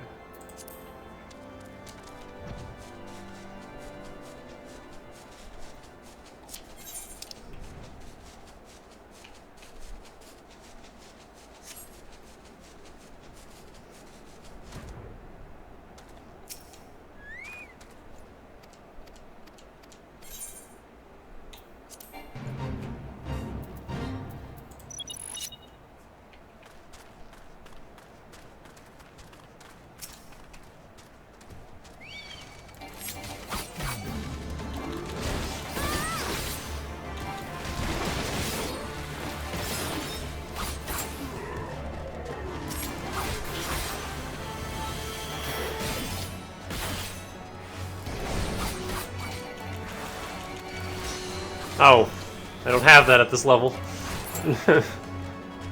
That's annoying.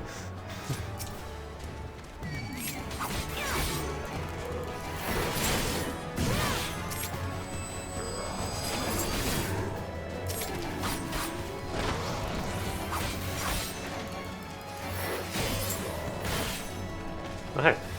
How you doing?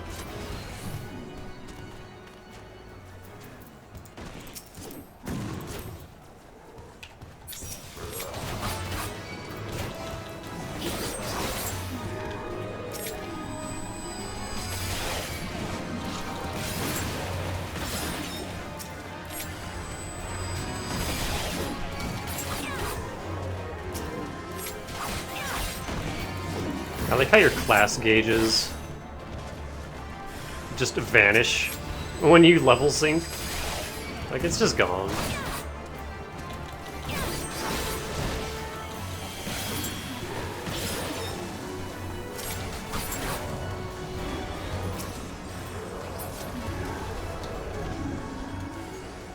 Well, hell, okay.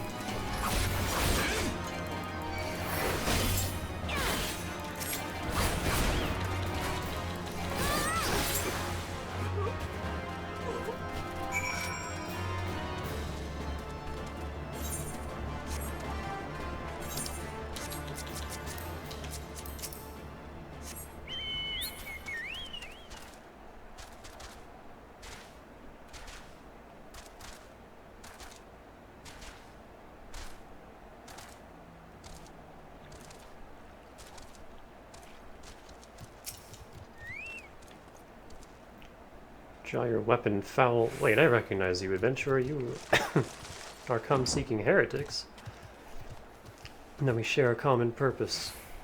We were on patrol and we chanced across one of the raiding parties and pursued them here. By rights, we should have them cornered in this ravine, and yet they are gone, vanished like icy wraiths.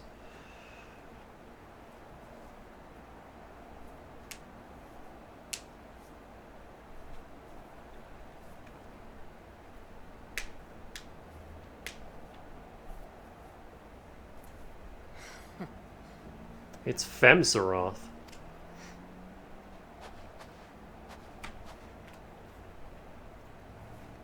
Is there not enough room for you up here, Spice?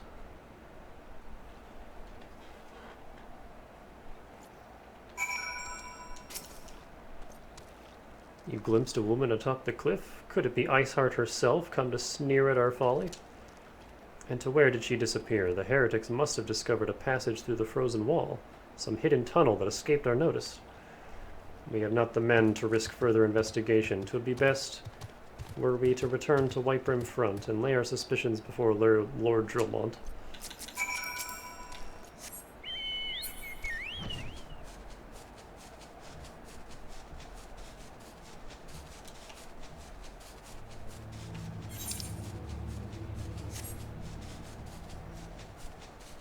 I couldn't fly last time we were here. This is nice.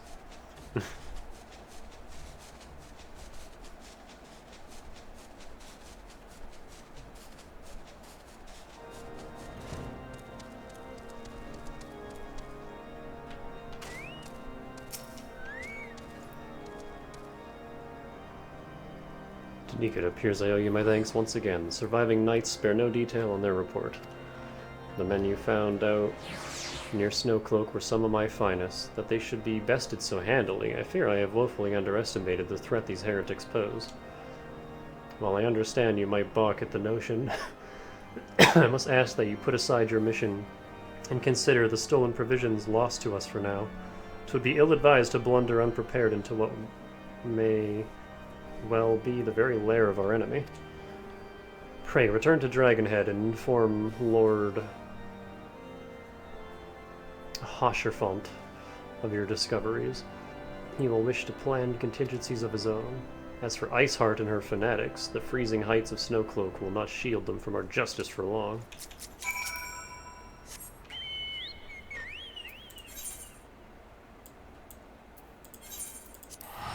Yeah, I'll just spend the 100 to warp over here, it's fine.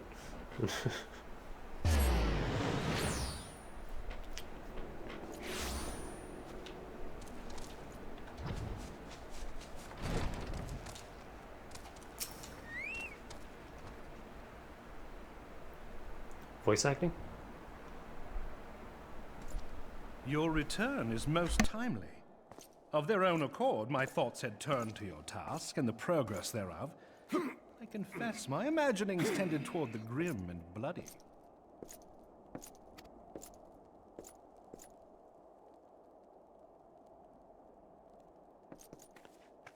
But you are here now, and I suspect such frivolous wonderings do little justice to the reality of your travails. Tell me, what did you learn of Iceheart?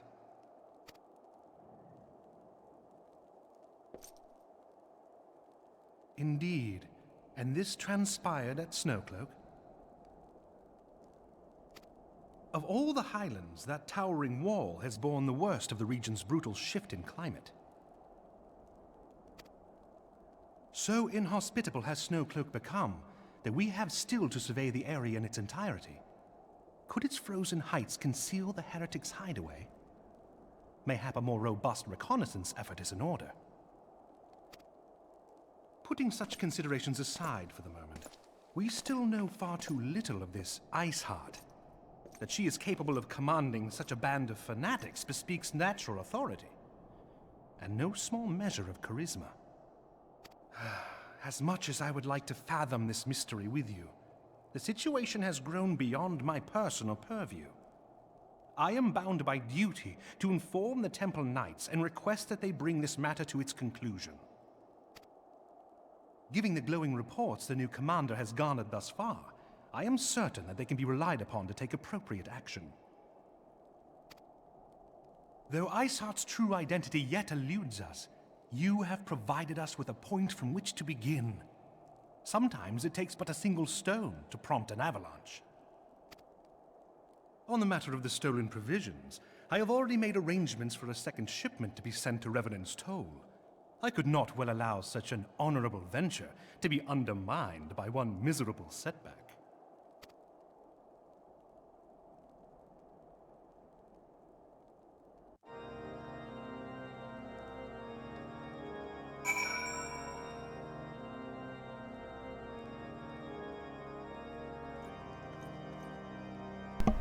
I was just about to take another big bite, and then the cutscene ended.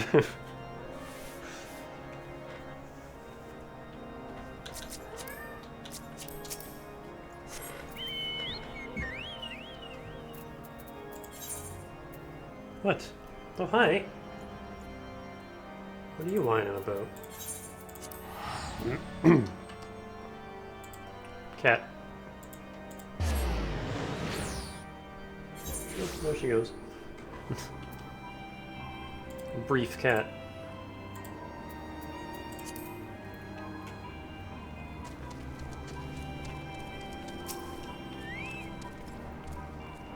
Danica, 'tis good to see you return to the toll. How fared you in the frozen wastes of Kurthus?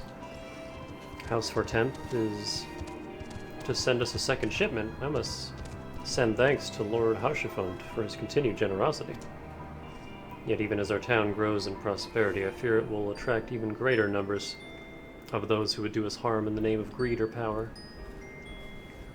All of us, Alpha No's new recruits included, must remain vigilant against such threats.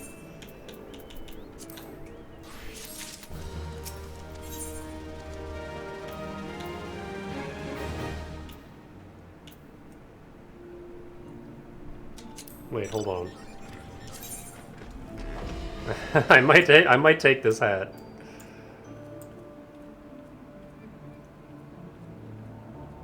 It even has little ear holes.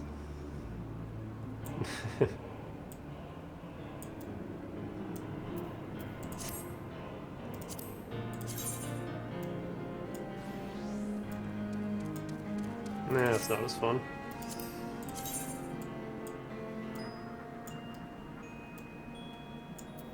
Is this what Ida wears? Similar? I want this hat.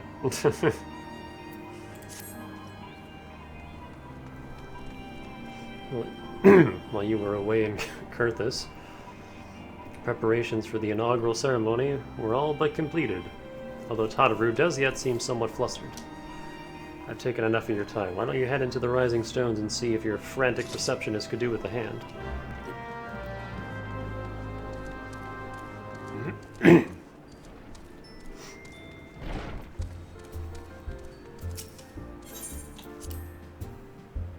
Meow. Meow.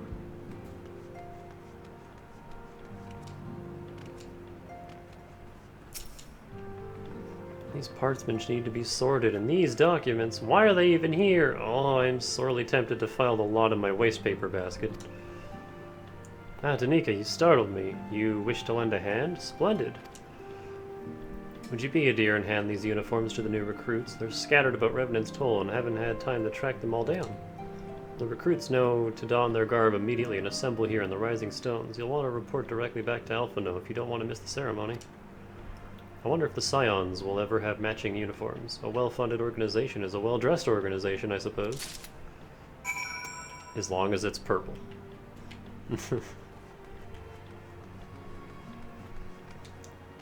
If the uniform is not purple, I'm not wearing it.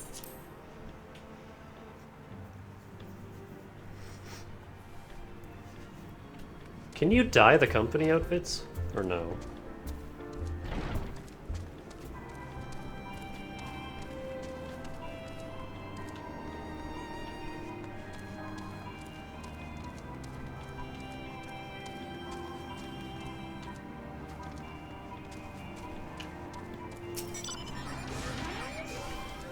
This scarlet garb marks me as a proud member of the Maelstrom and a hardy defender of Limsa Laminza, yet in truth I stand for the betterment of the realm and thought this new company a fine opportunity to contribute on a grander scale. Ultramarine uniform, I mean that's almost purple. Oh ho, now that's a striking shade of blue. Put alongside my Maelstrom uniform, my wardrobe will certainly not lack for color. Yeah, I would also assume no. That'd be cool, though.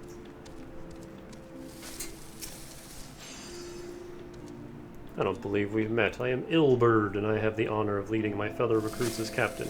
Much did I lose to the calamity, and I look forward to aiding others in rebuilding their lives. Here you go. The uniforms are a shrewd decision. There is no easier method of creating a common bond among what is essentially a band of strangers.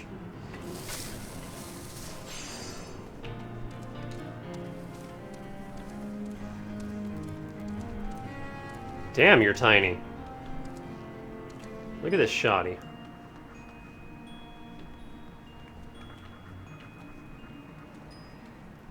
She's so small.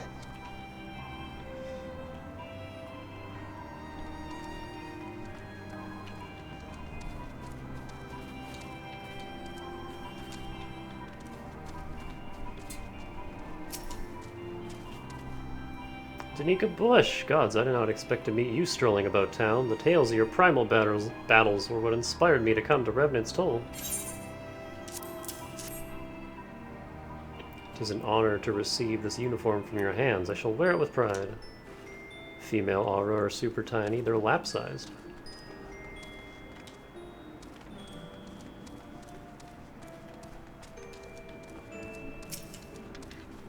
Oh, Wilred. I read that as wired. Little Alamigo. I need to do something about this cough. It's only getting worse. Little Alamigo could learn much from Revenant's Toll, that this town can be so alive in the midst of such desolation. I've never worn aught quite so voluminous. Well, I'm sure I'll grow accustomed to the extra cloth in time. I mean, I'm sure you can, like, cut off the arms and such if you want. Just as long as the uniform as a whole is intact. Hello there, lass. Looking for me, was he? I'd suggest giving a whistle, but I'm not sure I'd hear it amongst all the bustle. Oh-ho! Proper uniforms and all. This thing'll cut off the blood to me head. Not to worry, though. I'm sure she'll be fine after making a few adjustments. Yeah, he's got the idea.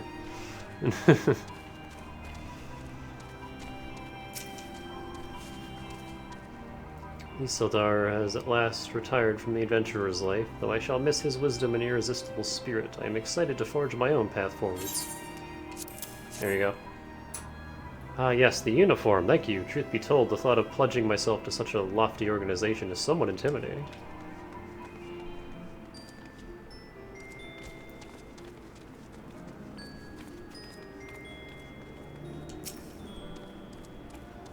Those who believe this company will see no riches are short-sighted fools. The giving of oneself 'tis an investment in the future, thus did I sign my name to the cause. Okay, but wear this. These uniforms were a splendid idea. Once our organization has made a name for itself, there shall be a wealth of plenty in selling replica costumes to the adoring masses. Lalafell in general remind me of Nopon, in that they're all just little capitalist shitheads. At the end of the day. Hey, Laurentis, what are you guys doing? I don't think you need 5 people surveying the same direction. I thought it best to mimic my fellows here, but I must admit I have no idea what we're supposed to be doing. Ah, our new uniforms. I'm reminded of my induction into the Wood Whalers. What is pink? Gloom.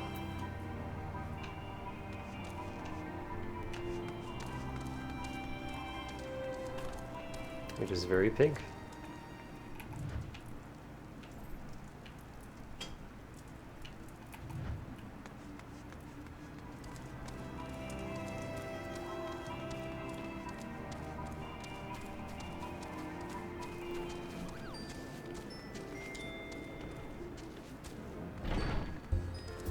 Now that it's been almost a year since Tears of the Kingdom came out, I kind of want to play it again.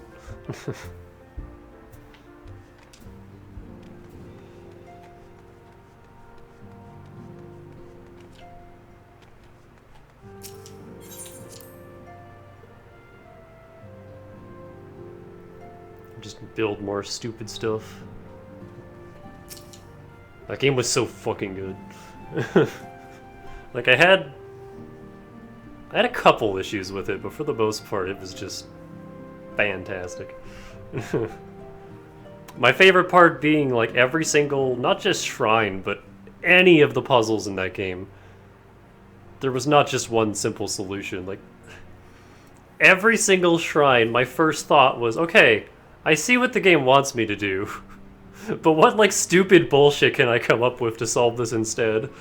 And, like, 9 times out of 10, whatever stupid bullshit you come up with works. And that is what made that game the best. The absolute player freedom and just creativity and whatever dumb shit you could think of building, just do it.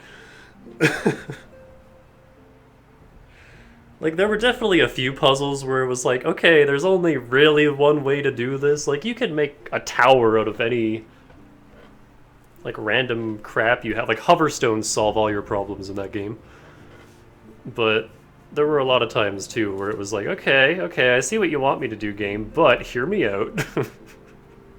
How about this instead? And a lot of the times it works. And I just, I want to play it again. I like that game. I like it a lot.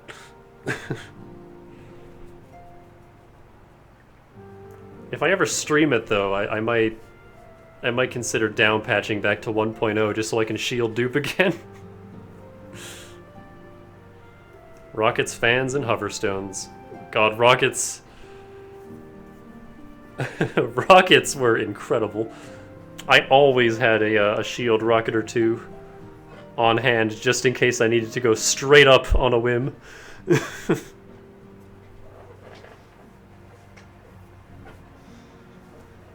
Yes, Danica. Tadaru mentioned you were handing out the new uniforms. I assume you've now met the rest of the recruits? Some few answer the call to arms I put forth through the established grand companies and such. We are not yet an army, but there is much a small core of elite warriors can achieve. Did I mention I thought of a name for the company? 'Tis my hope that it shall soon be known across the breadth of Eorzea. The moment of truth draws near, Danica. Once the last of the recruits have gathered, I shall make the official announcement. And while you do that, I'll be eating chips.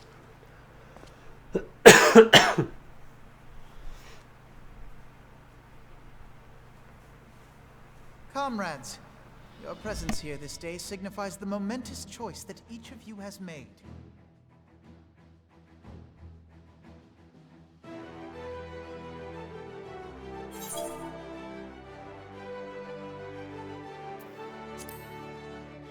Sorry, Spice is intent on skipping this cutscene. He keeps laying his head on the escape key.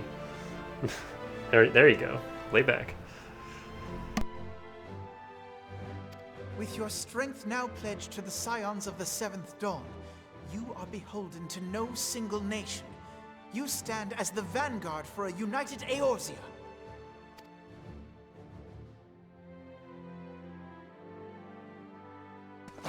From this moment forth, I declare you Crystal Braves. Let us mend this fractured realm and face our enemies as one.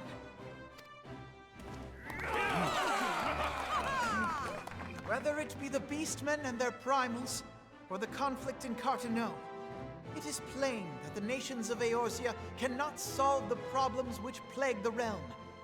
Thus does it fall to some few heroic souls to succeed where they have failed. Come, take your place at the Scion's side as guardians of Eorzea, and together we shall fight for the freedom of all!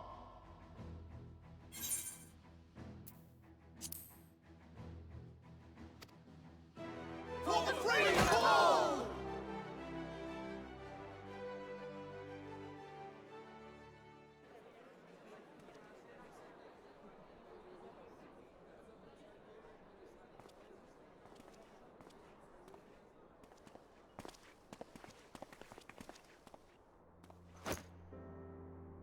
A rousing speech, Alphino.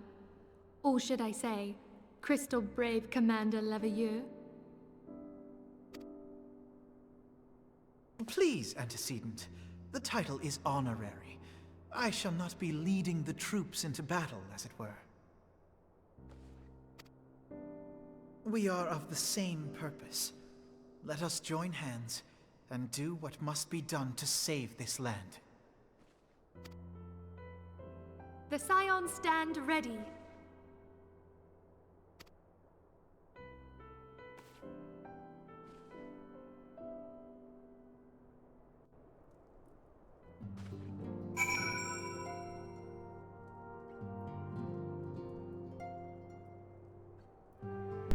Oh sure, as soon as the cutscene ends he gets up and trots away.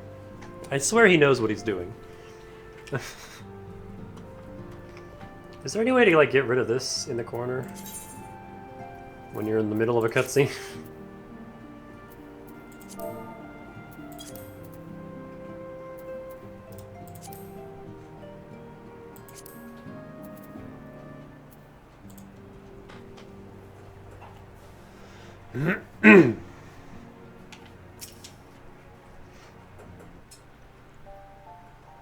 I'm eager to Oh, we're see not what the done. Crystal Braves might accomplish. This shall prove an interesting time indeed for the Scions. Yes, I'm listening. So our worst fears are confirmed. The entire Isle. Such power defies comprehension. Truly? Kryl is alive? Thank the 12. I see. Pray, inform me if her condition changes.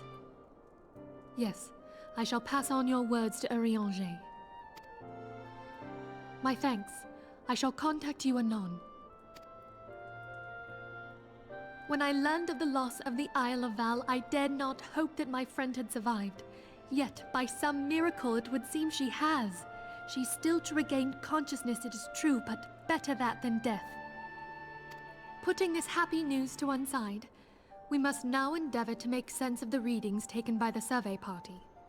It appears the etheric disturbance which accompanied the Isle's destruction is of a magnitude alarmingly close to that of Ultima. Could the Ascians be responsible for this devastation as well? I wonder.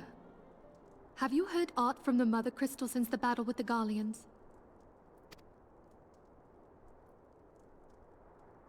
Then she speaks to neither one of us. Heidelin's silence portends naught but ill, I fear.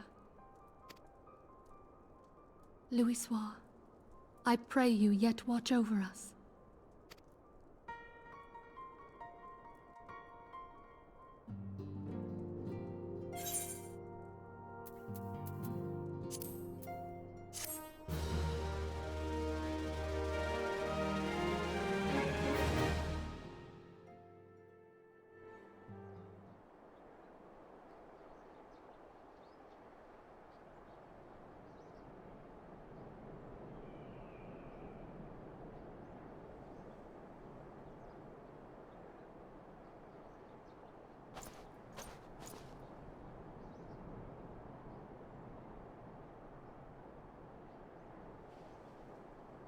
Hold on, I'm here.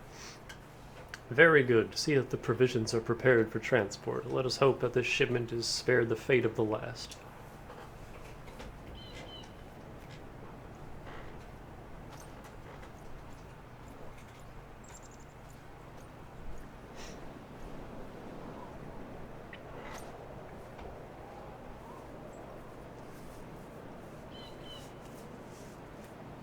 The winds are uncommon fierce this day.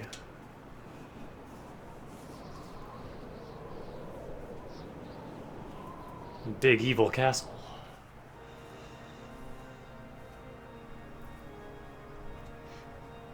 Galif died so that Kryl could live.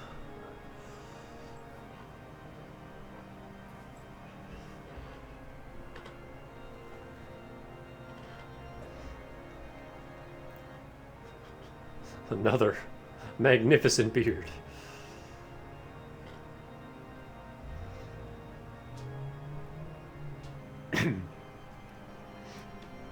Interesting visors. They all got little crowns. Oh no, it's the clone army. The Pope.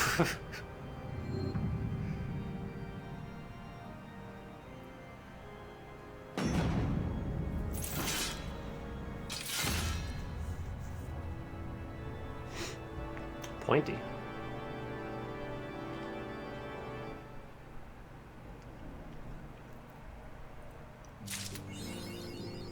Eorzea defended.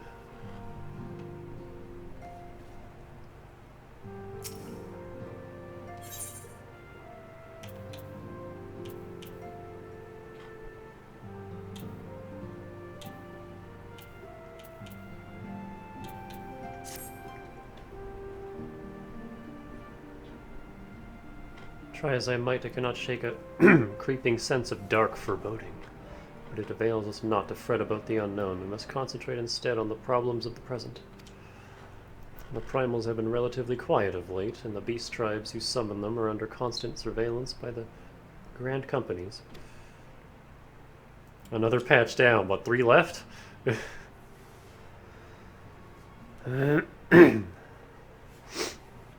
Should any suspicious activity be afoot, you may be certain that we will hear of it. And until such time as a permanent solution to the primal problem has been found, we can do little but wait and observe. 2 left. Because there's the Shiva one, and then Before the Fall Part 1 and Before the Fall Part 2. I don't know how long those 2 are, though. As for the Asians, Oriange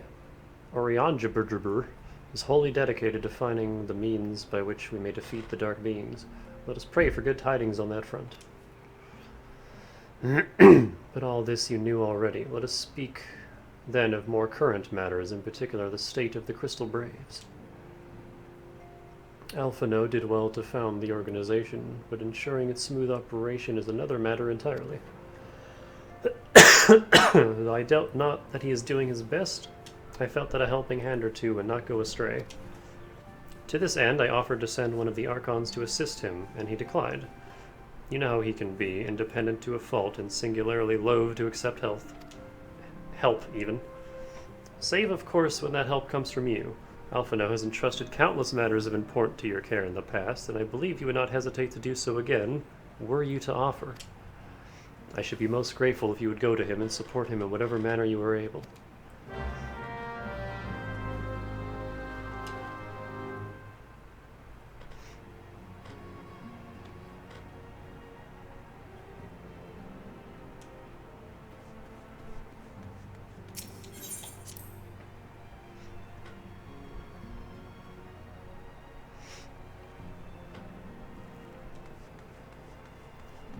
Oh, everyone's got their outfit.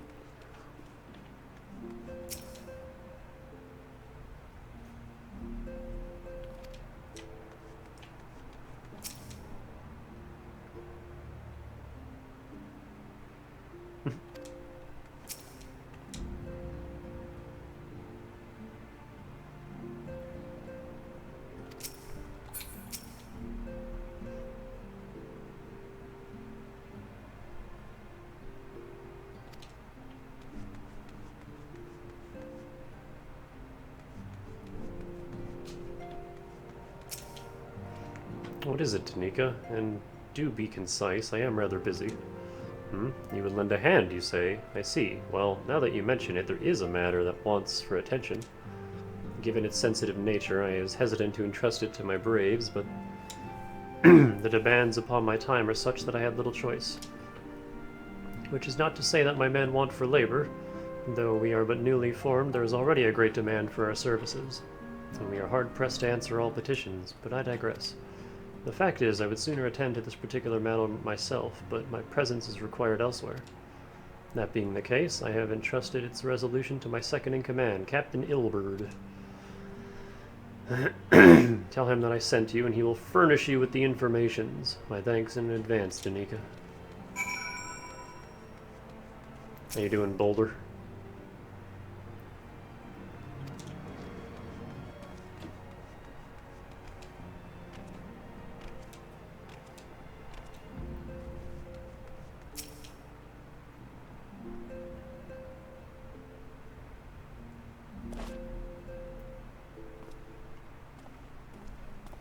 Hail to you, sire.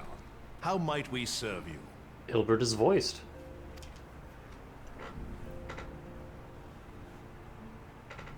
Commander Leveilleur bade you serve us?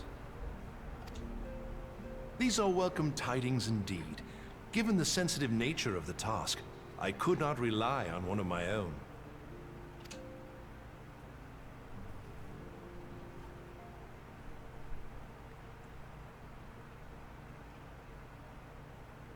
That which I'm about to tell you, I tell you in the strictest confidence.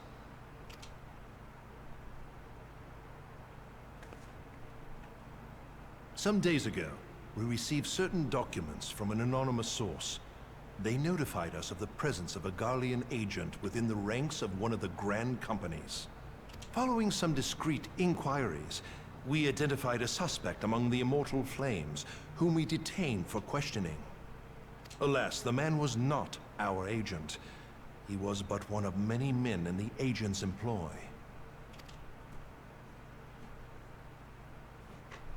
We pressed the traitor for a name, but he had none to give. He claims never to have met his master, whom he knows only as the Ivy. He was, however, certain that this Ivy had coiled itself around every part of the Immortal Flames. It would seem our quarry joined the company some time ago, and gradually recruited others to his cause. These conspirators are the vines by which he learns our secrets, all without exposing himself. It won't be easy to identify the Ivy amidst this tangled mass of subterfuge, but we have a tendril in our hands, and we shall follow it all the way to the gnarled root.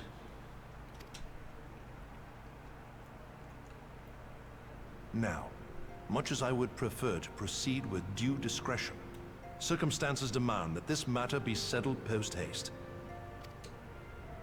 Garlemald's War of Succession nears its end, and it is feared that the Empire will soon resume its march on Eorzea. When it does, we can ill afford to have traitors in our midst. The Ivy must be rooted out now. We must begin by apprising General Reborn of our findings. I would ask that you accompany me to the Hall of Flames, and remain on hand to see that things go smoothly. Assuming the Ivy's tendrils are as widespread as we believe, he will be aware that an investigation is underway, and if that is the case, he may well move against us. We must be prepared for anything, while taking care not to betray our purposes by seeming prepared.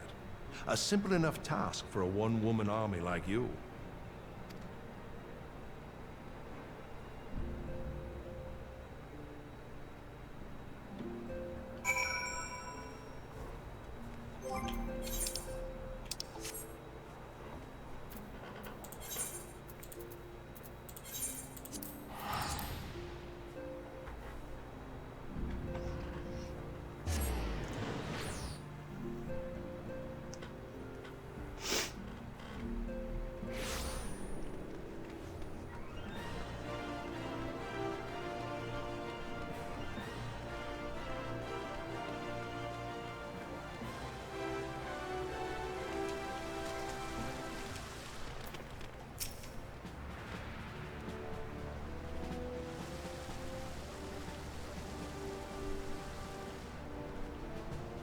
Well, well. What brings you here, my friend?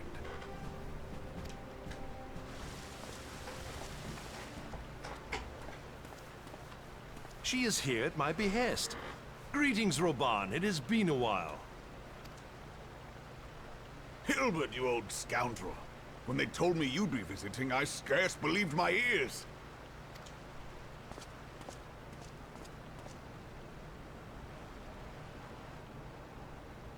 But look at you! The honored captain of the Crystal Bloody Braves. Who'd have imagined, eh? Not many, but fewer still would have imagined your destiny lay in politics, old friend. Aye. We've both come far, have we not?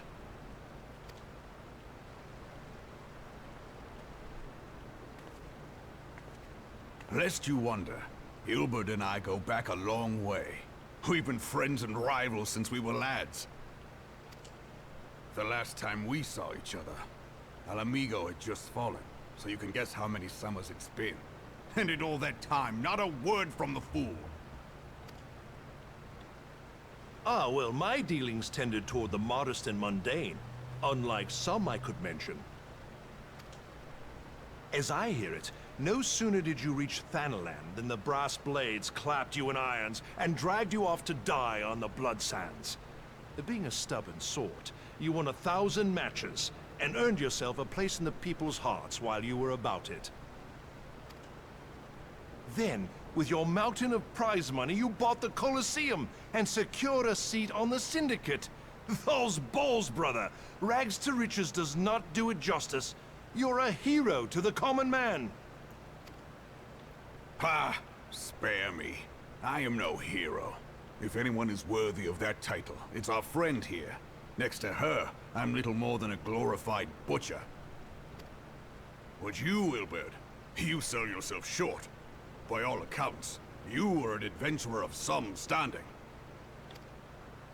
I like to think that I did my part for the greater good. But if you're no hero, then I'm no adventurer, not in this company. Anyway.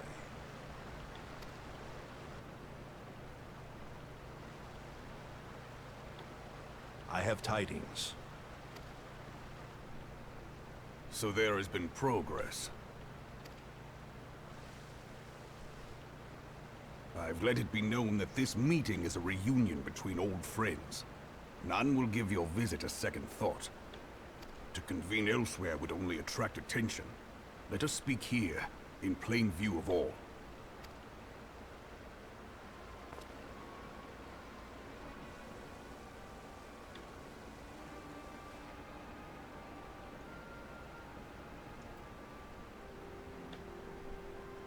So it is we who have been compromised. Teleji Adeleji's machinations have shaken Ul'dah to her foundations. In such uncertain times, a man's loyalty may be bought for a fistful of gil. But if this snake has truly been in our midst for as long as you say, we must needs consider a far graver possibility. Conspiracy. Could it be that the Monetarists have been in league with the Empire from the first?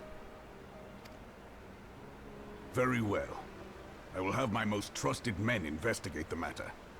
Continue your inquiries in the meantime. It does me well to see you again, old friend. When next we meet, let it be over a flagon of ale. I look forward to it. Let us reminisce of bygone days, and drink to the future of our homeland.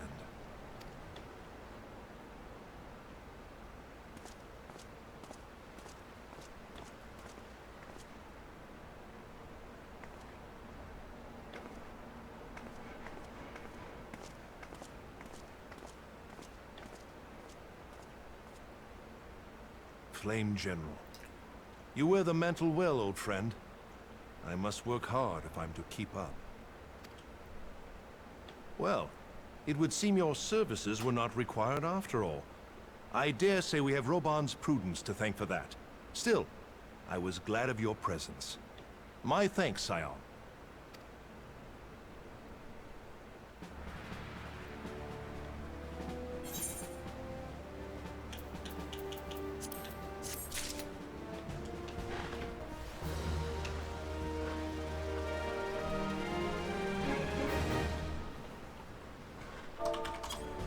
Okay, before we go on with this, I need to stretch.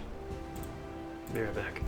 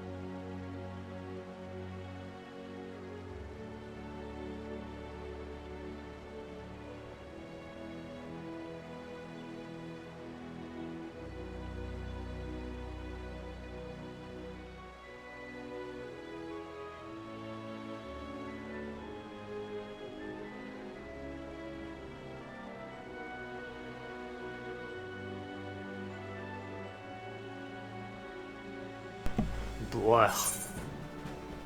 The fuck?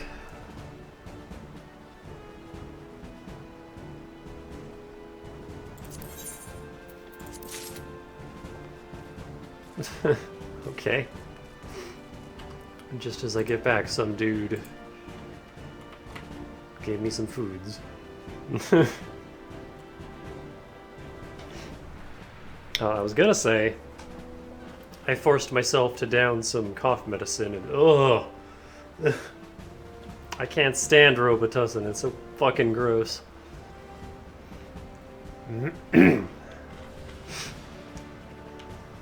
Why can't I move? There we go.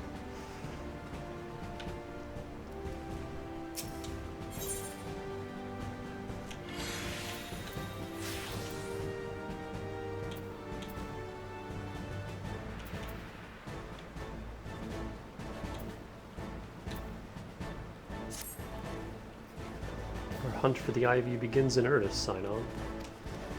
Suffice it to say, we must tread warily, but one misstep may well cost us our lives. Our business here is concluded for the time being. Let us return to the Rising Stones and report to Commander Leveleur.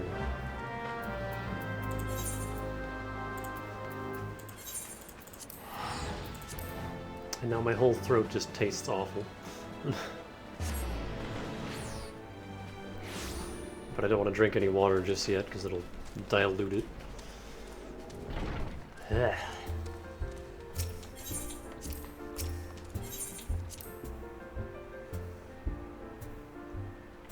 I have Buckley's, but I find Buckley's not to work as well.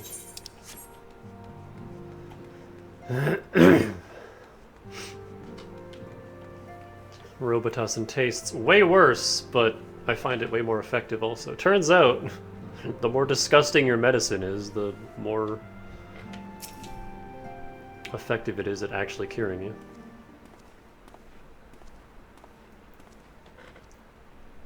We are returned from Ul'dah, Commander.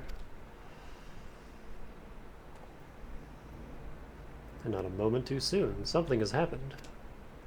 Trouble? You will recall that the Fourth was tasked with reconnoitering the rendezvous site used by the Ivy's minions and his Imperial contacts. Soon after you left, we received word that the unit was ambushed en route to its destination. Gods damn it! According to the report, one of ours has been taken captive. The Garleans are not wont to treat their foreman with dignity, and I have grave fears for her safety. They must dispatch a rescue party at once. Recall those braves who were afield. Begging your pardons, Commander, but we have not the time. I'm afraid I must ask for your aid once more, Scion. An ill-prepared rescue party will only serve to provide the Garleans with more captives, yet time is of the essence. Simply put, you are the best chance we have. Captain Ilbert has the right of it. I trust you are willing, but of course you are. Now Aelian of the Fourth lies in wait in the tangle near the entrance to Castrum Sentry. Seek her out and she will apprise you of the situation. We got our own little militia now. This is cool.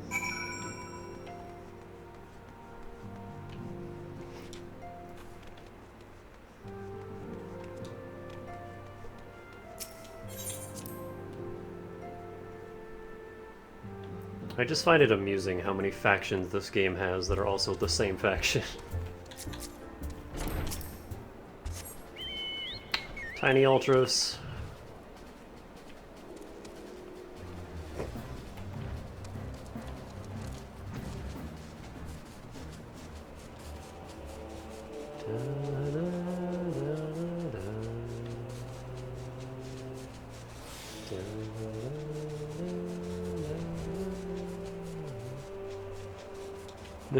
Seeing somebody else get slurped by the toad.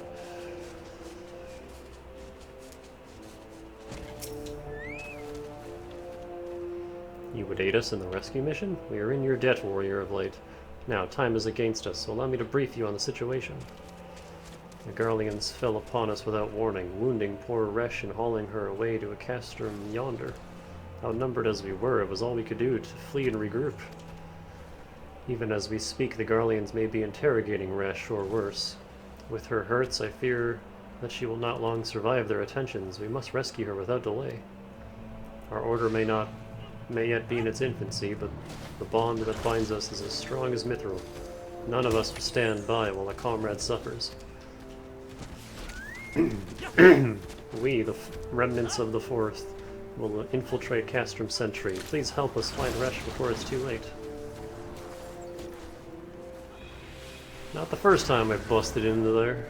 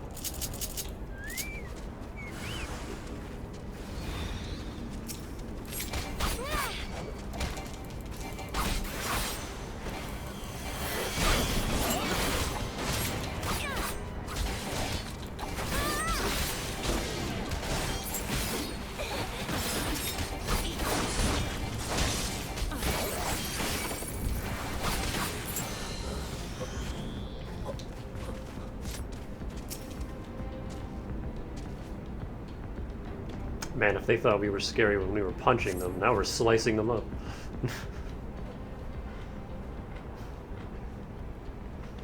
Where am I?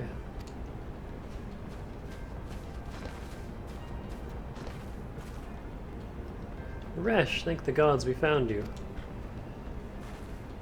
And thank you, Warrior of Light. Now, to quit this accursed place, Resh cannot move with those wounds. She will need to be carried out. I believe a diversion is in order. Might we trouble you to provide one? Given your reputation, I suspect the Garleans will be only too happy to grant you their undivided attention. If you were to create a commotion within the castrum, we should be able to steal away unnoticed. Let us speak again once we are safely outside these walls. Ah, say less, Queen.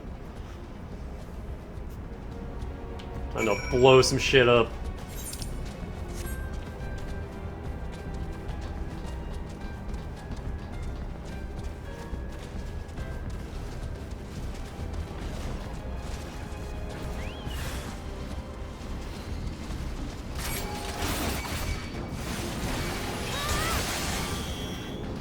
Actually, hey.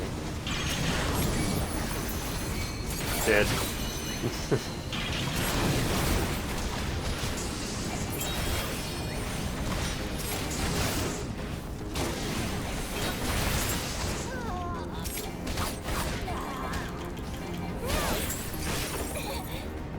Ah, she's trying to be a punch girl.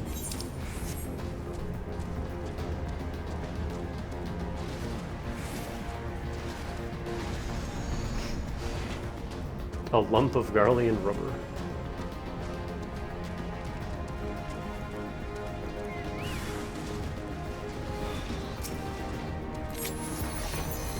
Dead. Oh, it survived. Nope. Not for long. Ow. I've been stunned.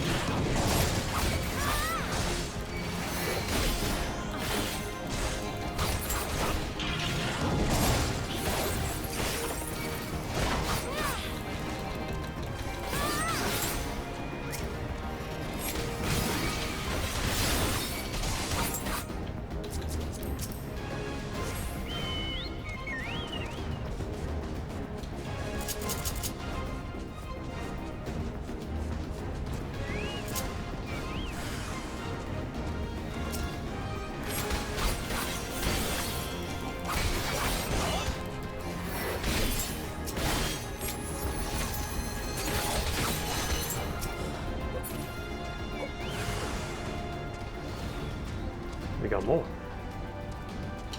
Hey. Please get over here.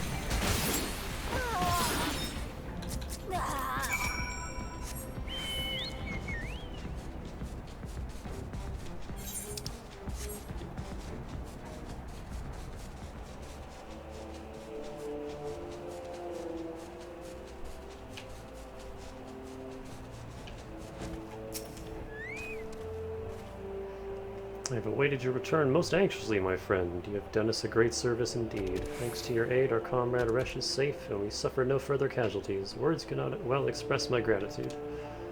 All that is left is to report the mission success to Commander Levelier. I shall go ahead to the Rising Stones.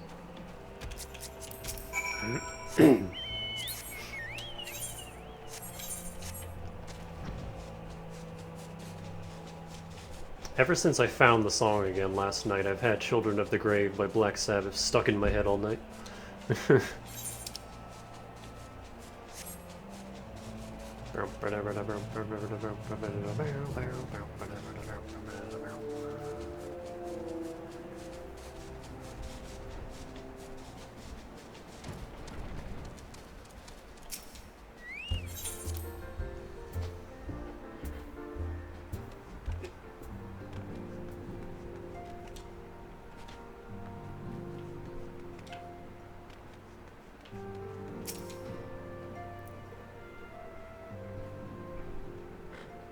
It does me well to see you thus returned, though I doubt not your prowess.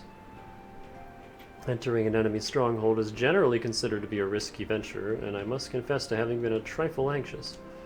But here you are, hale and whole, having succeeded in your mission as is your wont. Slatter than the blood of your enemies. Lest you wonder, the woman you rescued is being cared for by the Domans. Thanks to their expert ministrations, the danger is past. You have my gratitude, Danica.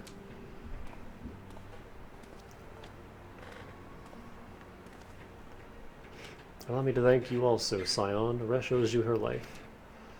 We escaped with minimal casualties this time, but we can ill afford to be caught off guard again. The Empire is not an opponent to be trifled. I disagree.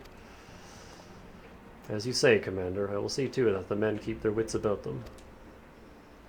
And it may yet take time, but I will not rest until we have identified and apprehended the Ivy. I have every confidence that you will succeed, Captain. As for you, Danica, I realize you have scarce caught your breath, but I'm afraid there is no rest for the weary. I require that you accompany me to Korthus. I have been granted an audience with an Ishgardian dignitary, you see, and the man expressly requested your presence. Oh, do not look so surprised. You should be familiar with the trappings of fame by now. We shall depart as soon as you are ready.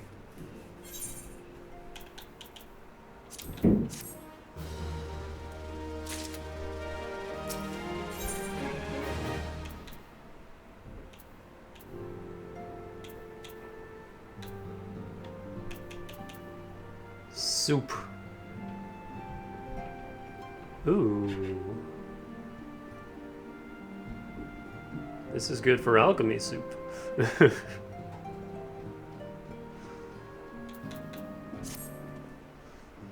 We've been blessed with a rare opportunity, Danica, an audience with an ambassador of the Holy See of Ishgard. We are to treat with Sir Aymeric, Lord Commander of the Temple Knights in Camp Dragonhead. The man. Like from Chrono Trigger? It is considered a great honor to serve the Holy See directly as a Temple Knight. Needless to say, their leader wields tremendous political influence. Elf politics? We would be wise to court his favor. For that reason, I consider your attendance essential. If Sir Aymeric wishes to meet the woman behind the legend, I would not deny him the pleasure of your company. The antecedent should see the wisdom of this plan when you request her permission to accompany me to Korthus. Mayhap you feel this to be a waste of your talents, which could doubtless be put to nobler use. If so, I should remind you that more good can be accomplished with the stroke of a pen than the thrust of a sword.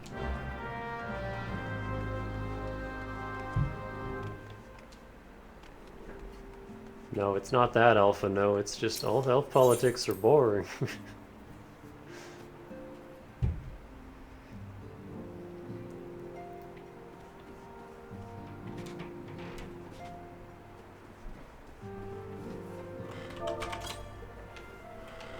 This is my throne now.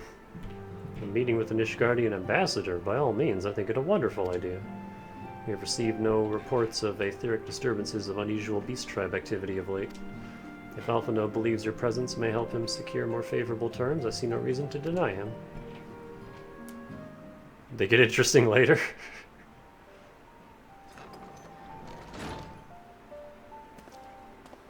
Antecedent. I take it Danica has explained the situation? She has, yet welcome though these overtures are, I cannot help but wonder what prompted them. The Ishgardians have spurned all contact with the other city-states for decades. Why reach out now? Would that I knew. The question of their motives is one to which I have given no small amount of thought. Alas, I know no more than is generally known. Map. The notoriously reclusive nation of Ishgard, situated at the center of... Oh hey, we haven't been there yet. The center of Alabathia's spine. Ruled by the Ishgardian Orthodox Church, at the head of which presides the Archbishop. Members of the original Eorzean Alliance formed in the wake of Alamigo's fall some 2 decades ago. Friends of convenience who withdrew from the Alliance as soon as the Imperial fleet was routed by the Battle of Silvertear Skies.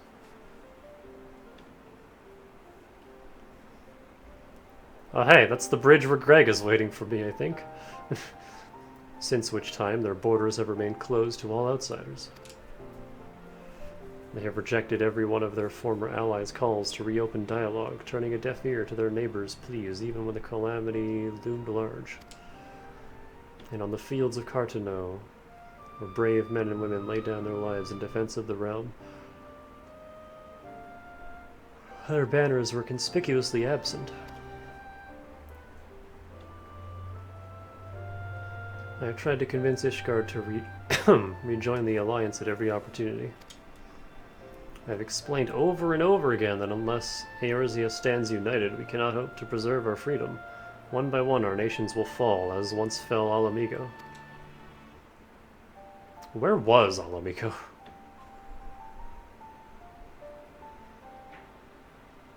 And what have mine efforts yielded? Why not?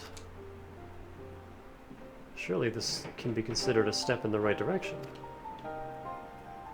I should hope so, rather than the lowly messengers we have been fobbed off with in the past. That's a term, apparently.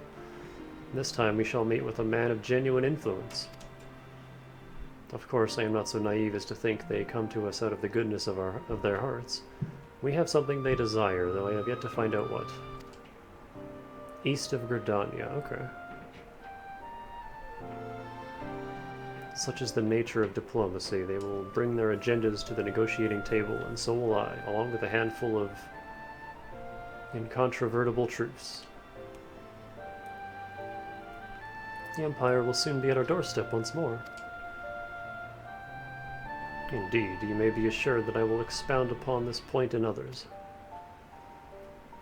Let us depart for Camp Dragonhead, Danica. Our old friend, Lord Hosherfont, is expecting us.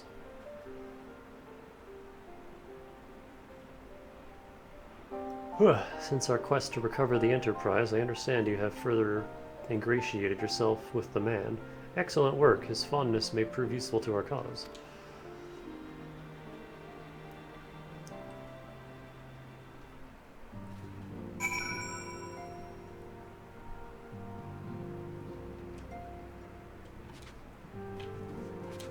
Oh, you just can't jump on that desk, period. Okay.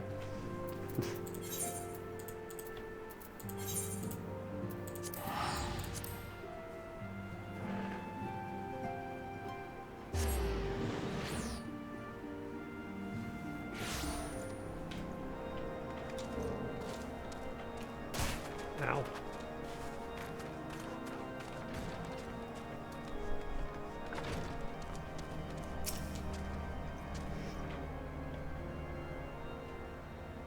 Oh, you know one thing that would probably help with that quest I was struggling with? If I took the yokai watch off. I gotta remember to take that thing off for, like, dungeons and stuff. Ah, Danica, ever a welcome sight. Our house have been stoked to blazing in preparation for your arrival. It would not do for such a distinguished personage to catch cold whilst enjoying our hospitality. The gesture is much appreciated. I fear I shall ever struggle in cold climes. Ah, good Master, even, Alphino. An honor, as always. Lil Mister. Likewise, Lord Hosherfont. Forgive us yet another imposition. I fear we have relied overmuch on your aid, since you so generously assisted us in locating the Enterprise. Nonsense! Any debts incurred have long since been repaid. Besides, who can say what the future may bring? House Fortemps may even seek the aid of your newly formed Crystal Braves.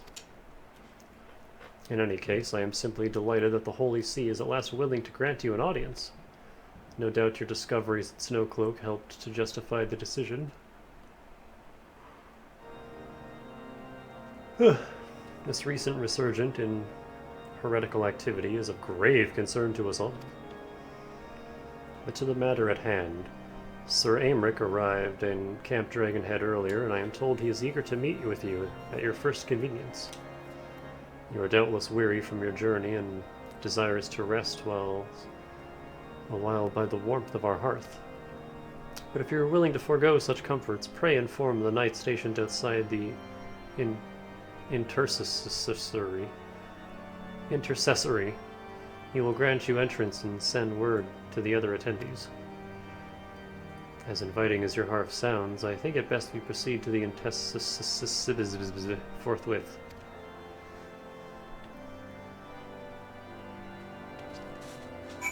Bird.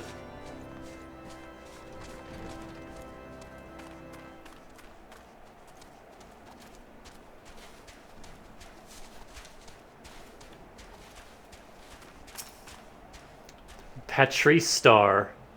Excellent. She wasn't pink, though. We've been expecting you, madam. Pray, take your ease inside, and I shall summon the others. Proceed to the interpreter.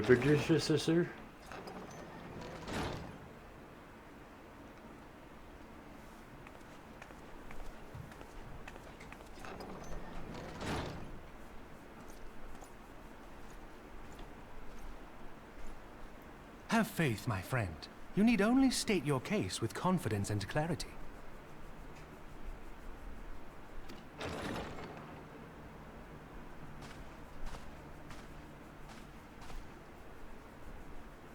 I just realized who Harsherfont's voice reminds me of. Fucking Goku Black.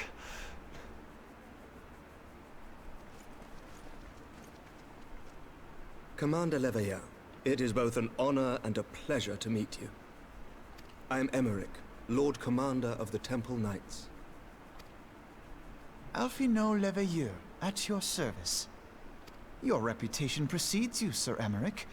I think we will find that we have much in common. Is he also an alchemist? Speaking of reputations, yours towers over us all. Does it not? This man is very popular. It does indeed, Lord Commander.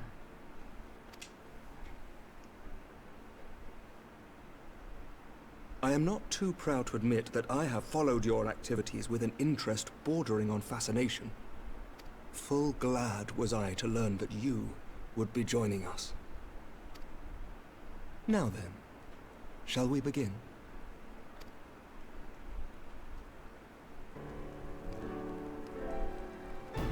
We know full well that the Garleans will return in force ere long. What is more, we have yet to achieve a lasting victory over the primal menace. The beast tribes continue to summon their gods, and each incarnation is stronger than the last. Ishgard is not immune to these threats. I must reiterate that it would behoove your nation to rejoin the Eorzean Alliance. Once again, I must respectfully disagree. On what grounds? Despite their presence in Kurthus, the Ixal do not concern us. Their territorial claims pertain to Gridanian lands, and it is the people of Gridania whom they harry. Consequently, the Holy See judges this to be a Gridanian affair, and Ishgard does not intervene in the internal affairs of other nations. Even were that not the case, our forces are wholly committed to the Dravanian conflict. We have not the knights to spare. As for the Garleans, we are not ignorant of history. We have observed the rise and expansion of the Empire, and we agree that it is only a matter of time before they resume their campaign in Eorzea. Then surely it would be in our best interests to present a united front. Mayhap one day, but not yet. Gaius van Belsar is dead, and the legion of conscripts he left behind lacks the will to fight. We think it highly unlikely that they will emerge from behind the walls of their castra for some time. Forgive me, but if Ishgard's position has not changed, why did you agree to this meeting?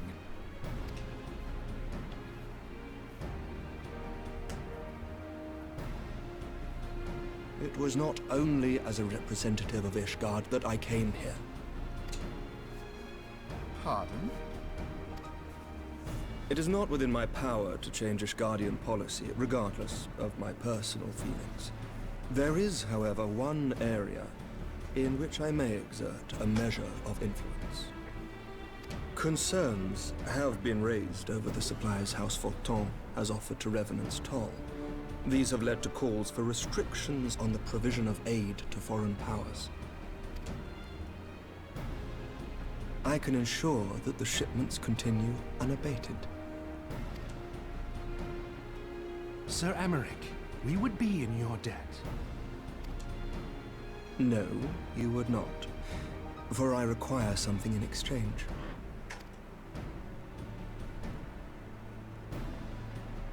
Of late, there has been a flurry of Dravanian activity, the purpose of which was not immediately clear. However, our astrologians have since observed alarming changes in the heavens.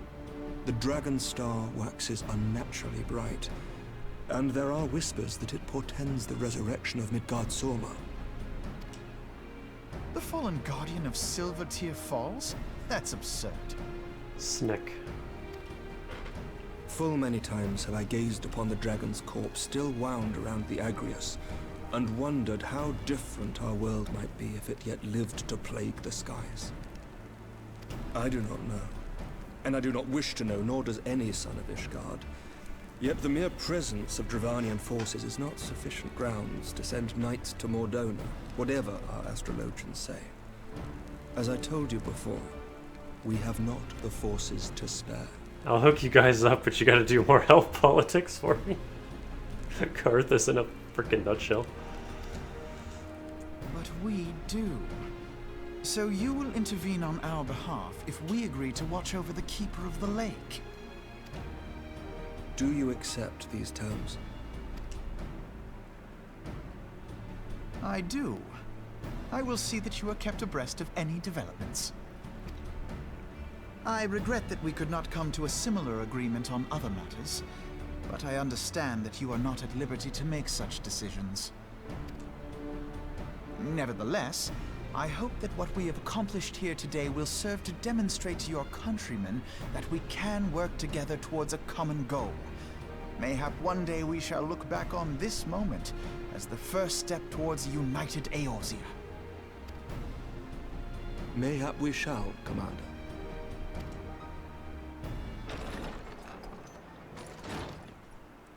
What is the meaning of this? The caravan, my lord. It's been attacked. It was Iceheart, my lord. What? By the Fury? All our precautions were for naught?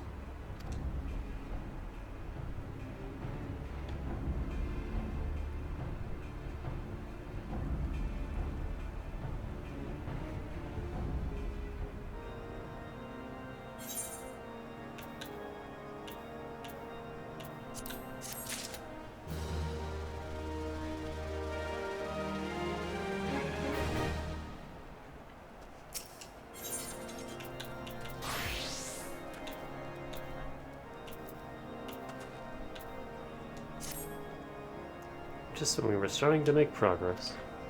And to make matters worse, the caravan they spoke of was bound for Revenant's Toll of all places. Honestly, were I so inclined, I should think the gods were conspiring against us.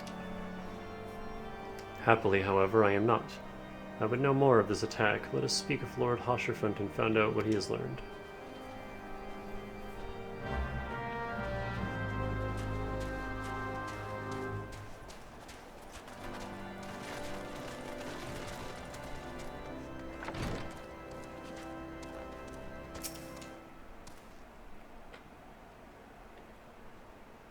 Ah. My sincerest apologies for the interruptions, my friends, but the situation is such that I must act swiftly. If you would be so kind as to elaborate. Iceheart's heretics fell upon the caravan bound for, Revenant's Toll as it was passing through Boulder Downs. 'Twas an ambush, swift and ruthless. In an instant every knight was slain, every crate seized, then as quickly as they had appeared they were gone. 'Twould be an impossible feat without knowledge of the route. Knowledge to which only a select few are privy, I presume.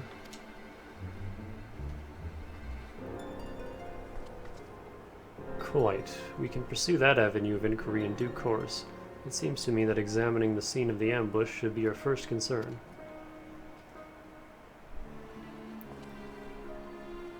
The trail is yet warm. We must act swiftly, as Lord Hashafin said, lest crucial evidence be lost.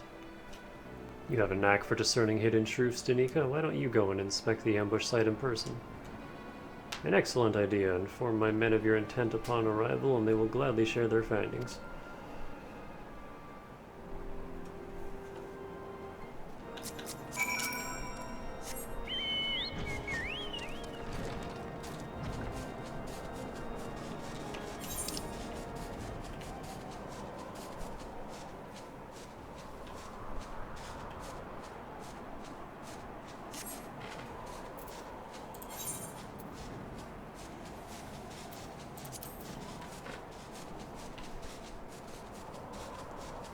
Sometimes I just can't see the icons on the map.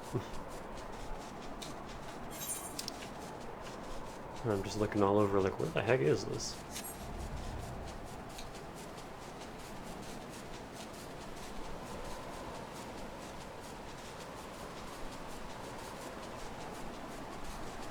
I'm falling asleep again.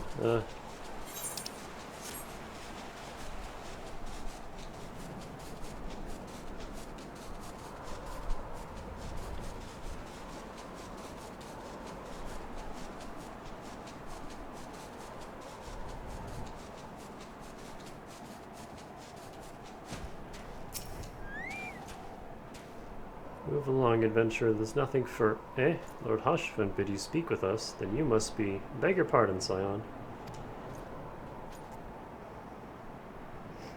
The post-AR lull tends to strike out. It's just a lot all at once. With no breaks. As you can see, they left nary a crate behind. Tipped the wagon for good measure, even.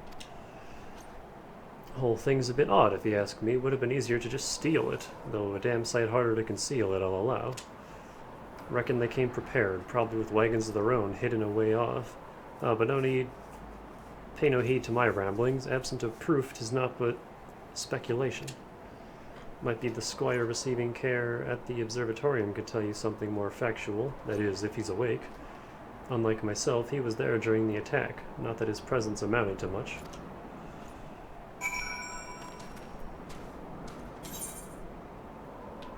Yeah, if you were doing each patch as they came out, like month to month, that would be fine.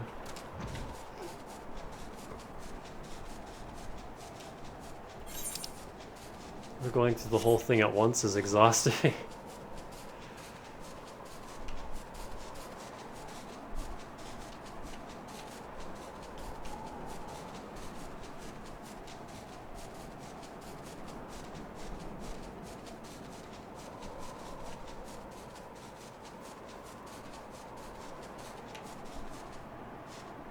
Which is the...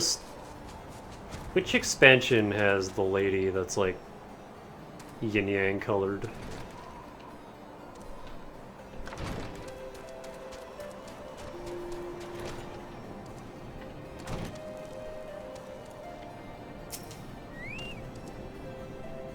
You've come to ask about the attack, haven't you? I came upon them before the entrance to the Hall of the Seven Echoes. Pilgrims we marked them as, lost and ill-equipped for a journey further north. Our leader called out to them and one stepped forward to answer. Slowly she approached, her silver hair flowing in the wind like melting snow.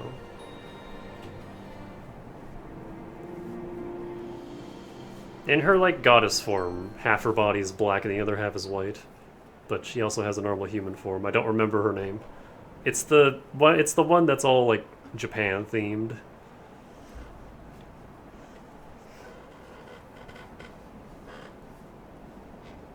I thought some poor lost lamb in search of salvation. Our leader must have thought the same, else why would he let her draw so close? They exchanged some words I couldn't hear, and she leaned forward as if to kiss his cheek, and then he sighed and crumpled to the ground. I didn't know what had happened till I saw the snow turn red. And then there was red everywhere I looked. I tried to fight, but I took a blow to the head, and by the time I came to, the others were dead and the heretics were unloading the wagon. I mean, they'd have killed me, so I just laid there and listened. Post-Stormblood. So, a ways off. Iceheart's people spoke of deliverance and resurrection, and they spoke of Shiva. Oh boy. Dane fucking loves Shiva's theme.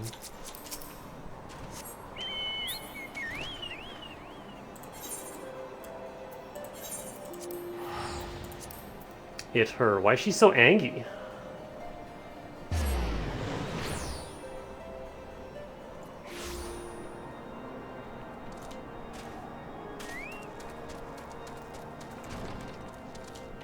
The lyrics to her song are so incredibly aggressive.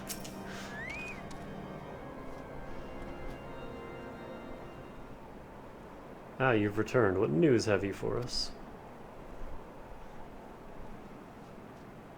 It seems the Lady Iceheart does not scruple to sully her hands with blood. Who is the Shiva the heretic spoke of? Have you not read a single line of the Enchiridion, Master Alphino? Shiva was a traitor to kith and kin, an apostate who lay down with dragons.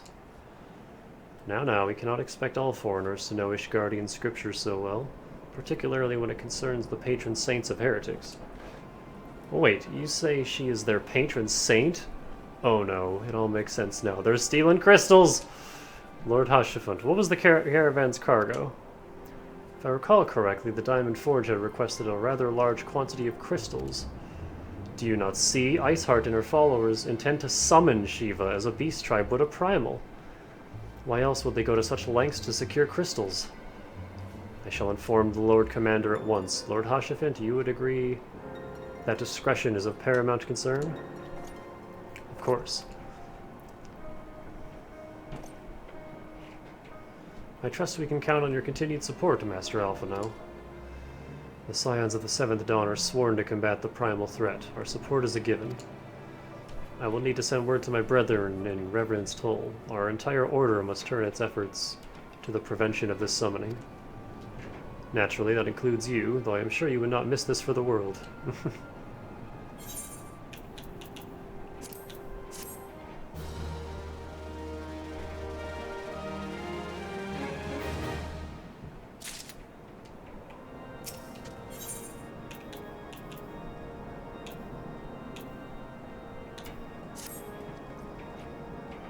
Persistent attacks on our caravan seemed little more than a nuisance at first. The heretics were a problem, to be sure, but a relatively minor one.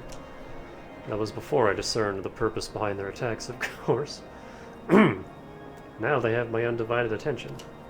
After apprising Minfilia of the situation, that was fast, I shall summon a unit... Oh, he hasn't done it yet. I shall summon a unit of Crystal Braves to assist us. As for you, Danica, pray join me in White Brim Front. Since the incident at Snowcloak, the Knights of House Durandare have redoubled their reconnaissance efforts in the region. It is my hope that they have information which may help us to determine precisely where the heretics are hiding. Given our mutual enemy, Lord Drillmont should be eager to oblige us. I shall see you there then? Good.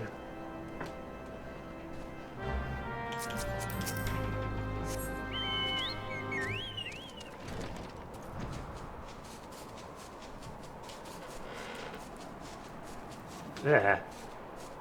Cat hair on my water bottle.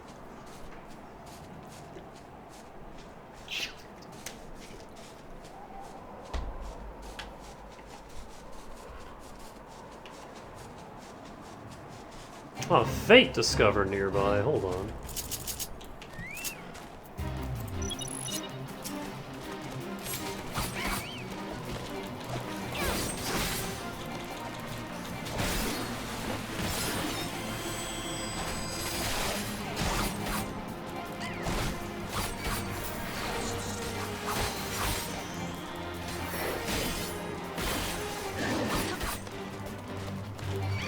Oh. Keep forgetting, it's a level 50 skill.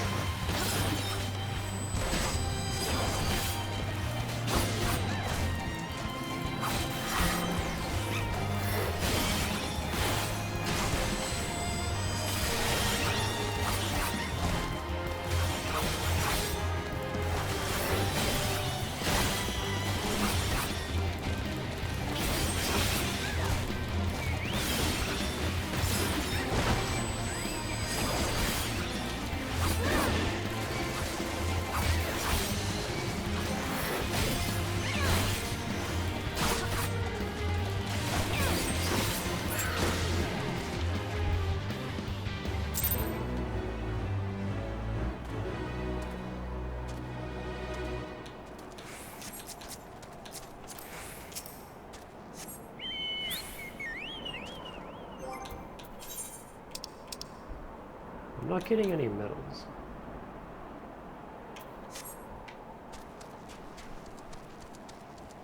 Of course, this just doesn't give yokai medals. Oh yeah, it's only certain areas.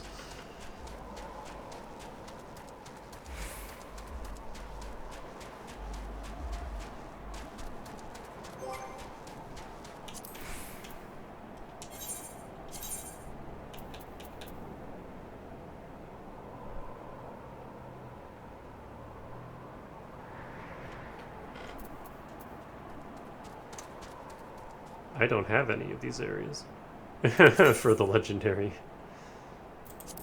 Demona medals. That's unfortunate.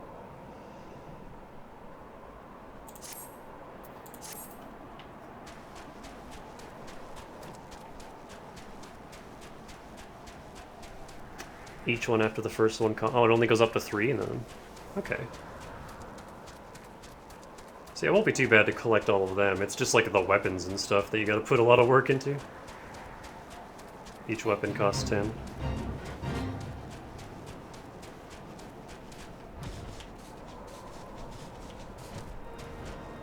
I like how you just showed up immediately, too. There's a fatal. Hold on, I'm coming. Drillmont, why are you all the fuck way up here? I hate it.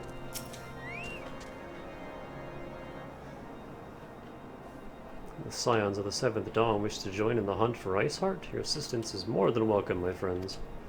Considering the report I just received, I dare say your timing could be no better. We are all ears, Lord Drillmont. Damn, look at that sword. That looks like a Dark Souls sword. A band of pilgrims was seen transporting a large number of crates to the west. Their garb appears to match the description provided by the squire who survived the attack. Alas, our scouts lost track of them at Snowcloak, that self-same frozen wall which we speculated might conceal the heretics' hideaway.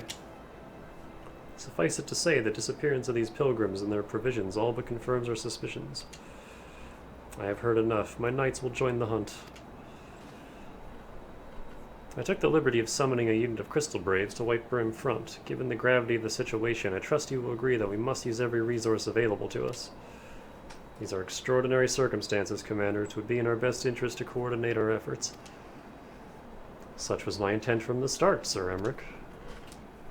And so it begins, my friend, though I dare say it will prove an all too brief collaboration. Iceheart will not elude the combined forces of the Crystal Braves and the Temple Knights for long. Nevertheless, a wise man does not wager all upon the success of a single solution. There may yet be subtler means by which we can locate the heretic's lair. Mayhap Lord Drillmont has one in mind. I'm standing right here, you know.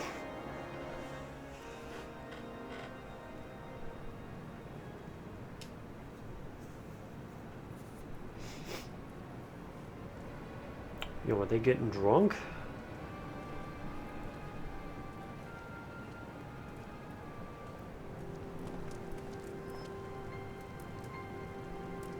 Point. Excellent.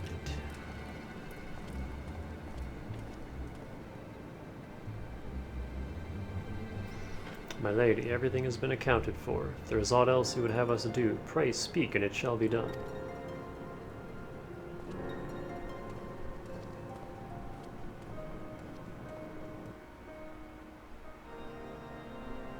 We've already seen her face, though. Unless it's someone else.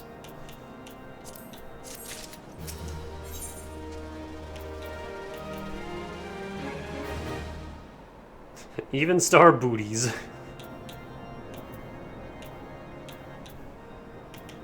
What's this? Bacon bread. Soft dough mixed with thick sliced bacon and twisted into a pattern resembling a sheaf of wheat. Huh.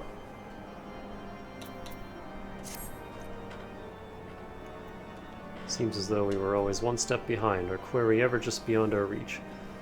Though I would like to believe that the tables are about to turn, I must confess to having certain doubts. A joint effort may succeed where others have failed, but it could yet yield the self-same result.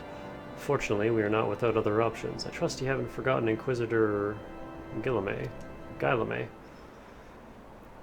Fear not, the mystery of how the heretic remained undiscovered for so long has been much in our thoughts, as has the question of what steps might be taken to prevent a similar breach of security in the future. Accordingly, we conducted an exhaustive and covert evaluation of everyone in White Brim Front.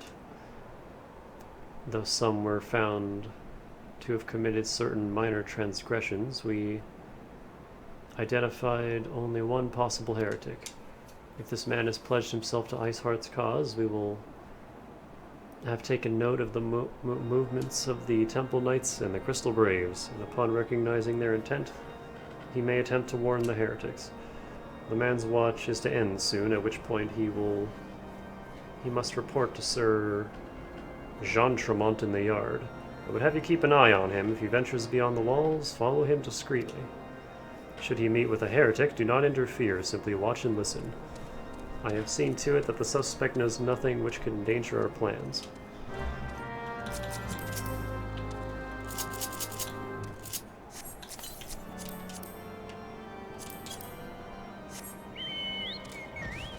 I think another reason I'm falling asleep too is just because of how freaking warm it's getting.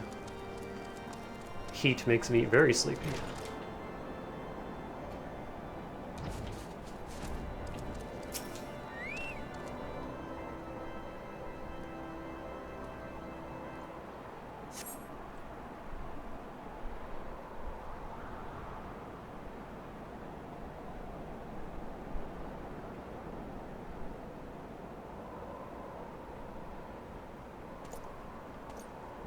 Whenever NPCs are just talking like that but not making any noise in a cutscene, I just think of Piantas from Mario Sunshine. Just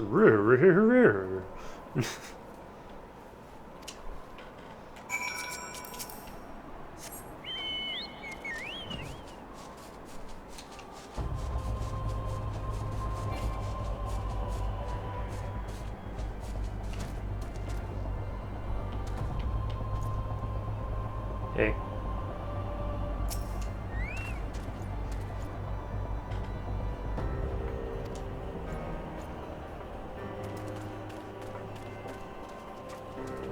Oh, I didn't see the sparklies.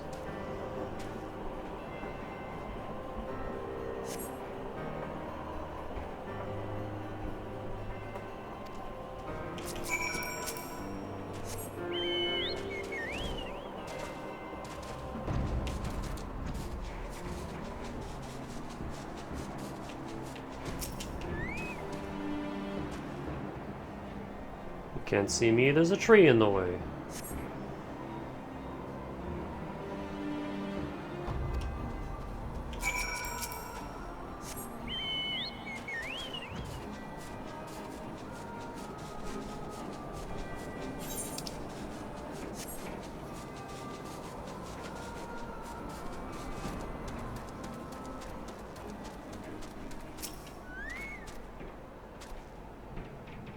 Surveying. Ah yes, this is sure a wall, all right.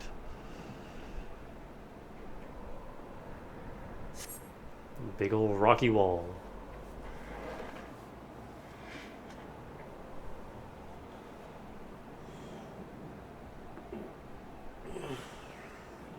Hey, where in the seven hells are you? I'm freezing my bollocks off here.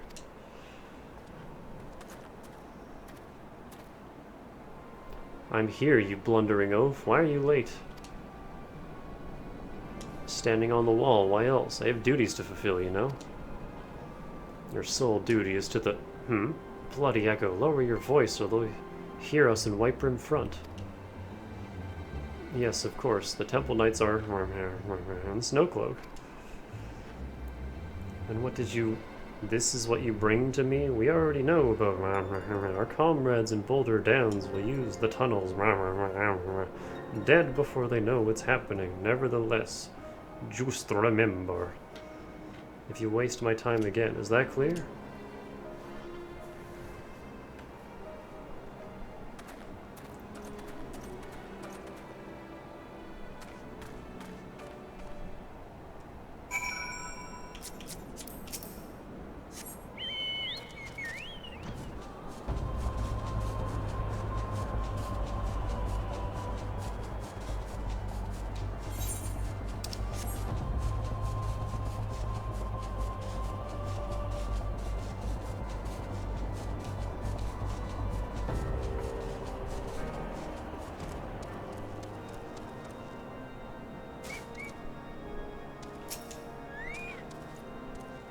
Well, did your investigation bear fruit?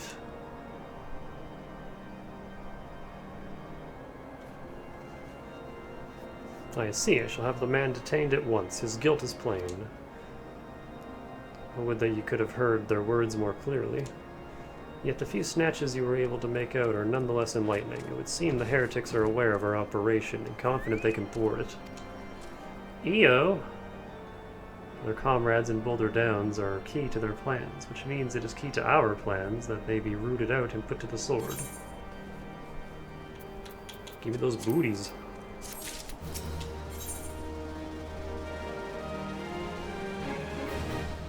I missed the chess piece, didn't I?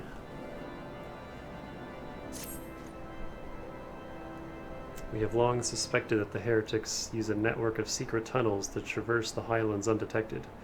Given what you overheard, I fear that Snowcloak may be riddled with such passageways, and that the heretics in Boulder Downs are planning to use them to take our forces unawares. Needless to say, we cannot allow that to happen. A contingent of House Durandare Knights are on patrol in the area, and I shall order them to begin searching for the heretics at once. But knowing nothing of our enemy's numbers or readiness, I cannot say for sure that they will be sufficient. It would put my mind at ease if you would consent to assist my knights with their search. I know they would take courage from the presence of so storied a warrior. A storier. Pray rendezvous with them at Boulder Downs. If Halone is kind, we may catch these heretics before their plans come to fruition. Show them no mercy, Danica. The lives of our allies are at stake.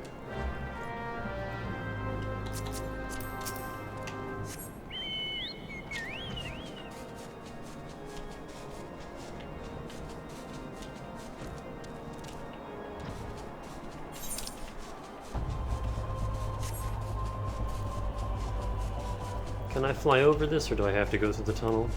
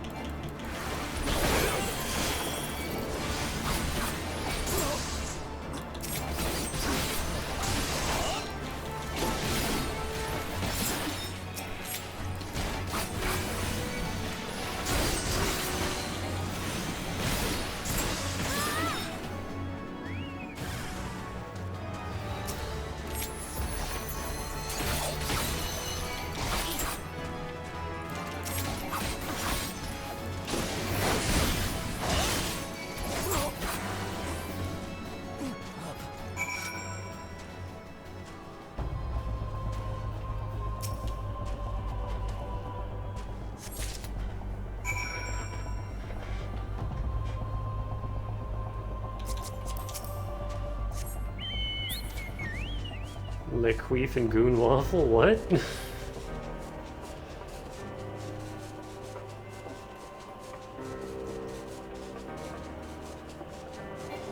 Is that a player? Or is that just like an eagle or something? What is that? Way over there.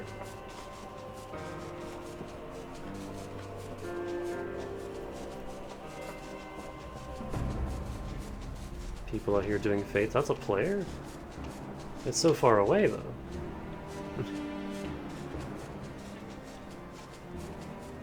Oh, the two people on your end. I gotcha. I gotcha. Crunch.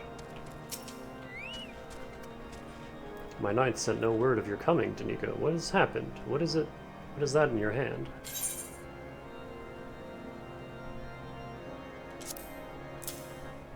Yeah, I figured that's just a bird. That person rode a motorbike up the stairs. By the Fury, those were veterans with years of service.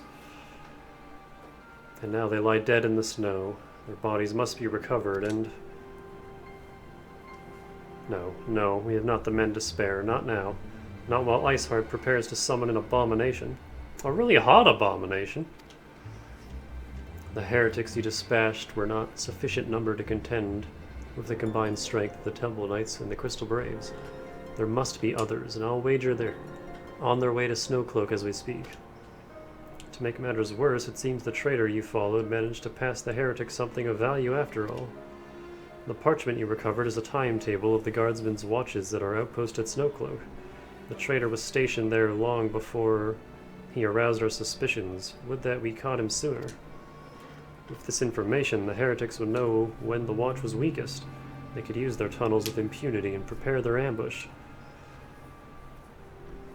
The timetable has not changed, you see. Of course, it will be changed now, but the heretics may already be in position.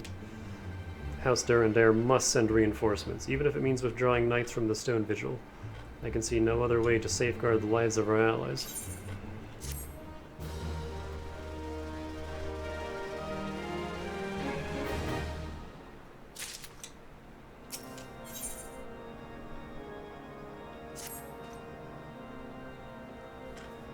Time is of the essence, Danica. While my knights make ready to depart, the heretics may take our allies and Snowcloak unawares. Superior training and equipment will avail them naught if they are cut down ere their swords are drawn. But all is not yet lost. If you leave now, there may still be time to warn them. Make haste, I beseech you. Fly to Snowcloak and tell Sir Aymeric everything we have discovered.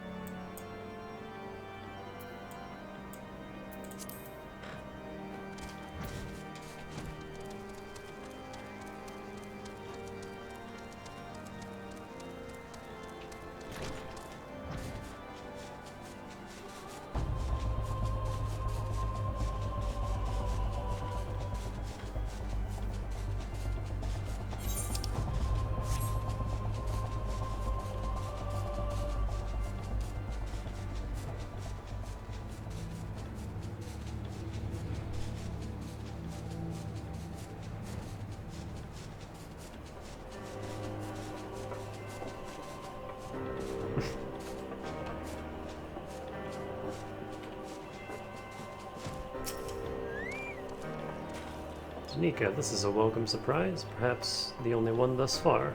As you can see, we have yet to uncover any hidden... You have my gratitude. Truth be told, we suspected the heretics might be plotting such an attack. Now that we have confirmation, I shall place my knights on high alert. His commander, Leveleur, has been informed. The Braves must be made aware. Oh good, he's here. I thought you were going to make me fly all the way back to town.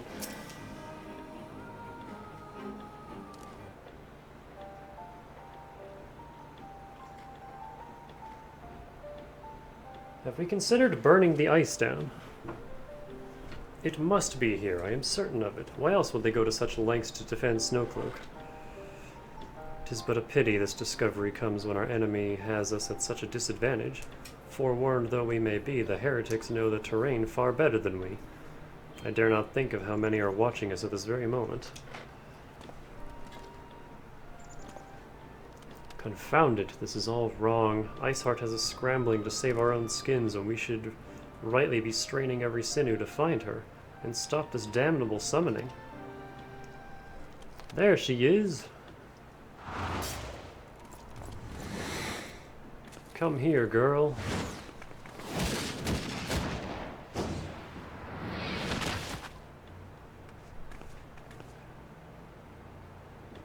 That was close. They didn't hurt you, did they? Only my pride, Ida. And there will be others nearby. We must see that they are given a similarly warm welcome. Commander Levelier.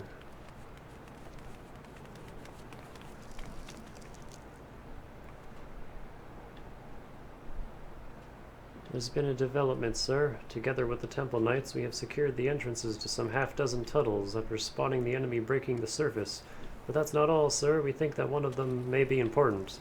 Certainly the heretics near flung themselves upon our swords to defend it. Aha! Just as I suspected, amongst this warren of tunnels lies the entrance to Iceheart's lair. Summon the others. We're going in. A moment, Alphino. The tunnel in question is barely wide enough for 2 men abreast. We cannot say with any certainty where it leads, much less what is waiting for us in there. Furthermore, we have no way of knowing how many heretics are still lurking here on the surface. What if they were to converge on this point after we enter the tunnel? For all we know, we could be funneling our forces into a trap. I take your point. If the tunnel is indeed as narrow as you say, greater numbers would be more a hindrance than a help. Should we encounter difficulty, our own allies would become an obstacle to escape. Change of plans. While we rendezvous with Sir Aymeric and keep the heretics at bay here, you will go wherever that tunnel leads. If you find Iceheart at the end of it, do not let her escape. You venture into the unknown. So see that you are prepared for anything. I suggest you call upon your allies, though not too many, or Papalimo will sulk. 24-man rage. Into the tiny hallway.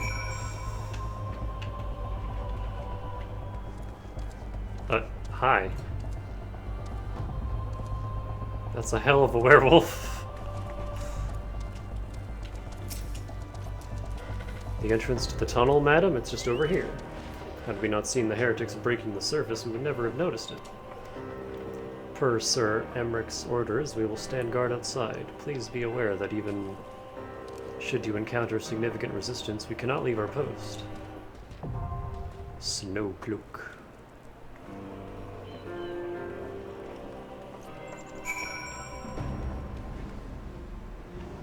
Oh, hey.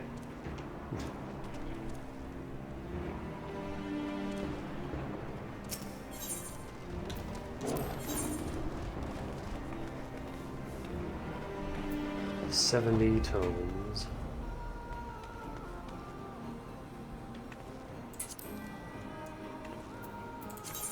Just double check, make sure that's all good.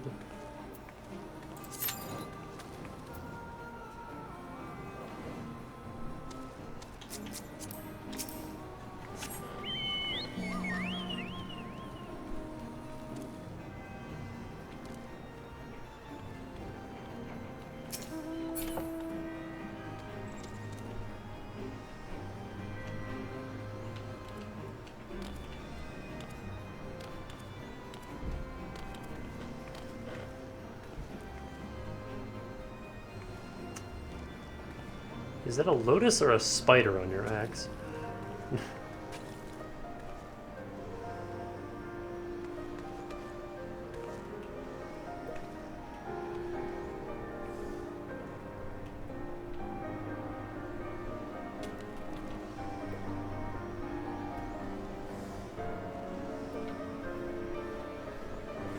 Part of it just looks like it has like a little face and mandibles on the left side there, but yeah, it's probably a flower.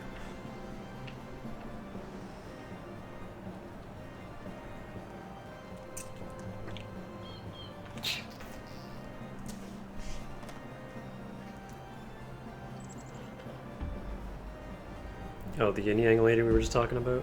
This weapon's from her? Cool.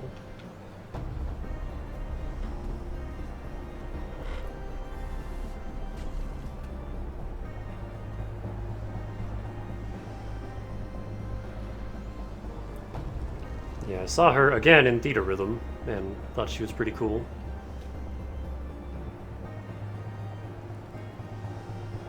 Oh man, am I gonna have to go healer? Is it healing time?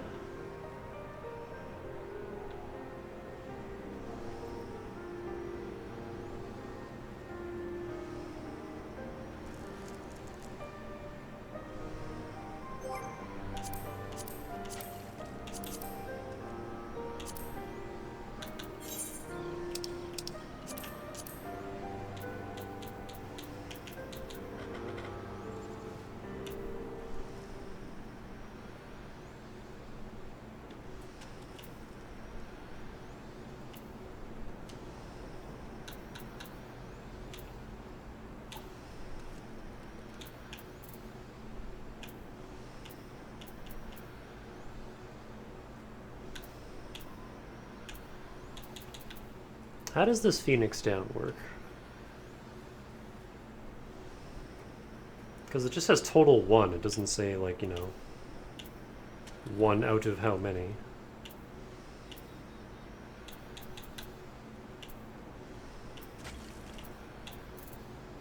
Although it can't be used in battle, so I don't see how useful it would actually be.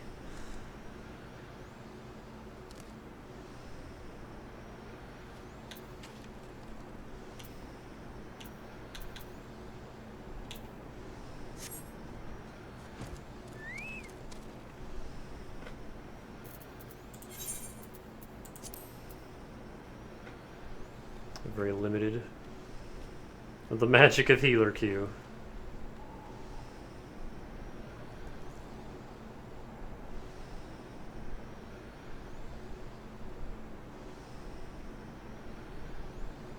Yeah, let's try it.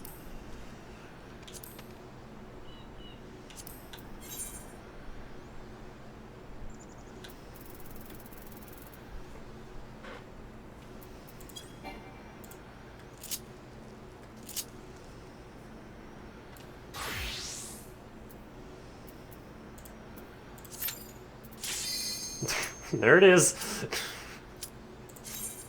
The moment I switch to healer.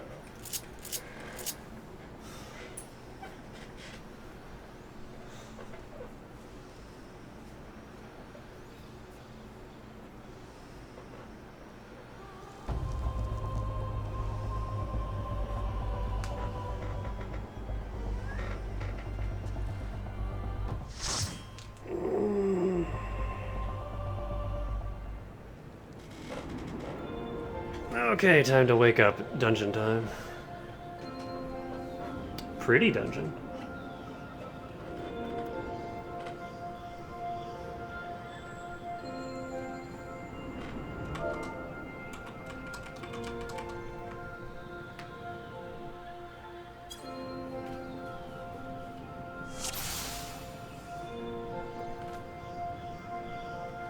Hey, my portrait's working.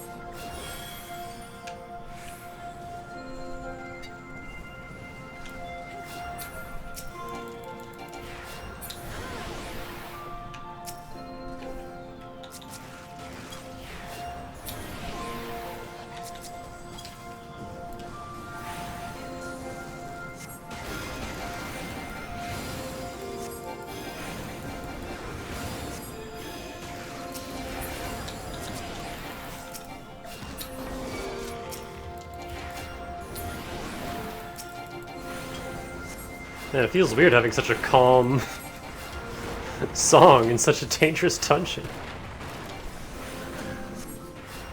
It's like Donkey Kong Country 1 and 2 when you get to the snow caves, and it's just this like wonderful... I didn't even notice the key.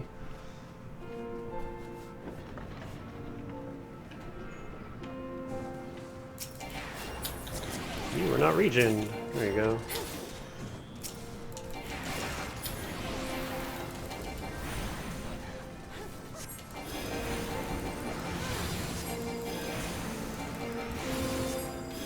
Avert your eyes, children. We're using holy.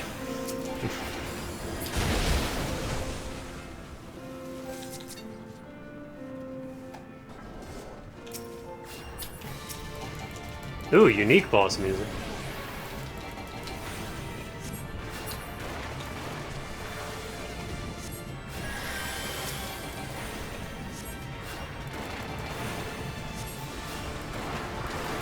Persistence.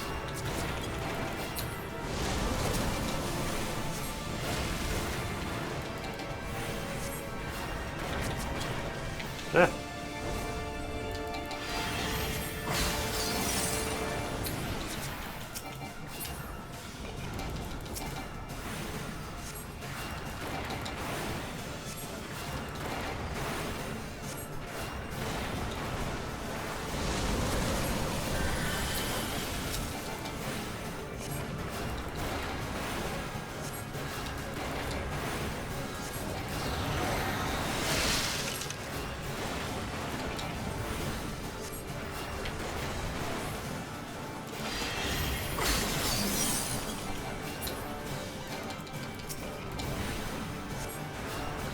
What is this debuff?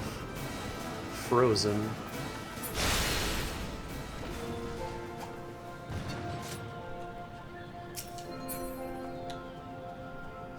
I don't want that.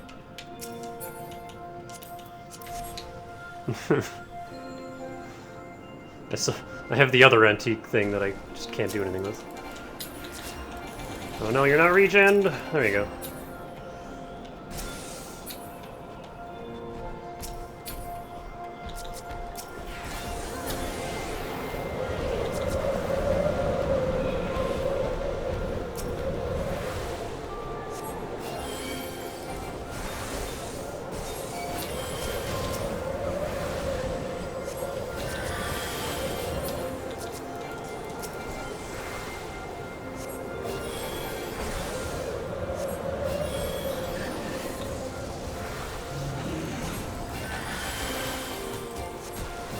That wasn't holy. I meant to cast holy there.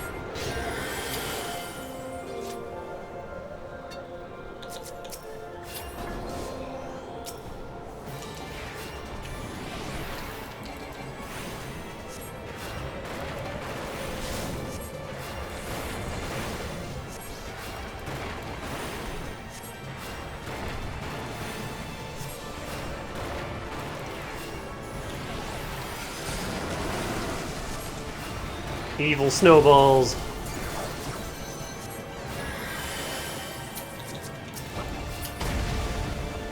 Whoa.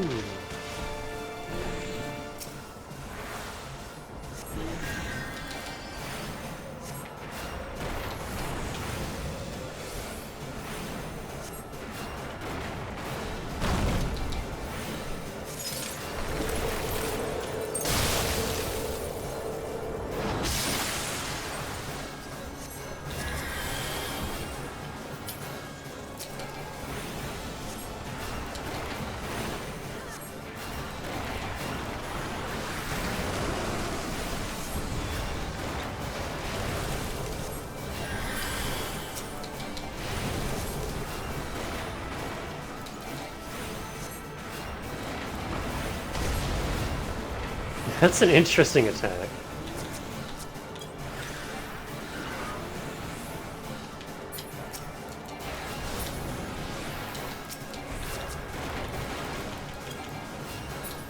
Did my raise not go through?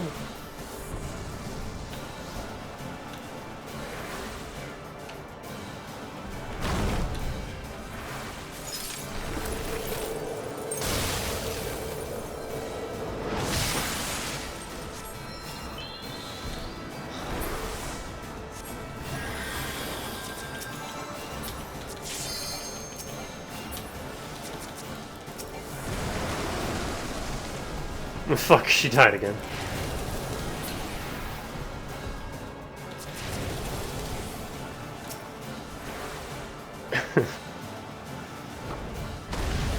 Woo.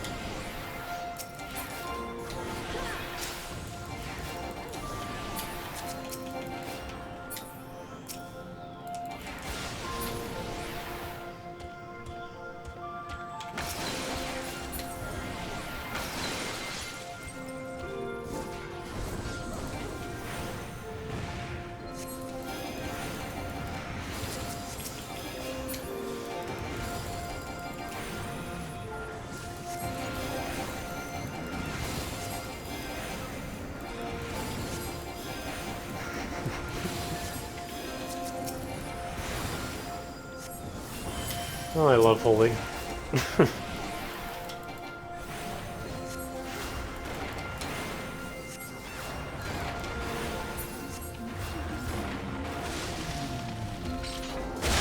Bunnies! And whatever that is.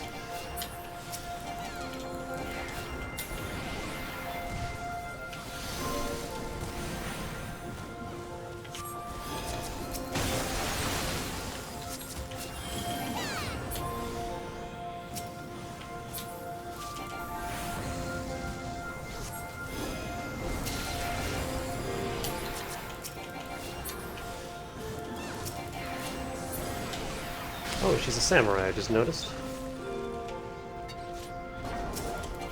Snow clops.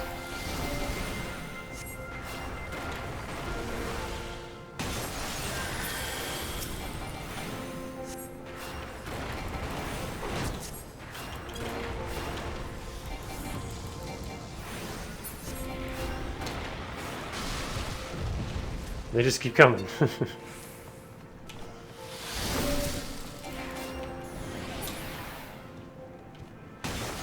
Contempt.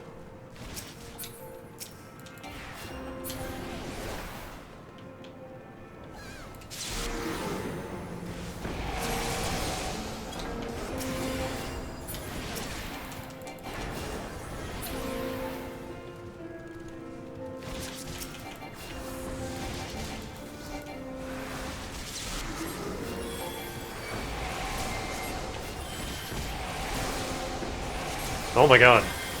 The AoE.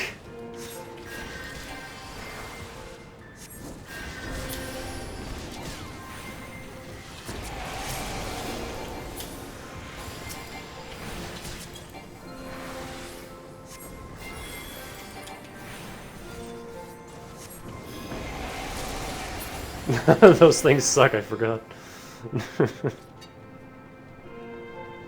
Oh, missed a key.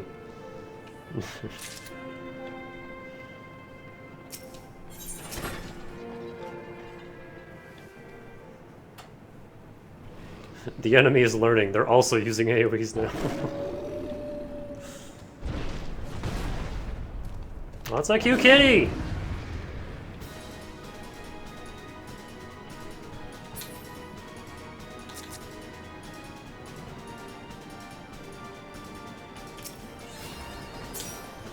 Mapping the realm.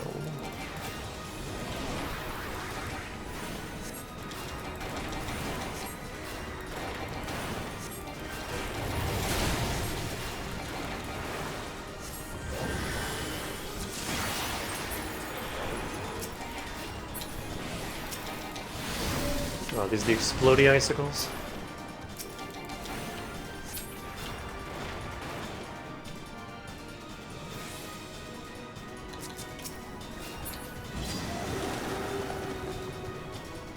Ah, then they explode, I see.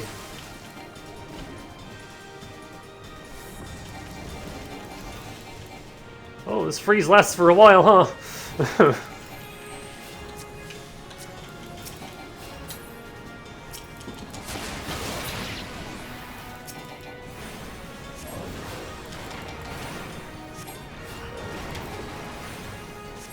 Well, I got all my MP back while I was frozen. Silver lining.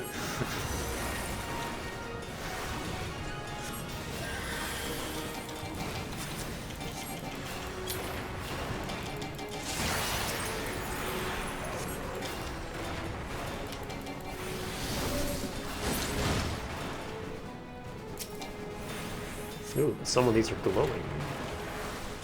I assume the glowing ones are bad.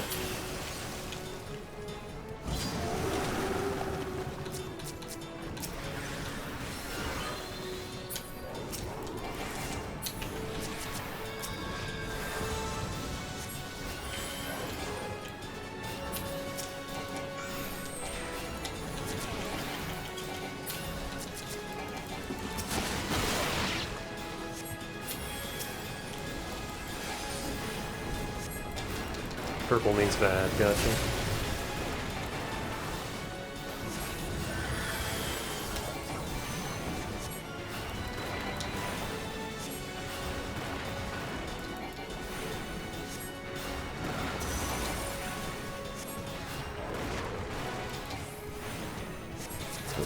Oh, you need healing?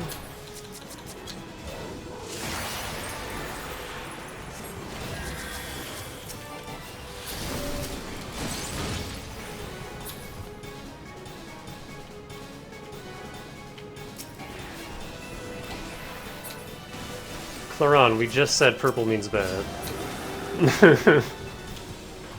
Hoi! Damn it! I didn't get away in time. Oh, we're all frozen.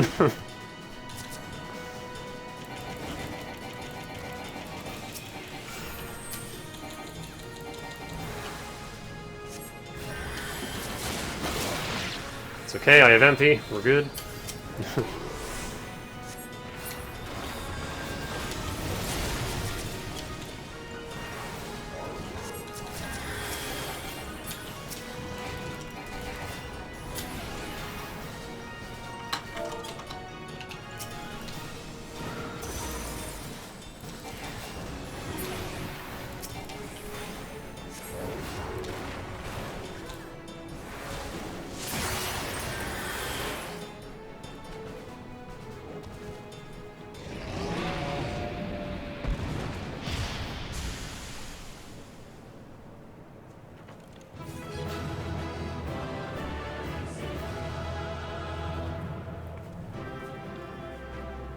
See if I can catch this girl before she leaves.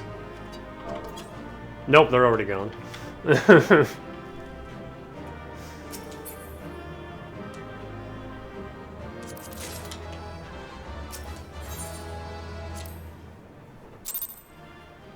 I'm glad it's not just me.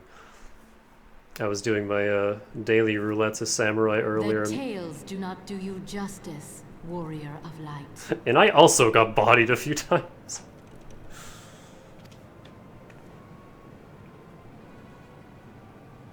Yes, I know who you are, and you know who I am. I was given the name Izel, but I earned the name Iceheart. I like your white lipstick.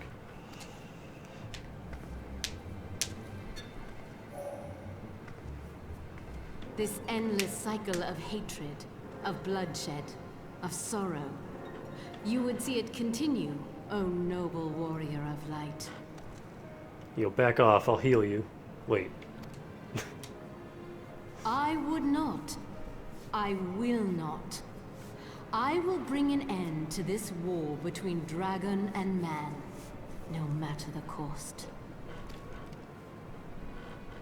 In time, you will come to understand that what we do for the greater good. For Eorzea, for Hydaelyn. Hey, I know that name.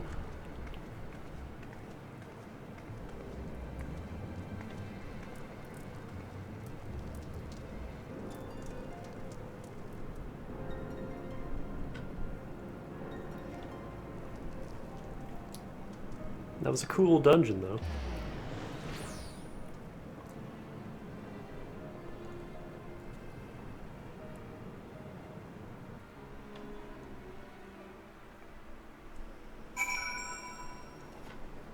Alright, back to stabbing stuff.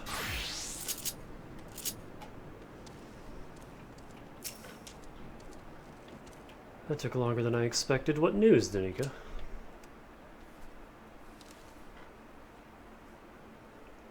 So Iceheart is but a pseudonym, not that it matters. That she managed to escape is regrettable. But from your description of that beast, you did well to come as close as you did. In any case, now that you have cleared a path, the Temple Knights can begin to survey the tunnels in earnest. Mayhap they will find a route past the ice wall. Wouldn't that do wonders for their fight against the heretics?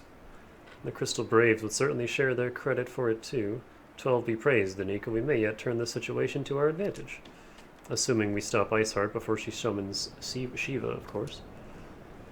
Needless to say, our fellow Scions have not been idle. Minfilia and Uriage have been busy pursuing the archives of House Fortemp, gathering what information they can on Shiva. Which reminds me, if they were intending to trudge back to Camp Dragonhead to report on the day's events, don't. The antecedent, there we go, should be here any minute. I can only assume some people enjoy subjecting themselves to this cold.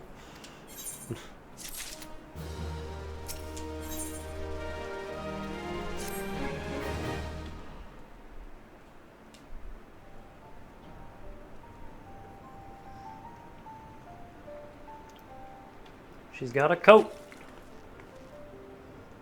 Antecedent, you come to us straight from the archives of House Fortemp. I trust your time there proved fruitful. Would that it had. Uriage and I scoured countless texts, but what we found was of questionable veracity? Hey boy, how you doing? Accounts of Shiva's life and deeds are sparse and contradictory, only agreeing upon one point, that she's hot as fuck, that she lay down with the dragon, the gravest of all sins, according to the Ishgardian faith. Yet in the eyes of Iceheart's followers, this was a holy act, the blessed union of man and dragon. How such a thing could even be possible is quite another question. Suffice it to say, I very much doubt that we will find a useful answer in the archives of House Fortemp. Much knowledge has been lost over the centuries, though in this case one wonders if it is by circumstance or design. You said that Iceheart took a moment to plead her case prior to escaping, did you not? Viewed without prejudice, most would agree that bringing an end to an endless war serves the greater good. I think Sir Aymeric might take issue with her methods.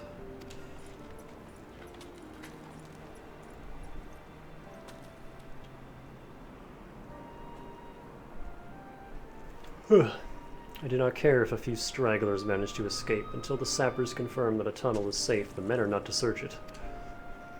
Yes, Lord Commander.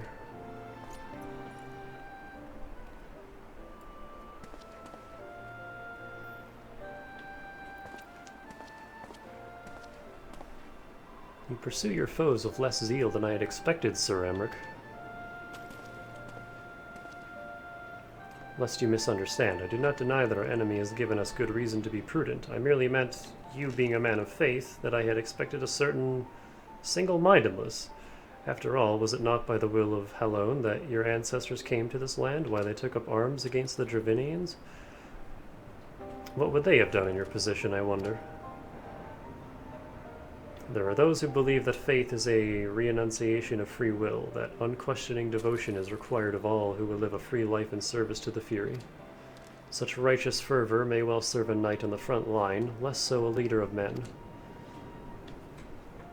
We are all at liberty to interpret the scriptures as we will. I choose to believe that the Fury would value the lives of her followers over the deaths of her enemies. But I would not presume to speak for the Knights of Eld. 'Twas a different time, nay, a different era, and Scripture tells us only as much. Only so much. Would that it told us more.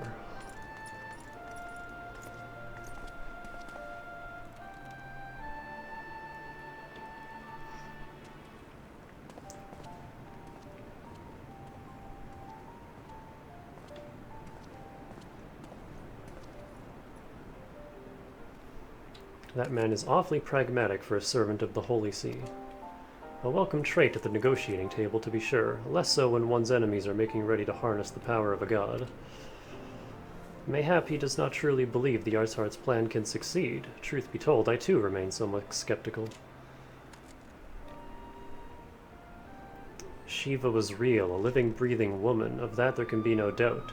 In this respect she differs from every other figure to have been summoned, each of whom was worshipped as a god. The sole exception being good King Mugglemong XII, the myth made manifest in response to the fervent supplications of the Mughals Guard. Saint Shiva may differ, but what of the heretics? They are a tribe of outcasts at war with a mighty nation, who yearn for the resurrection of the one who embodies their beliefs.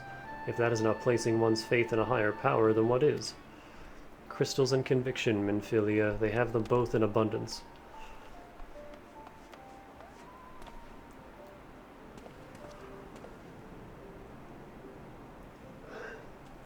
Can that truly be all that is required?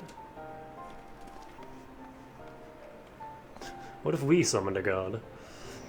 My survey team has concluded a preliminary analysis of the Aetheryte Iceheart used to escape. They believe that she teleported to another Aetheryte somewhere not far to the west. Despite the apparent proximity of this second Aetheryte, however, they have been wholly unable to detect its presence directly. Unless Iceheart has some means to mask its signal, I can only presume she had it destroyed to prevent us from following her. Without the means to teleport as she did, we have no choice but to search for an alternate route, most likely a tunnel, assuming one exists. Let us not give up on teleportation just yet. One of our colleagues in Charlayan, may be able to assist us. I pray that you were right. I dare not think how long it will take us to survey the entire tunnel system. Falling asleep again. While Minfilia looks into our Aetheryte problem, I would like to request your assistance with another matter. The third unit is currently tracking the remnants of the heretic force which attacked us. However, the search goes poorly, despite our numbers. Karthus is vast, and Iceheart's followers know the terrain far better than we. Your knowledge of this region may serve to hasten the process. The sooner we capture Iceheart's followers, the sooner we can press them for their leader's whereabouts.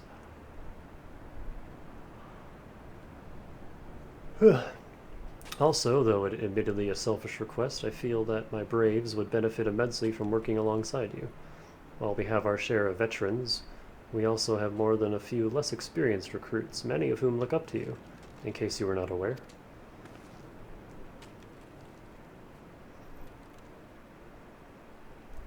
Good, I knew you would understand. Yu Yahaze can apprise you of the details. When the task is complete, come find me at the observatorium. Captain Ilberd and I are meeting there to discuss the latest developments in his investigation. The Temple Knights shall hold Snowcloak in our absence. Let us leave them to their work. Ours is more pressing.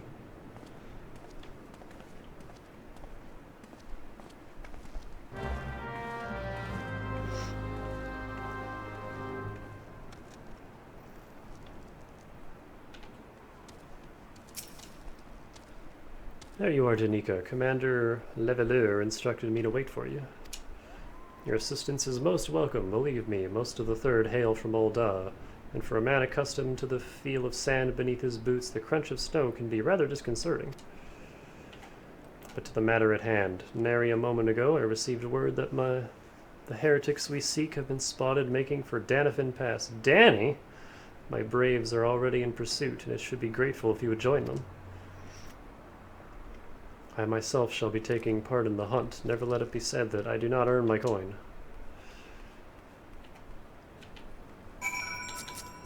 Oops.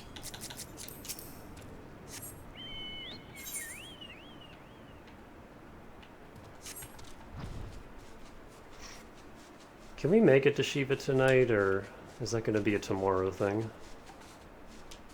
Oh. Okay. Thought we were disconnecting again.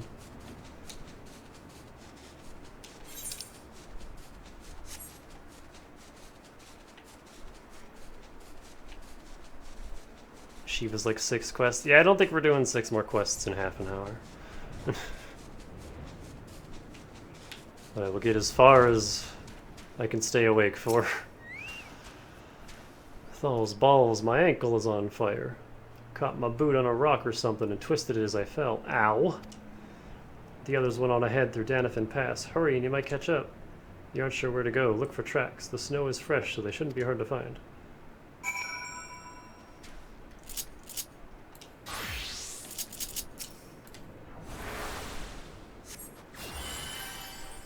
There you go.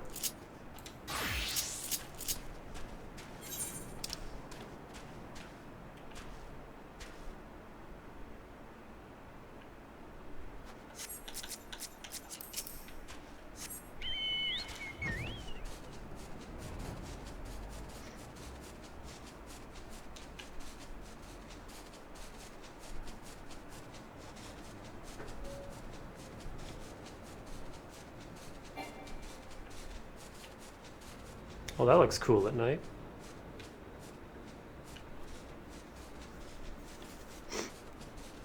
Reminds me of the, oh, I forget what it's called, but the red reefs from Subnautica. Seeing those at a distance. Fresh pants.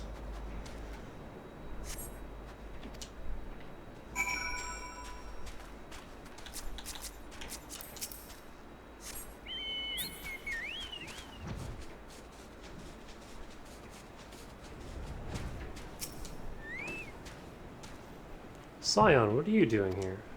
The heretics? I'm not sure. There was a great scaled beast, and Haze? I think he went east on his own. The heretics split up, so we did too.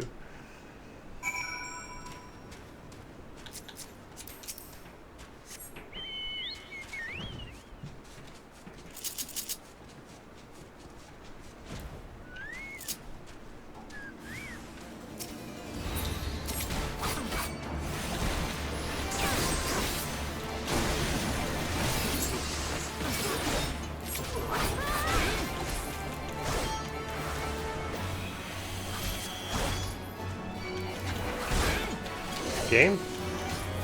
There we go.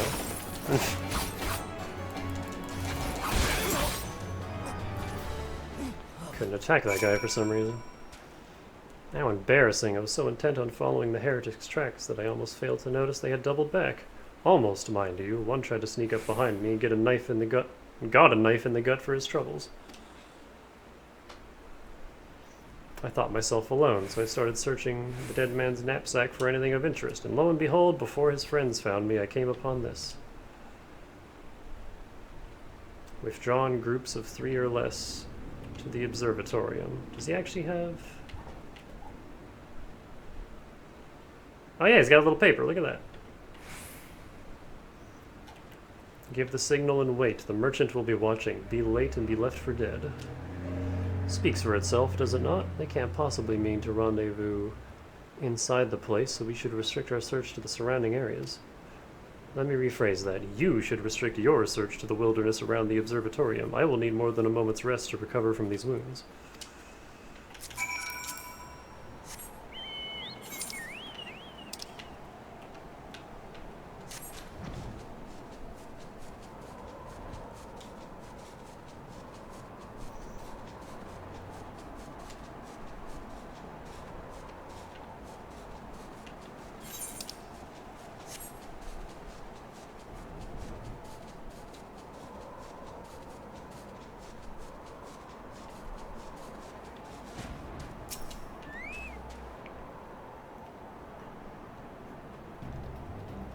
I am through with listening to your excuses. We leave now. How? The woods are crawling with those bluecoats, and the knights are searching every wagon that passes through the gates. Hi. Well, stay with her then, if you think you'll fare any better. Now, there's no need for that.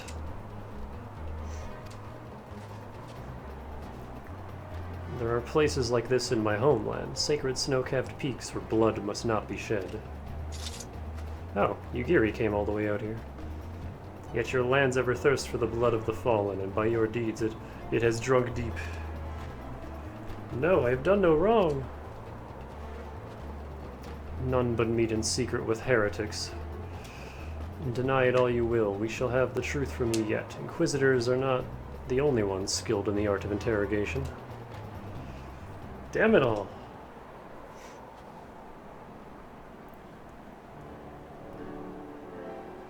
How many fingers do you think he's gonna lose? Fancy meeting you here, Danica. Presume your work with the Third brought you hither? What a tangled web, but lest you wonder, we came not for the heretics, but for the merchant who has been conspiring with them. He came to our attention during the course of our investigation into the Ivy. It beggars belief, I know, but it seems our favorite Garlean spy may have been providing assistance to Iceheart. Were it not for the efforts of Lady Yugiri and her shinobi, we might never have discovered this connection.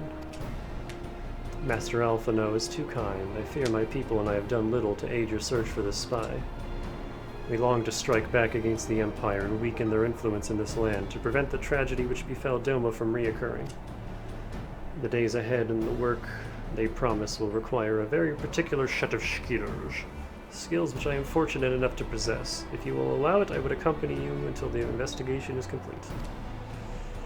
That is a most generous offer, Lady Yugiri, and one I would gladly accept.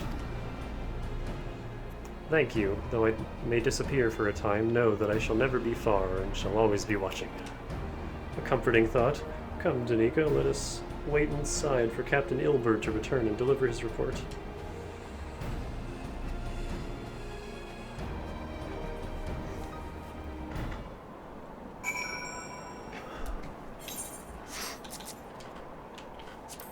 Hey, Spice, fly me over the wall, please.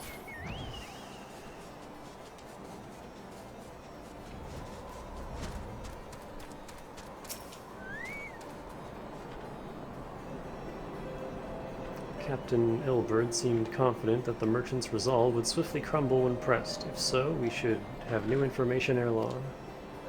As to whether it will bring us any closer to learning the Ivy's identity, I would rather not say. Given our adversary's cunning, I shall consider us fortunate if we are spared another wild dodo chase. And the gods know we have more than enough to occupy our time as it is.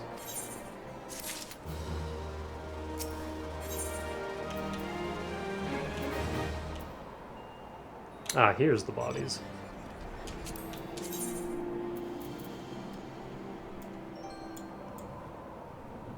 That's kind of cool.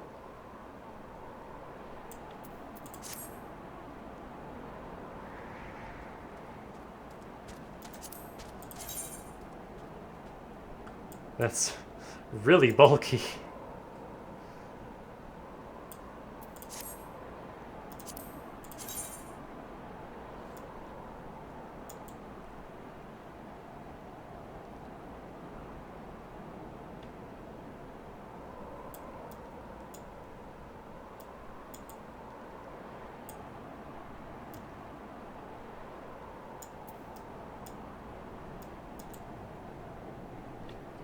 Interesting.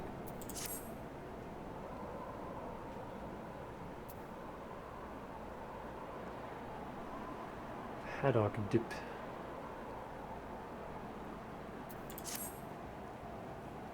Chunk armor.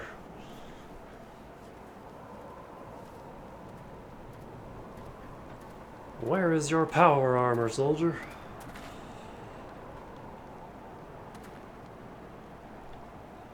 Captain Ilbert, your report, if you will. Aye, Commander. Firstly, with regard to the heretic we captured, I regret to say that the man could tell us naught that we did already know of Shiva. We have since handed him over to the Ishgardian authorities. Henceforth, the Holy See will pursue the matter independently. Our inquiries concerning the Ivy, however, have proven more fruitful. We have ascertained the channel by which the heretics acquired their information on the shipment routes. Go on. You will recall the flame we first identified as being in the Ivy's employ. From him we were able to trace a trail of conspirators, each taking us closer to his master. Alas, the trail came to an abrupt end. Fearing that the investigation had been compromised, we took the necessary step of detaining all suspected of conspiracy. There were 5 on our list, including a flame stationed at Redmond's Toll. The man's primary duty was to keep an inventory of donations from abroad, the particulars of which he would share with benefactors, thereby ensuring that needs did not go unfulfilled. By virtue of his role, he was privy to the details of all shipments bound for the settlement. Needless to say, that included those originating from House for Temp. Hang on.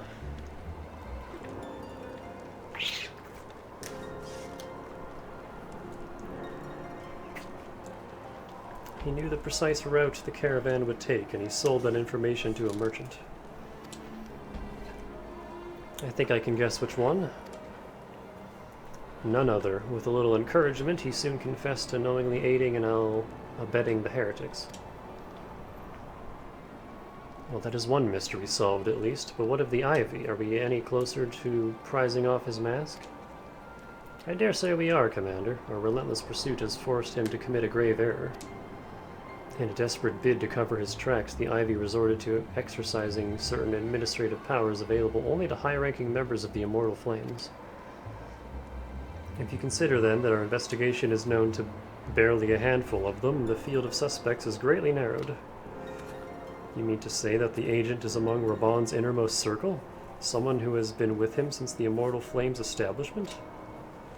Which is the most plausible explanation. The infiltration likely occurred during the company's founding, on the groundwork for the act being laid beforehand. To slip into a position of authority unremarked and remain above suspicion all these years. I too was surprised, though I really should not have been. Of the 3 grand companies, Old Dawes was ever the more vulnerable to infiltration. Both Limsa, Leminza, and Gridania have long-standing armed forces that lent themselves well to the formation of the Maelstrom and Order of the Twin Adder. To all intents and purposes, it was the same people, loyal ones, mind, under the same leadership, only the banner was different. Not so the Flames. Old Dawes' military was made up of disparate orders, most of which were glorified mercenary companies that answered only to their own paymasters. Hardly an ideal environment in which to establish something as high-minded as a grand company. The difficulties Raban faced when founding the Immortal Flames are well known. Even after he had convinced his fellow syndicate members to share the costs, there remained the small matter of finding enough bodies to fill the ranks. Indeed, and given the pressing nature of the Imperial threat, that meant recruiting every passing sellsword. Amidst the chaos of its founding, it would have been child's play to infiltrate the company. A good deal easier than now, aye. The Immortal Flames have been caught between conflicting interests, the public and the private. Though the monetarists ultimately agreed to support the organization's founding, it was not out of charity that they did so, but simple self-preservation. Had Nael von Darnus's ambitions been any less apocalyptic, you may be sure that they would never have risked supplying Raban with an army. 'Tis but a wonder that they not attempt to extinguish the flames the moment the danger had passed. Returning to the present, even as we speak, our Doman allies are shadowing several high-ranking flames. Any one of them could be the Ivy. Desiring to deal a blow against the Empire, the refugees were eager to lend us their aid. I expect to hear from them ere long.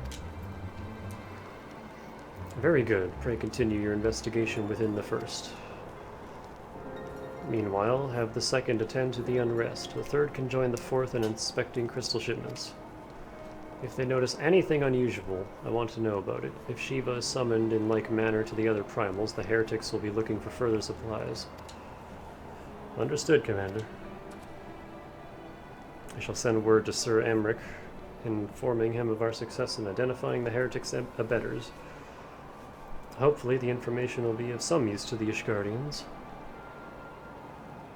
It is time, Commander. I am aware.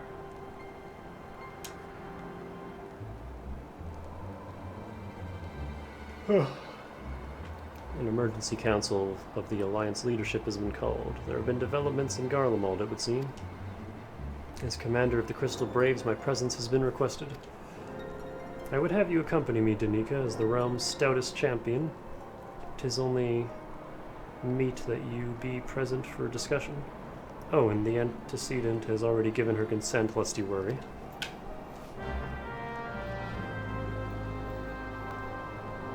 Man, I miss all the voice acting that was at the start of this patch.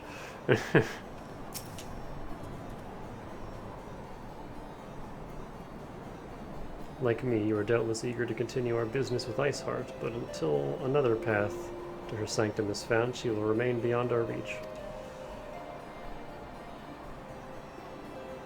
Minfilia and the Archons are sparing no effort to secure an alternate route. Until such time as they succeed, I suggest we give some thought to the realm's other problems. I shall go ahead to Gridania in readiness for the oncoming council.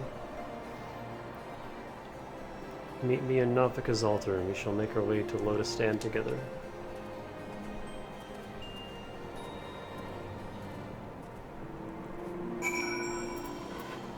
Very elusive, this ice lady. And then there's me, the other ice lady.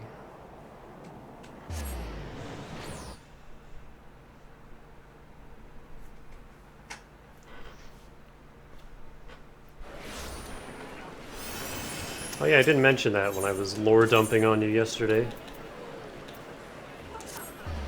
But everyone in Danny's universe is naturally attuned to an element at birth, and hers is ice.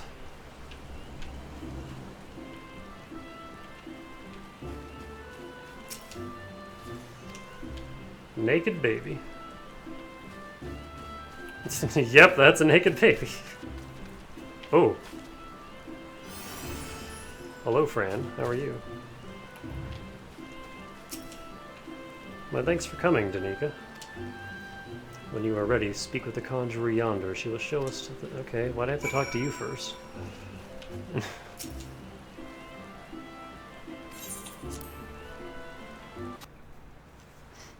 Can I rest my voice, please?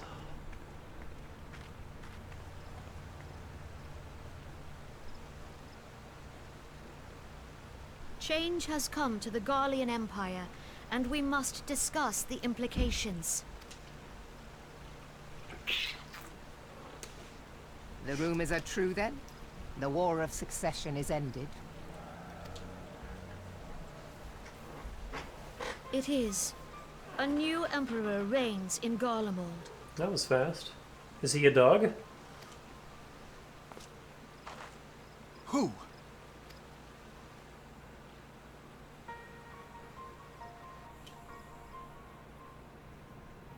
The birth and all too rapid expansion of the Garlean Empire is commonly attributed to the strategic brilliance of Solus Zosgalvis, yet he did not rule alone. Several members of the royal household also distinguished themselves during his reign. Nevertheless, it was the eldest son who stood to inherit the throne, until his most untimely passing. I thought us fortunate when I learned that the Emperor had died without naming a successor.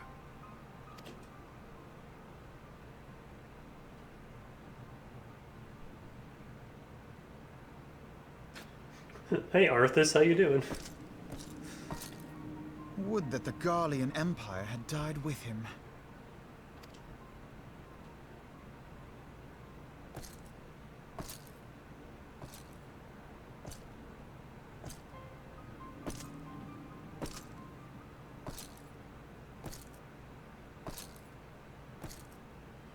Twas the grandson and his uncle who had the strongest claims, was it not?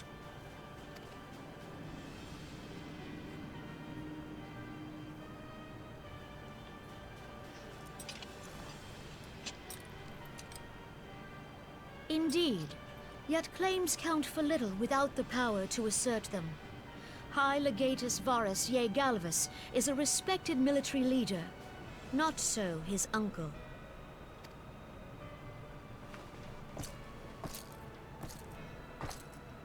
So young Varus has torn the crown from his uncle's grasp and taken his place at the head of the Empire.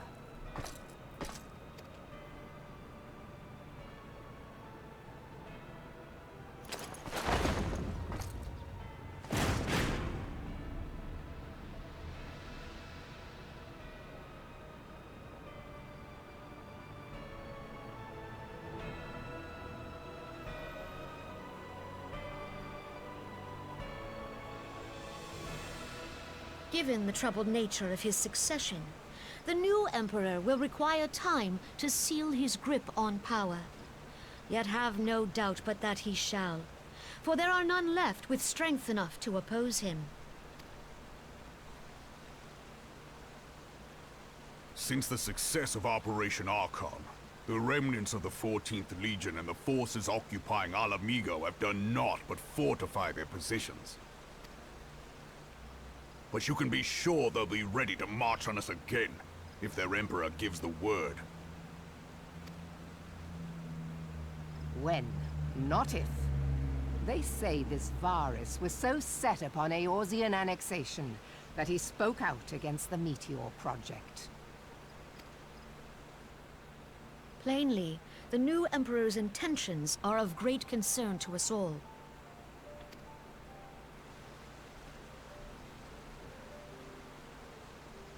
I propose that we set aside the Cartano dispute for the present, and discuss what measures the Alliance might take to prepare for a resumption of hostilities with Garlemald. Moreover, I move that we re-examine the question of how our former allies in Ishgard might be persuaded to retake their place at our side. Could Eorzea but stand as one, 'twould deal a grave blow to our enemies' ambitions.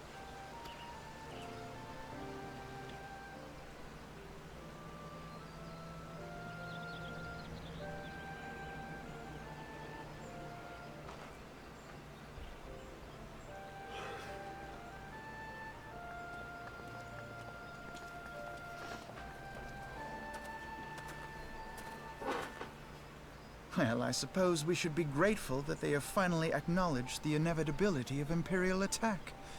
Who knows? They may even do something about it.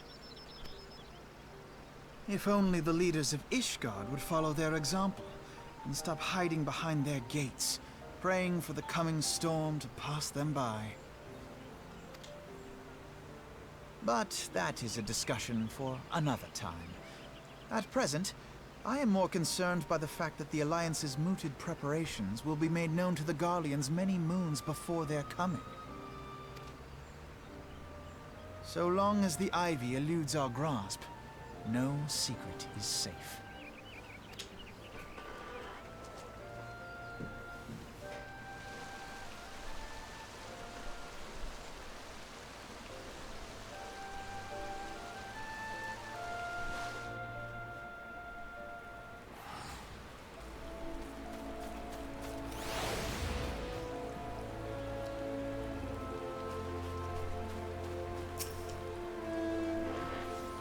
It will not have escaped your notice that the nations of Eorzea are no nearer to being of one purpose, despite their protestations to the contrary.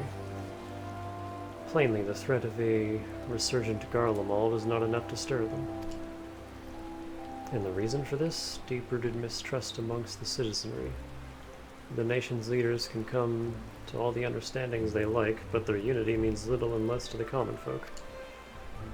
Take the Laminsans, for instance. Though Admiral Merrib outlawed piracy over a decade ago, foreigners still picture the nation as a haven for grog-swilling, wooden-legged cutthroats. And likewise, the Gridanians are mocked as hermits who talk to trees, and the Eldans scorned as swindlers who worship coin. Not that such sentiments are entirely without grounds, of course. Take that pillar of Aldan society, Teleji Elegy, for example. But that is beside the point. The fact is that the people are wary of outsiders, whether they have cause to be or not. On that basis, one could argue that the conflict of Cartano is a necessary evil. Each nation has its own warmongering faction that advocates the acquisition of Omega. In order to placate them, we present them something resembling warfare, and thereby curb their appetite for full-scale conflict. But enough idle musing, let us speak of a more pressing matter, the Ivy. Since we spoke at the Observatorium, Captain Ilbert has further shortened his list of suspects. And by happy coincidence, the one he deems the most likely candidate has lately come to Gridania. The hunt nears its end, Danica. Aurora Brightheart. All that remains is to corner our quarry. Seek out Ilbert near the Adder's Nest. He will give you the particulars. Should there be any developments in Corthus, you'll be sure that I will send word without delay. In the meantime, wish you success in apprehending the Ivy.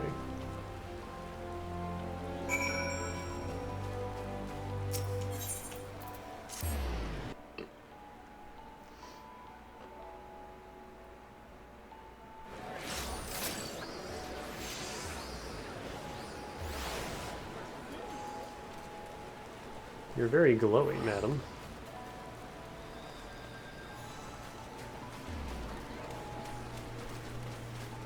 Tato Dumply. Got another perfect legend.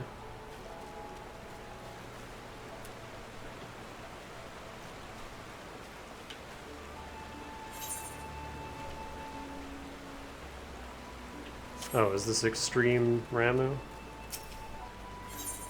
Yep.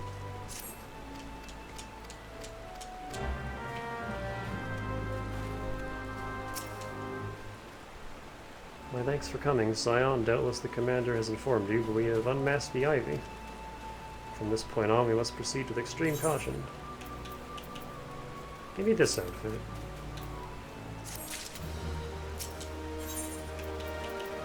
There's the Evenstar coat. Oh, it even comes with a little titty window.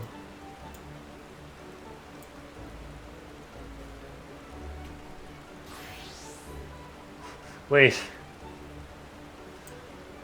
That's different. It has a slot for my tail?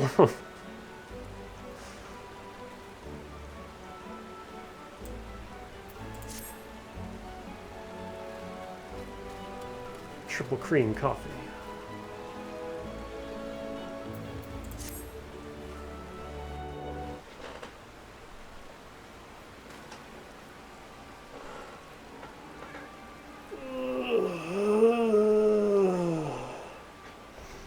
Listen well, the spy we have been seeking all this time is none other than Flame Marshal Aline Royale, Raban's second in command. Prior to joining the Immortal Flame, she was a mercenary. Oh no, she's hot! Of no small renown, they say her skill with a polearm had to be seen to be believed. Of Ishgardian birth, she is the highest ranked foreigner in the Immortal Flames, barring the Flame General himself, of course. When he formed the Grand Company, Raban chose people based on their worth. Whence they hailed was of no interest. The Monitorists saw things differently, however. Having funded the enterprise, they reserved the right to reject candidates nominated for high-ranking positions. And 'twas no secret that they did not favor foreigners, Ishgardians especially, after the way the Holy See forsook the Alliance. Yet the Monitorists did not raise so much as a murmur of protest when Royal was appointed to her post. Passing strange, is it not? Could it be that the Ivy has some hold over the Monitorists?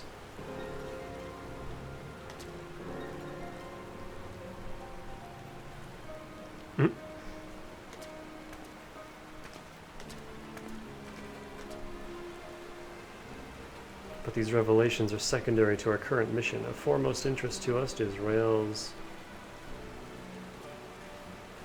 presence here and now, and as you may be aware, it is the duty of the Flame Marshal to command the Immortal Flames in the absence of the Flame General. While Raban attended the Council of Alliance Leaders, she should have remained in the Hall of Flames. The woman has no business being in Gridania, yet here she is nonetheless. On some pretense. She is up to something, mark my words. Even as we speak, I have a dozen men trawling the Flames records for evidence of Royal's guilt. But if we can catch her red-handed, we shall have all the proof we need. Which brings me to the plan. I have people watching the city gates, the airship landing and the docks, every point of egress. She cannot leave without our knowledge. All that remains is to shadow her until she betrays her true purpose. Can I rely upon your eyes, Xion?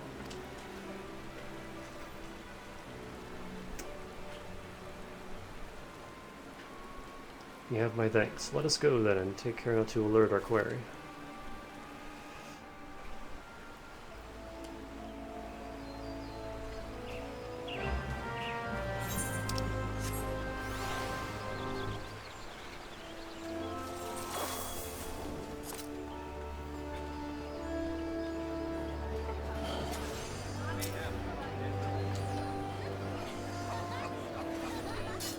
Royale is headed in the direction of the Blue Badger Gate with me, Scion. Badger, badger, badger, badger, badger, badger, badger, badger. What quest is this? The makings of a gunbreaker.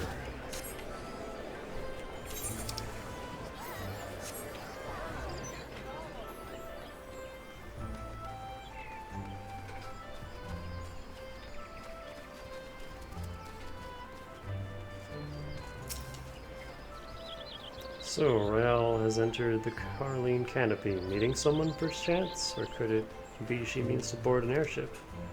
Pray look for her within. If she is not on the upper floor, try the landing area below. One of mine is stationed there, and she may have seen something. Ephemy is her name. I shall remain here in case Rael reappears.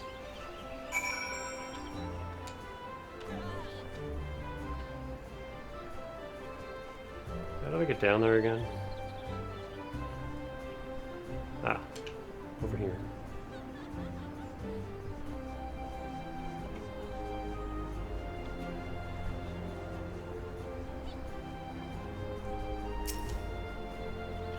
Danica Bush, that's an unexpected pleasure. What brings you here? A social visit, you say? How pleasant! No, she didn't come this way. I've noted every passenger and none bore any resemblance. Well, don't let me keep you.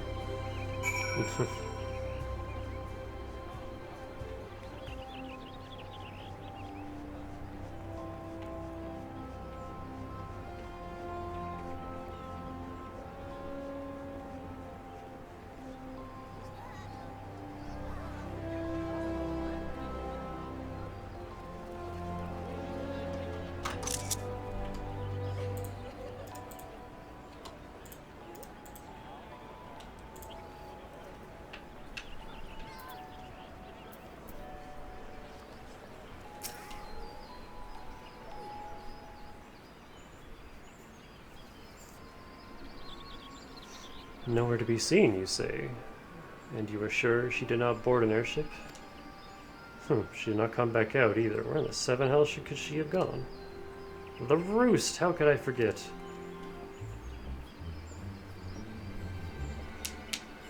Greetings, good sir. Might I interest you in some Montui tonic? A cup a day imbues a man with great vigor, if you take my meaning. Perhaps another time, friend. Wait, that necklace. You are a shinobi of Doma. The woman you seek has left Gridania by way of West Shore Pier. She was attired as a merchant, but these eyes are not so easily deceived. You may wish to take your search to the East Shroud. Rest assured that we shall continue to support you from the shadows. Yeah, the frog suit is very good. And the little frog wizard minion, I want that thing. Thank the 12 for the domins. Were it not for their unique talents, Royale would have disappeared without a trace. Give me this outfit. Actually, what do the other two look like? I didn't look at them. Oh, this is just a white recolor of the other one.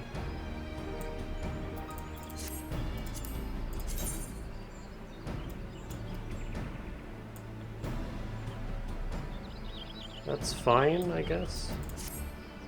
Give me this.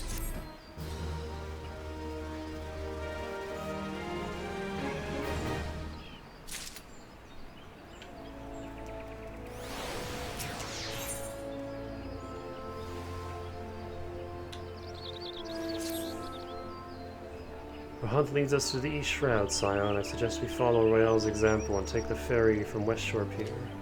You'll doubtless wish to make certain preparations. See to them while I go on ahead. I shall wait for you at Sweet Bloom Pier. And with that, I think I'm gonna stop. I am getting super duper tired, and I want to make an outfit out of this,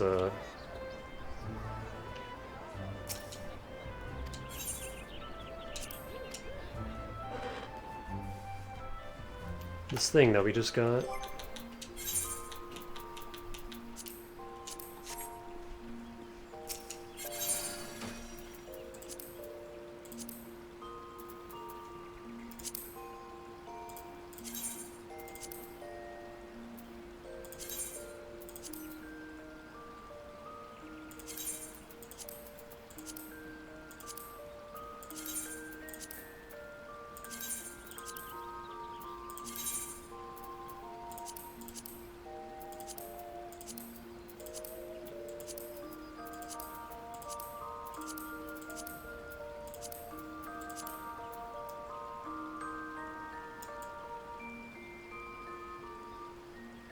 Hell yeah.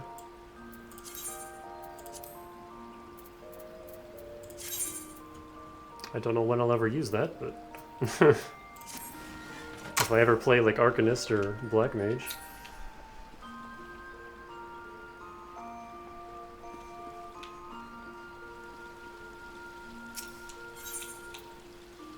Actually, this music is cute.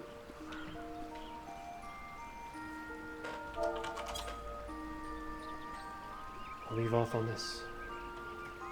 Yeah, I'm getting a few different outfits together. All the free stuff I keep getting.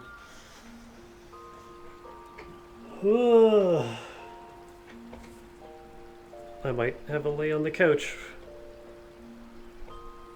while I make something in the oven. I need to rest my eyes. There's a lot of reading today.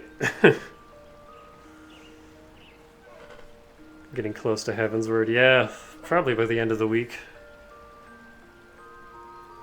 And then I might take a break just to, like I said, grind the Yokai Watch stuff. And those dungeons. And just wrap up the ARR content.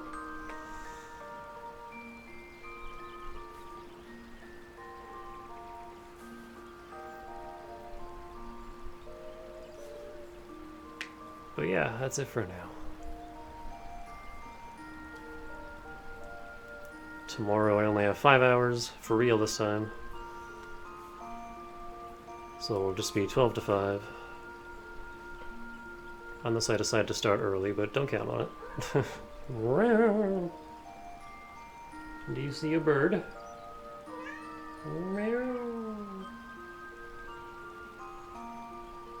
You always act up as soon as I'm ending the stream.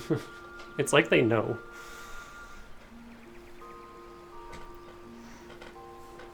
But yeah, that's it for me. So, thanks for playing, thanks for helping, and thanks for hanging out. I will see y'all tomorrow. Have a good rest of the night. Stay fresh.